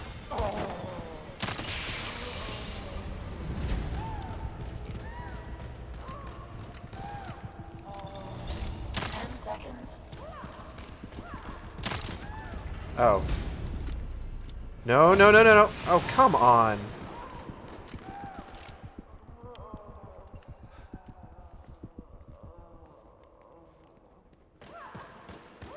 Whoop.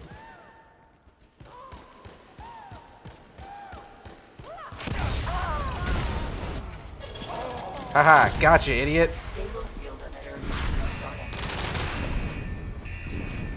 I think the photographer guy is into these monsters too. She should have been in the club.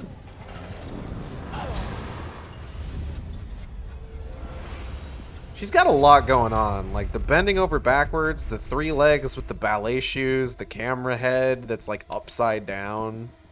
Stabilization procedure completed. Great. Cage, I'm Saved getting my the own bat. ass. But what am I supposed to do now? If he's gone, he didn't leave Lily here. Where did he take her? Should give Kibben an update about this.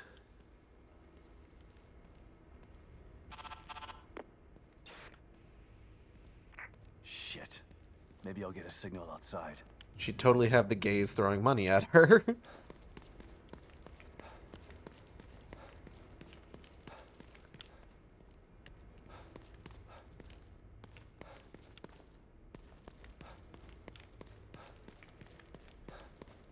Like I said, she got a lot going on.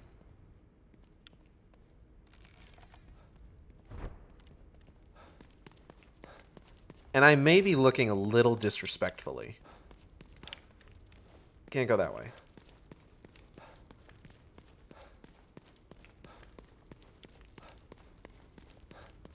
Can't go that way either.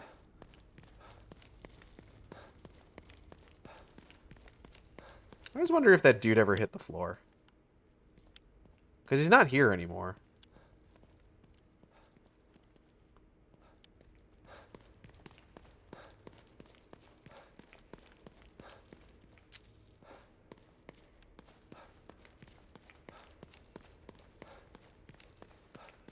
What's over this way? I want every horror game to have a mode that just has the world ends with you style club music.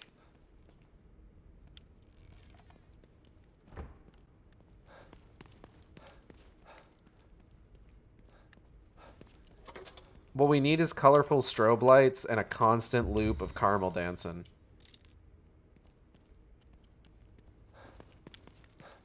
I'm just saying, putting the idea out there.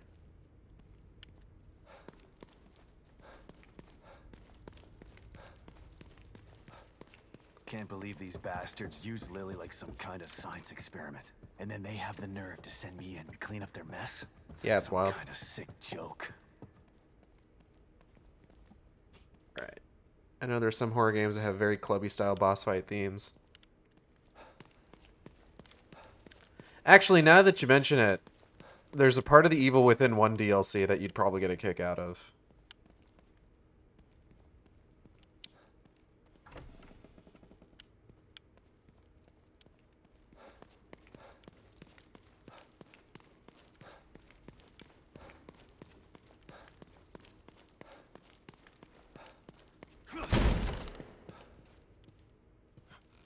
Yeah, excuse me.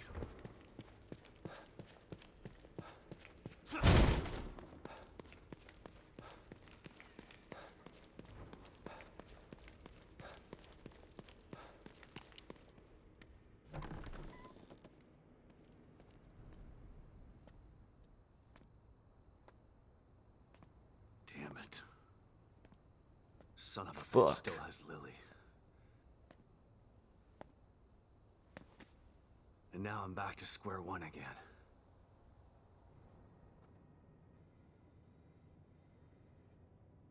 Reestablish contact Kidman. with the marker agent, Kidman. About time. Patch him through. Sebastian? Sebastian, are you there? Hey, girl, hey. Finally.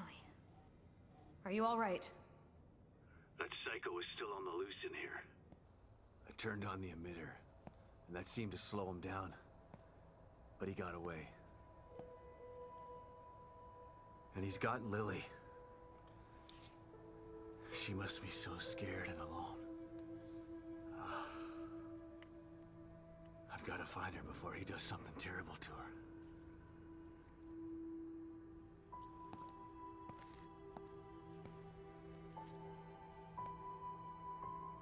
I'm so close. I can feel it. We want to find her just as much as you do, Sebastian. Yeah, sure you do. Don't want your precious experiment to fail. It would be a real tragedy to waste all that time and money. I was speaking for myself, not Mobius. I spent a lot of time with Lily during testing. She's a good kid. I don't want her to suffer. I know things are bad, but I have faith in you. You've got to stay focused so we can save her. Together. Yeah. Okay, you're right. Thanks for the pep talk, Kidman. Don't worry about it. But right now you need to figure out where he took her. He said his name was Stefano. Stefano. Copy that. I'll see what I can find out and send it to your room. Okay. In the meantime, I'll check in with O'Neill. See if he can help me locate this psycho. Sounds like a plan. Let me know if I can be of any help. And... Sebastian? Yeah. Good luck. Thanks. Gotta figure out where he took her.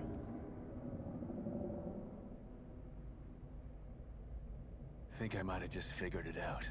Not doing a very good job of hiding. It's almost as if he's taunting me. Well, if it's a fight he wants, he's gonna get it. I just have to find my way there. Yeah, he's just been playing the World Dance with you for the first time lately, but I really want... Oh, wait, no, I read that already. Oh, shit. O'Neill, it's me. I see the stable field emitter is back online. Please tell me you found the core and you're on your way back here. Nope. Sorry. That lunatic still has her, but I think I have an idea of where he went. Yeah, I see it too. I'm picking up the signal again, but now it's coming from the theater in the other part of town. Right. Through the marrow again, I guess. May need a little guidance here. I'm on it. Looks like turning the emitter back on stabilized some passages there. Exit D5 looks to be the one closest to the theater. I'm not totally sure what you'll encounter down there, so watch your back. At this point, nothing would surprise me. Well, maybe a few things would. Speaking of baddies, you released Ghost Wife? I did. War Game Monsters, more like horror game baddies. I mean, yes, that is an appropriate usage of one of the definitions of that word. At least.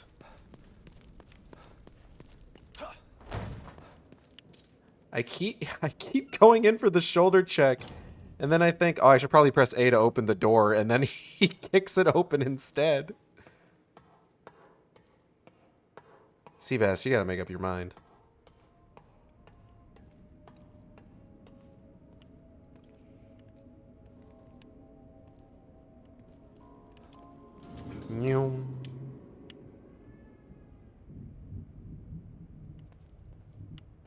What did I want to do in here again? Right. I should have more information. Like this. At least he died fighting. Without him, that stable field emitter would still be off. Rest in piss, idiot. Alright. Here we go. Oh. Oh, is this the one where he's going to compare Stefano to Hitler? Take a look at some of the information I was able to dig up on your guy. Stefano Valentini, artist. Yeah, that's him, all right. He's quite a flamboyant character. Seems he never reached the level of success that he wanted. Sounds familiar. I know of another flamboyant artist who failed. Then he started World War II. That's such a weird pull. Even if he's not, It's such a weird thing to say. Sebastian. All right. Stefano Valentini dossier. Name Stefano Valentini. Date of birth 12/22/1985. Place of birth Florence, Italy. Current residence Crimson City. Occupation artist. Mobius profile. Regarding STEM candidate number 10045 named Stefano Valentini. Union is in need of creative personality types in order to simulate a real-world scenario. While candidate number 10045 exhibits mildly egocentric tendencies, they can be chalked up to his artistic leanings rather than psychological issues. His background check reveals no living family members to raise concerns at his disappearance. The recruitment board recommends candidate number 10045 for STEM insertion. Good job, guys. Good pull. Imagine an alternate universe where Hitler is just a minorly successful gay artist. God. Crimson Post newspaper clipping. Yes, but is it art? By Susan Fye, January 13th, 2015, Crimson City. Shock, disgust, outrage. These are some of the public's reactions to artist Stefano Valentini's solo show at the Crimson City Gallery. For this critic, the reactions were just as strong, but for an entirely different reason. While Valentini obviously sees himself as a provocateur, I merely see a mildly talented craftsman who attempts to create controversy with his simplistic vision. Reducing the female form to an assemblage of sexualized parts may work if it's done for the right reason, to highlight society's objectification of women. Valentini seems content to merely revel in grotesquerie for the sake of titillation. Magazine article. What's significant about this photo to you? This is my last picture as a war photographer. Taking it almost cost me my life, but it was also responsible for my creative ribasse. It opened my eyes to the fact that there can be inherent beauty in abject horror. I may never take another photo with such meaning. You mentioned that it almost cost you your life. Could you tell us more about that? Well, you've noticed my eye, of course. There's still a little piece of shrapnel that the doctors couldn't get out. They said it was a miracle that it didn't make it into my brain. It still aches sometimes, but I don't mind. It helps me to focus on what's really important. The beauty of life and the suffering. The fundamentals of my art. God, he sounds like such a hipster. I think the funniest thing about him is that just based on what we know about him and like what general reaction to his work has been in his time before STEM, it sounds like he just kind of sucks as an artist. Like, it sounds like he's just not very good. Coffer.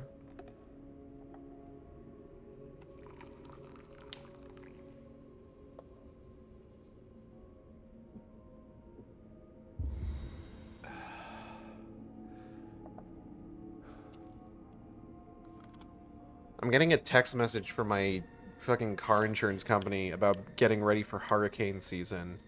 And it's just like, motherfucker, what do you think we've been dealing with for like the last week?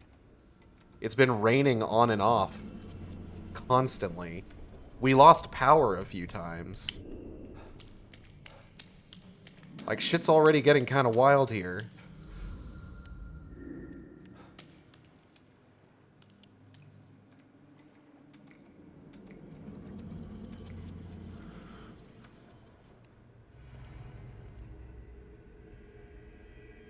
Gun.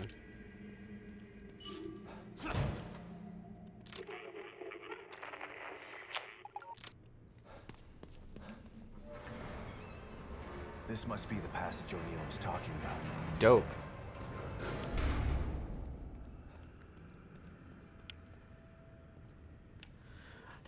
I do like that at this point we've gotten... Really? This place is messing with my mind. Yeah, I would imagine so. I do like that at this point we've gotten, like, general implications of most of the major villains in this game. Like, obviously, Stefano is the Act 1 villain, so he's had the most sort of, like, forward-facing in, like, scenes in the early game. But, like, we've also gotten the stuff about, like, the Mew centers, and there was the symbol in the church, which is indicative of... Oh, God, what's his fucking name? Father Theodore or something? I think is what it is. And then we got all, like, the wax statue dudes in that one room that we just went by. And then I think we're going to be seeing...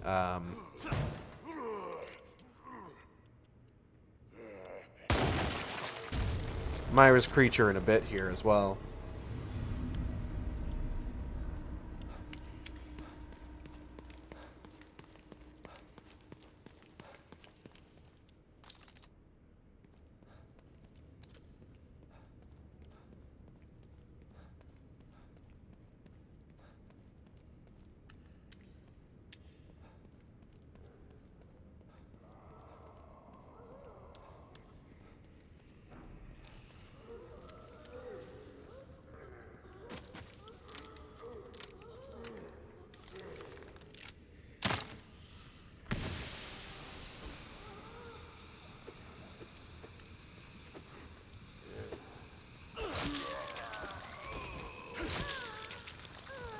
Ah, telekinesis. So I was thinking about something recently. I don't know if y'all have heard. There's a fancy little CG indie animation that got its second episode recently. I won't go into too many details because, quite frankly, like, the exact series that I'm talking about doesn't really matter in this case, though I will say if you do know what I'm talking about and you haven't watched it, give it a shot. I actually was pretty pleased with the second episode. Way more than the first one, admittedly. But something that I kind of came to realize recently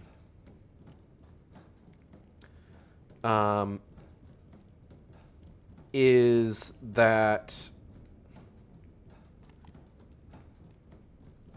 that episode broke me emotionally. It was pretty good. Like, I don't want to get into too many details. I might save that for, like, another stream, especially because, like, it's getting late and I'm probably going to be ending in, like, half an hour or so.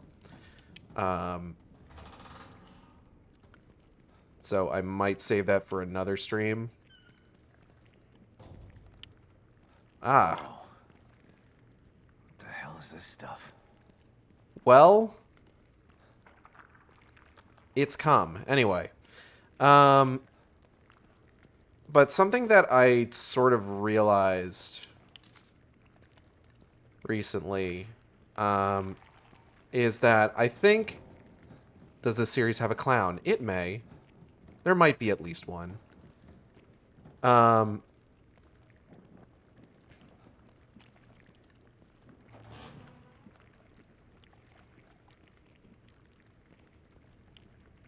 Something that's been kind of bothering me is... then I watched it today. It was certainly a thing. Like I said, I liked it. I liked the new episode a lot better than the last one. Something that I've realized kind of bothers me about, I would say, like, I always have something new to complain about with regards to, like, mascot horror. But something that I've kind of realized recently is I think there's a lot that's been said. I'm trying to get my thoughts out here. I apologize. I'm kind of bouncing all over the place with this. There's a lot that's been said about... we're going to get a fucking cutscene here in a sec. Well, not a cutscene, but like an event. Listen to yourself, Myra. A secret society abducted Lily and staged her death? Do you realize how crazy that sounds? But it's true. Why can't you understand that? I know it's hard to accept, Myra. But she's gone. Our little girl is gone. But I have proof. Look. Myra, you're obsessed. You need rest. Once you get past this, you'll learn to accept... No. I'll never accept it. If you won't help me, I'll find out the truth on my own. Myra, you were right all along. Yeah, I bet you feel like shit. But why am I seeing this now? Oh, don't worry about it. There's a lot that's been said about the fact that part of the issue we run into with the... What's the word I'm looking for? The,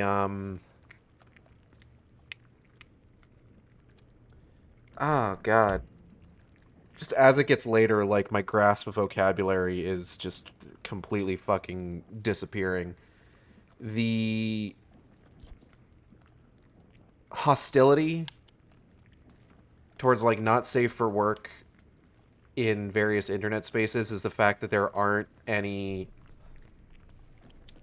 spaces exclusively for kids these days.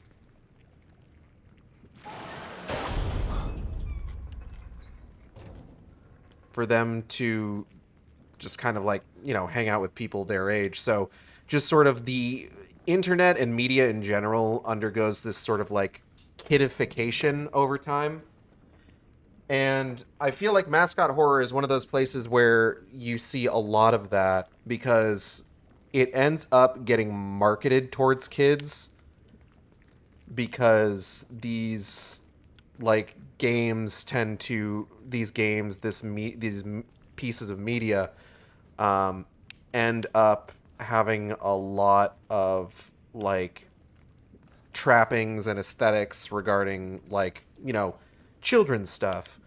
But what I've realized recently, or what, like, I wouldn't say that this is like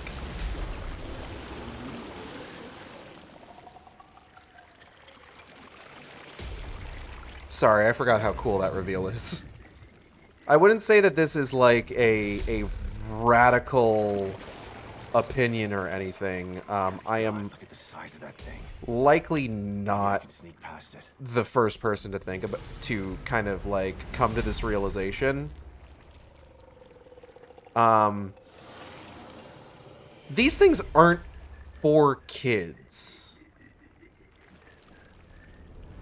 Like the use of like the aesthetic and the trappings of children's media is not intended for children. It is intended as a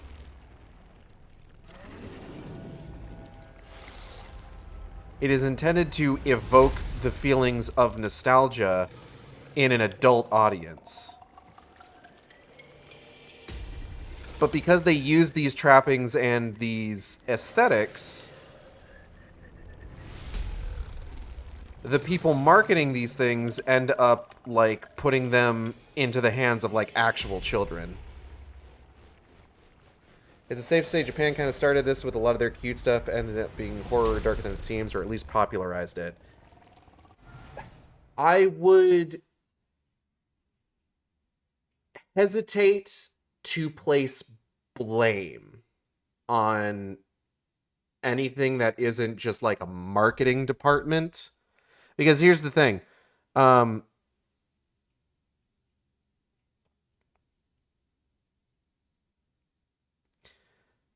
Japan also tends to be pretty clear with like demographics.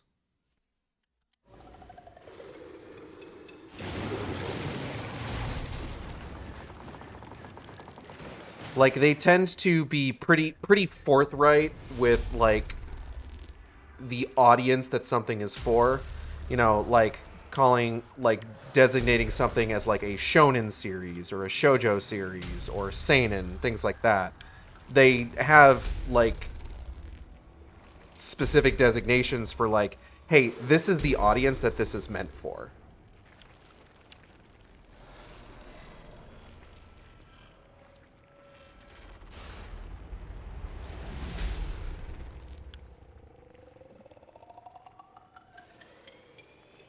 And there's not, like, I would say, a particularly, like, well standardized, like, equivalent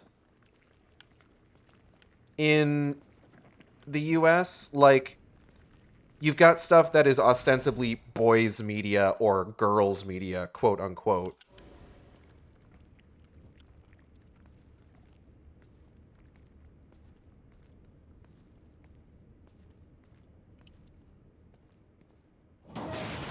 Whoop. Oh, shit!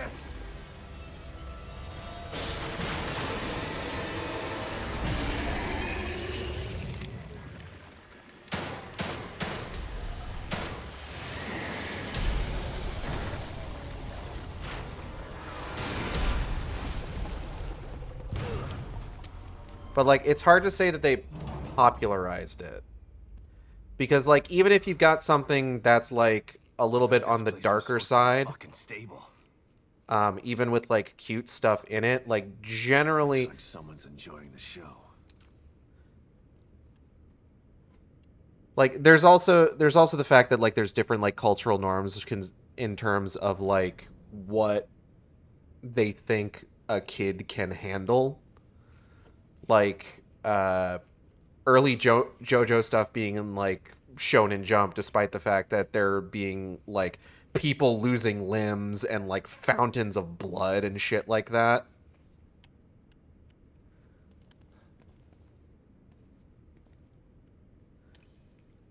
Like, not exactly stuff that, like, you could get away with on, like...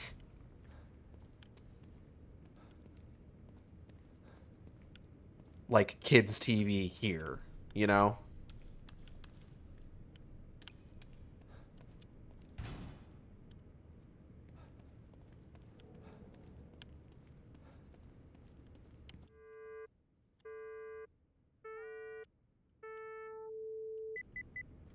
Like, for God's sakes, like, lest we forget, like, the fucking hack jobs that, like, 4Kids would do on anime to meet standards and practices. But, like, even outside of that, like, I remember watching, like, Naruto when it finally got dubbed in English when I was in high school. And there's a scene in an early episode where, to kind of, like, make a promise to himself, he stabs himself, I think, in the back of the hand with a knife. And evidently, you can't show that on TV, even on, like, Toonami. Sorry, laptop flipped for a bit, so I missed some of your talk, but what came to mind was Madoka Magica, but I see your point. That's the thing. Madoka Magica is pretty evidently not for kids. Like, I would argue that Madoka Magica is probably not for children.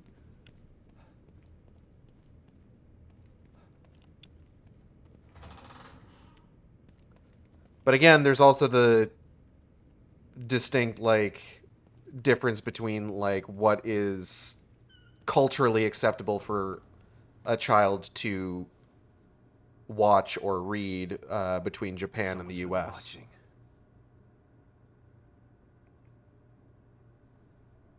And this is, and like, that's just stuff that, like, Whoever's been here was gathering you can kind of gather just by looking at the difference between one country's media and another country's media.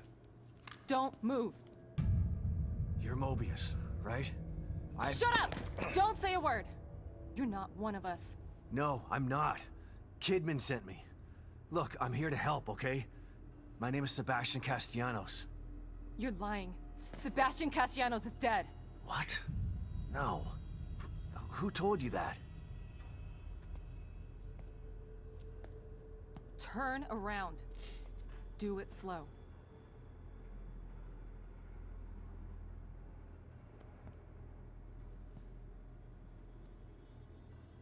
I have a point that I'm getting around to, but I'm going to wait for after the cutscene. You're Yukiko Hoffman. How do you know my name? I told you. They sent me in here to find my daughter Lily. The core. I'm telling you the truth. I know. You do? Lack of microexpressions and deflection. No verbal parroting. I've seen enough to know you're telling the truth. Right. The team psychologist.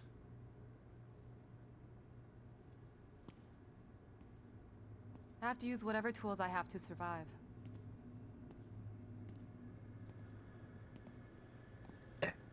Combat isn't my forte. Seems to be a running theme here. Sorry for pointing my gun at you. So they're sending independent contractors now?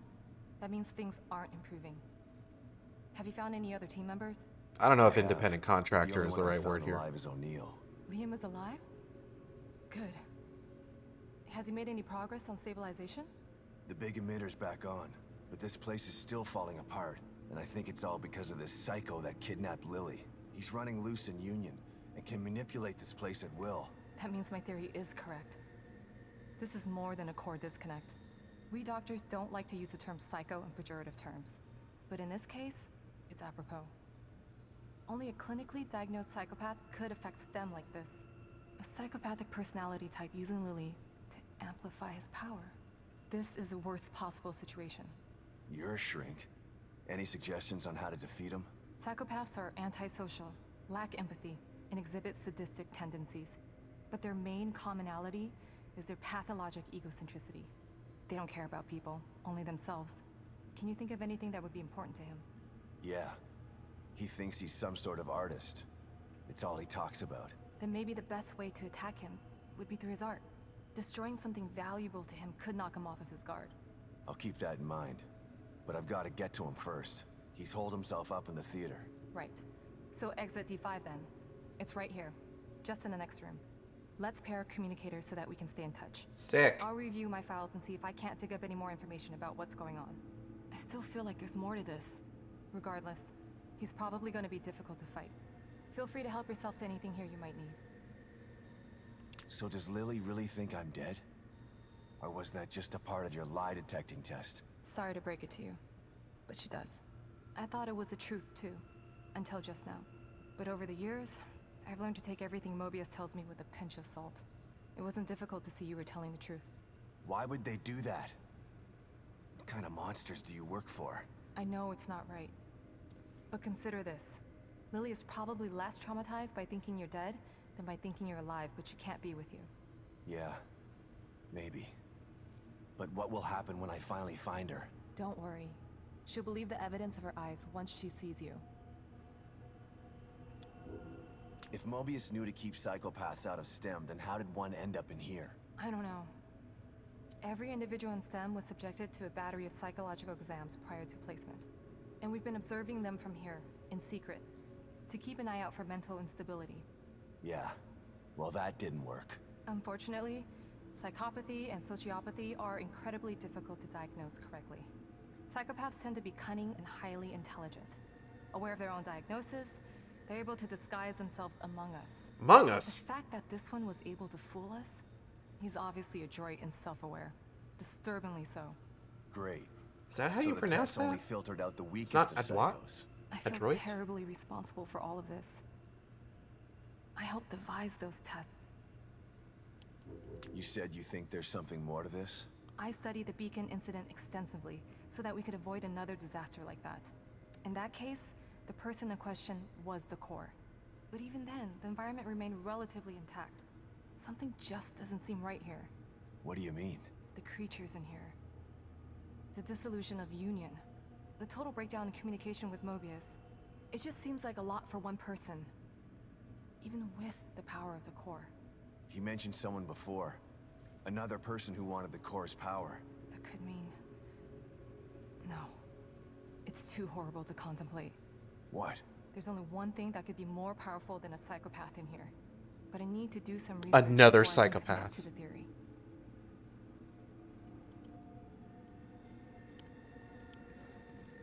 But yeah, it's basically just kind of the idea of, like, the kidification of everything.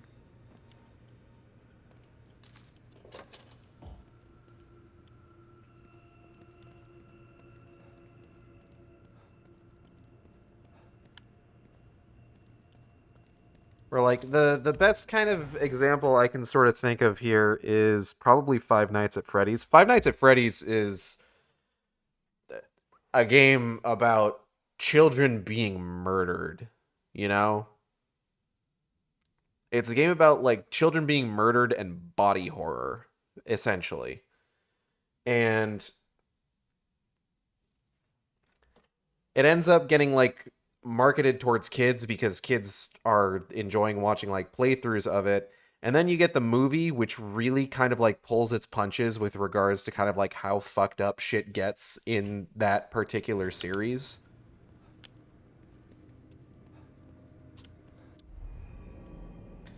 To all concerned, from Operative Grisham.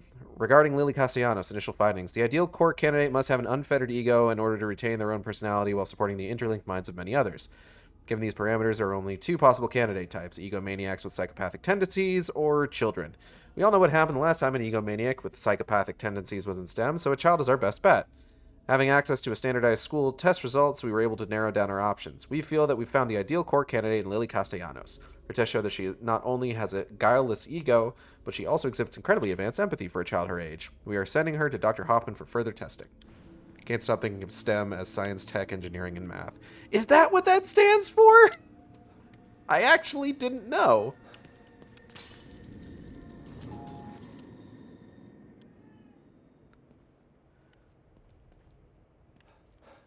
But the other thing that kind of ends up happening here, in addition to just sort of like the kidification of everything, is the fact that when you've got a like piece of meat. Oh, always a pleasure to see you. Hi, Tatiana. When you've got like a piece of media that realistically it was made for adults. You seem more at ease, Detective. You've found a possible ally in this dangerous world. Not sure about that. I never know who to trust in here. Hold on. Present company included. A shame. After all we've been through together.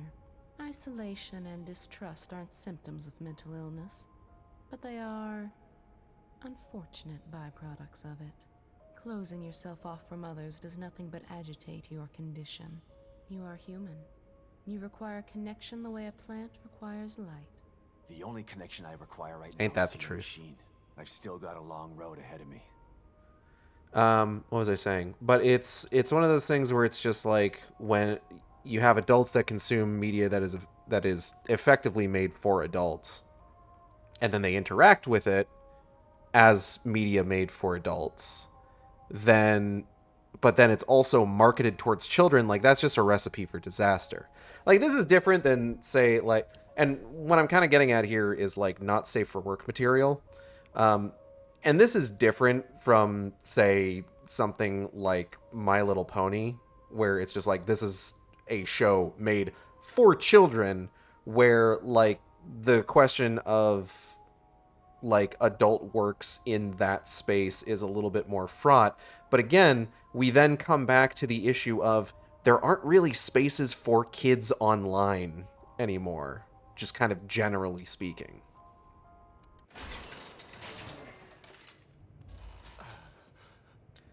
So what you end up with is like us all sharing those same spaces, which is in a lot of cases a recipe for disaster.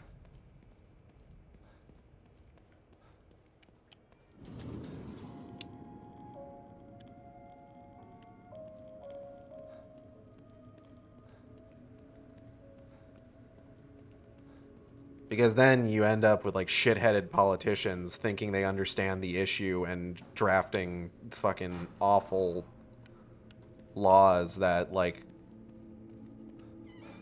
are effectively internet censorship laws, but it's to protect the kids. It's just like, if you want to protect the kids, fucking bring back like the forums on like nick.com or some shit. Additionally, there's also sort of like a requirement, like you need to accept that like sometimes kids are going to seek out things that you tell them not to seek out because you're telling them not to seek them out.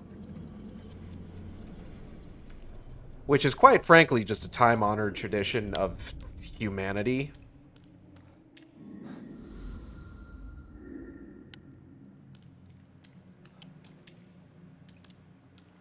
Like, if kids aren't looking up things that they're not supposed to be looking up online, they're venturing into the woods to look at a dead body.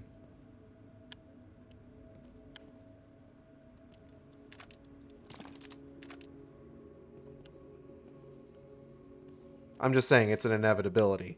And generally speaking, kids are sometimes, like, smart enough to know what their own limits are. I know I was, to an extent. At the very least, like... And it's like... At the very least, I remember when I was growing up, fucking, what was it? Goddamn... Oh, what was it called? Jet Force Gemini. Jet Force Gemini came out. And I played Jet Force Gemini. And I got up to the part of Jet Force Gemini where it's the flashback with the little bear aliens, and one of them gets fucking squished by, like, the drop pod and all the blood spurts out everywhere. And I had the good grace to know, hey, I don't think I'm ready for this, and I returned that shit to Blockbuster. And then somehow I went on to play the South Park video game. I don't really know how that worked for me.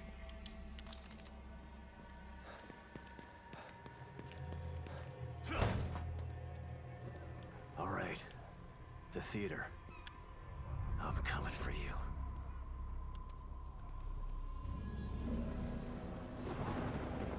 But, like, you know, we always, like, I feel like everybody knew, like, the one kid who was just like, oh, their parents let them watch rated R movies. And just like, ooh. Or, like, you remember, like, the first time you saw a movie that you were definitely, like, the first time, like, your parents took you to see a movie that was, like, a bit above, like, your age range. Where it's just like, you know, I was, like, 10 years old, and my first PG-13 movie was X-Men, you know?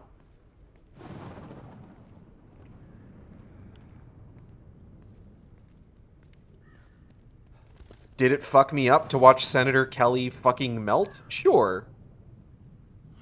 I was the kid watching rated R movies, lol. Yeah. Damn it. Lily's inside there.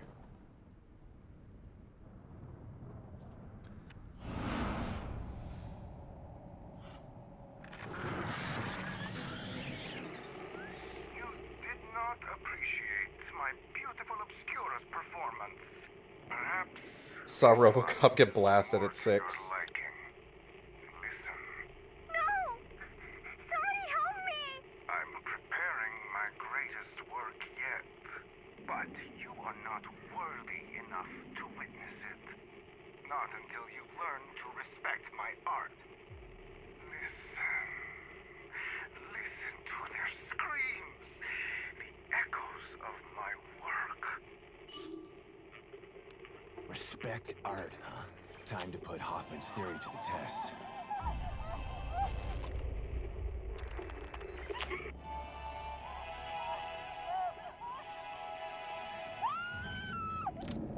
Raiders of the Lost Ark was one of my earliest scary media I watched. That was I think that was the first time that, like, I think watching Raiders of the Lost Ark was the first time that, like, might have been the first time I heard the word shit used in context. Like, I think I knew that it was a swear word.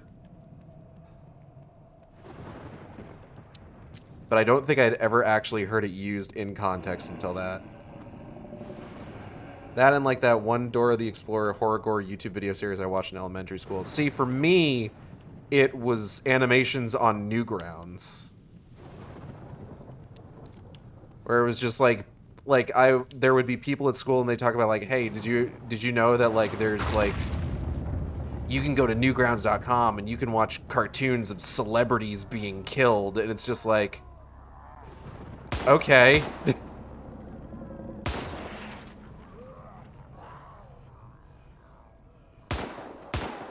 Sure, man. Fuck. Hey, stop moving so much. Thank you. Whoa!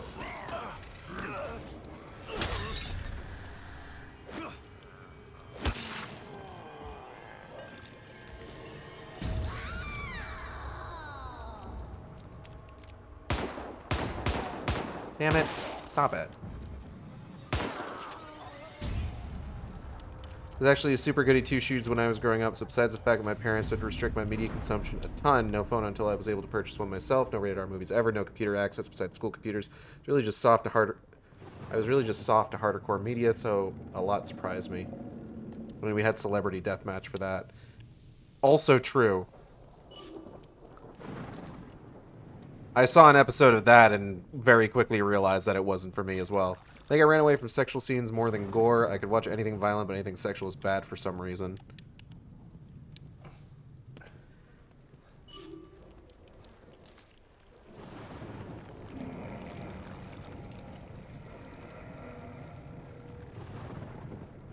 Sons of Liberty. But yeah, it's definitely a question of, like...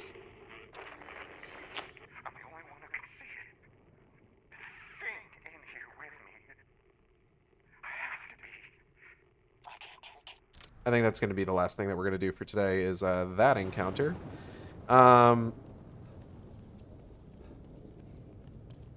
Like I said, it's really just a question of...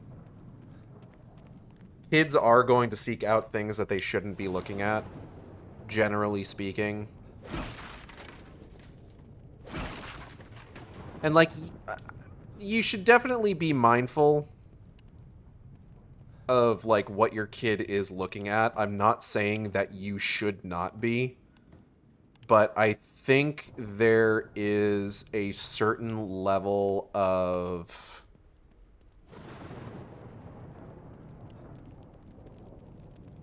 inability to constantly monitor them and protect them from literally everything that you have to accept.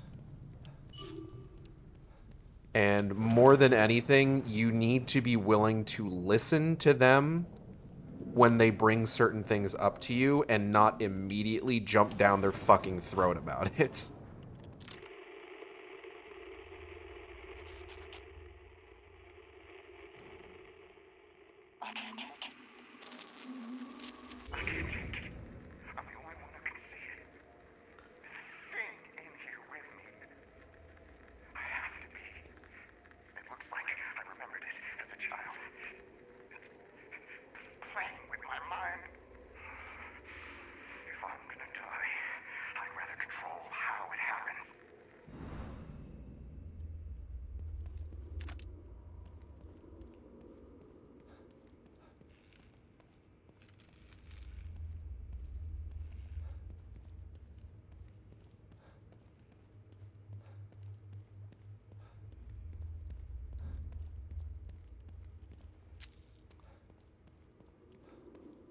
Because, like, just speaking from experience, I think the most important thing is because, like, I'm not a parent, but I was a kid once.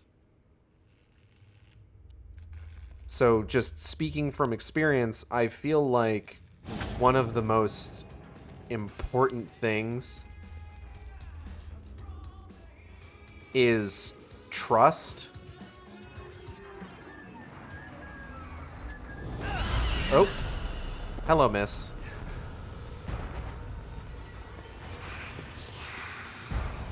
Like, your kid should feel like they can trust you. You don't have to be their friend.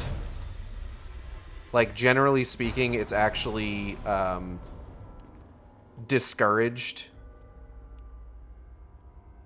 for, like, your kid to look at you as, like, your friend.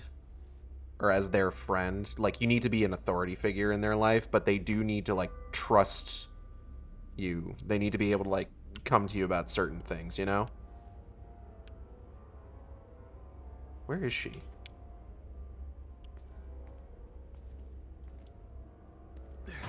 Shit. Oh, right. I need to try and open that door first. Mommy?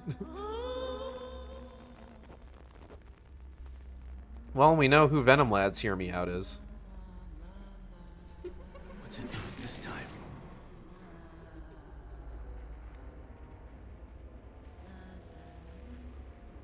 What does that thing want from me?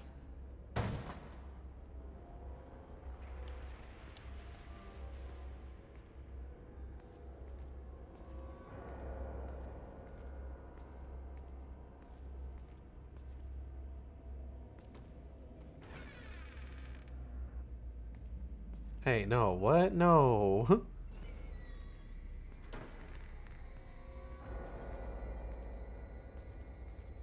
Yeah, sure.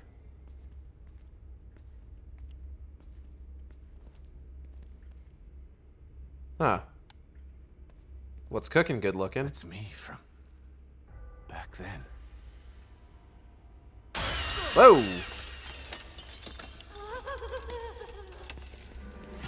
Going this way.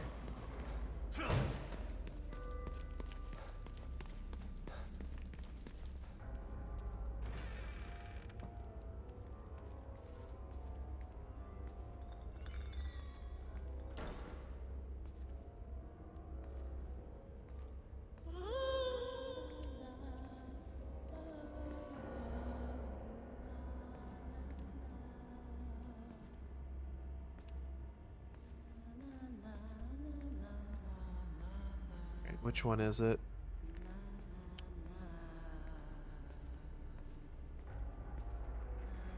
I think it's going to be this one right here.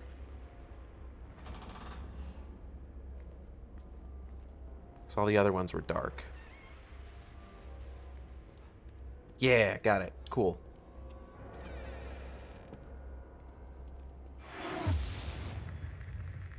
Herk!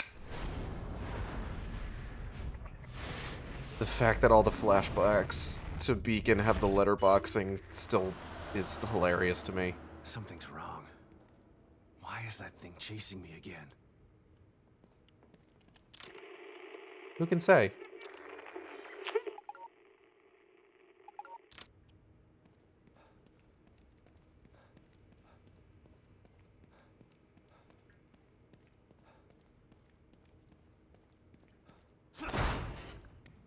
Damn, alright.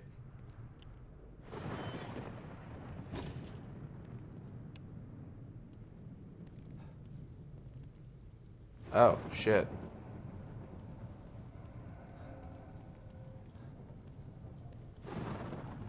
Alright, hold up. Ma'am?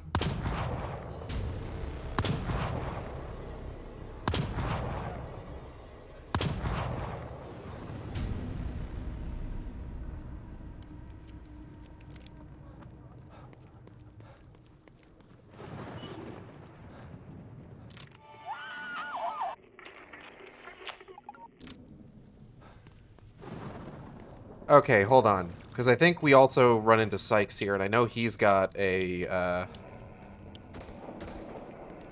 save point on hand. Sounds like someone's in trouble. Damn, he's gonna get mobbed.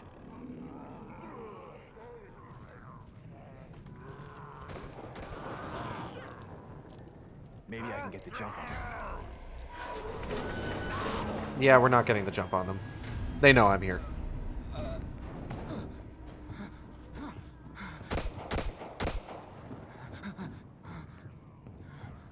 you over there! You gotta help me! Come on, man! I know you can hear me! Help me out!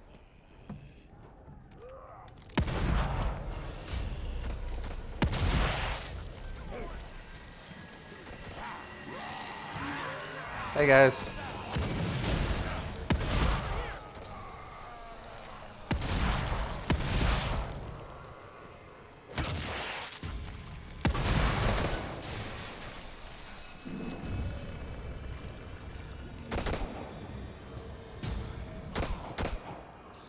There's more of them!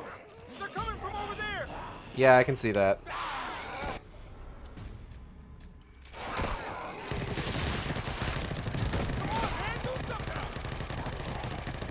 I'm working on it, I'm working on it. So much goop everywhere.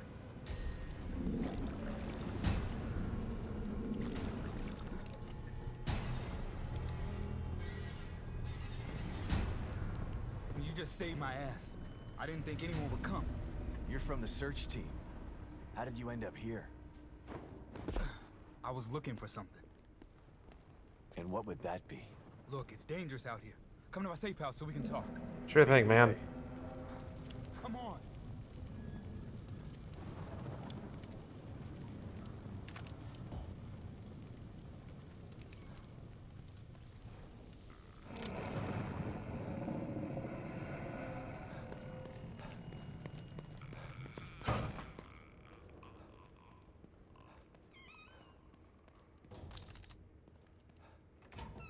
come on in. They can't get in here. Okay. Thanks again for helping me out. I'm Sykes. Sebastian Castellanos. Castellanos, huh? I've heard of you. You survived the Beacon incident, right? How do you know that? I'm a STEM programmer, but I've got other skills too, like hacking information systems. I know all kinds of things that nobody else knows, not even other members of the team. Then you know who Lily is. Yeah. We're all trying to find her. Haven't had any luck, though. That's why you're here, huh? That's right. But if you can't help me with that, then we've got nothing else to discuss. Good luck. Hey, hold on. We might still be able to help each other out. This better be good. Look, there's a bunch of stuff in here that you could probably use. And you can have it for saving me out there. You want to hear my proposal? Come on back to me. I don't want to propose to you.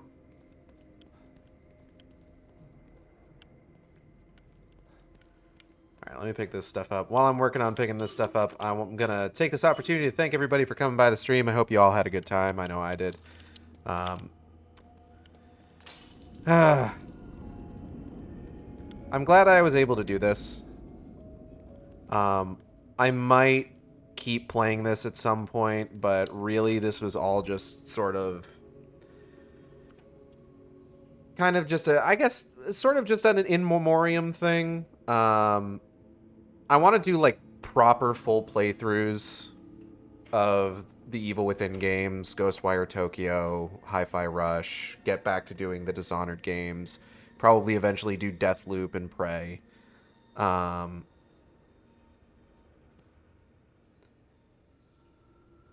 But mostly, it's really mostly just that, like, the news today really kind of bummed me out, but I don't like just sitting around moping, honestly. I felt like I needed to do something. I needed to do something to just show off, like...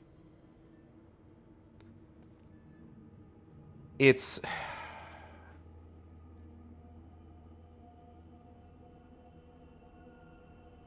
remembering the studio for what they made versus feeling bad now that they're gone. You know?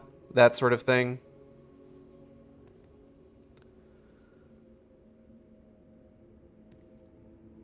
I feel like I say that sort of thing a lot during the stream, especially towards the end. It's part of just me being fucking tired. I gotta get some sleep.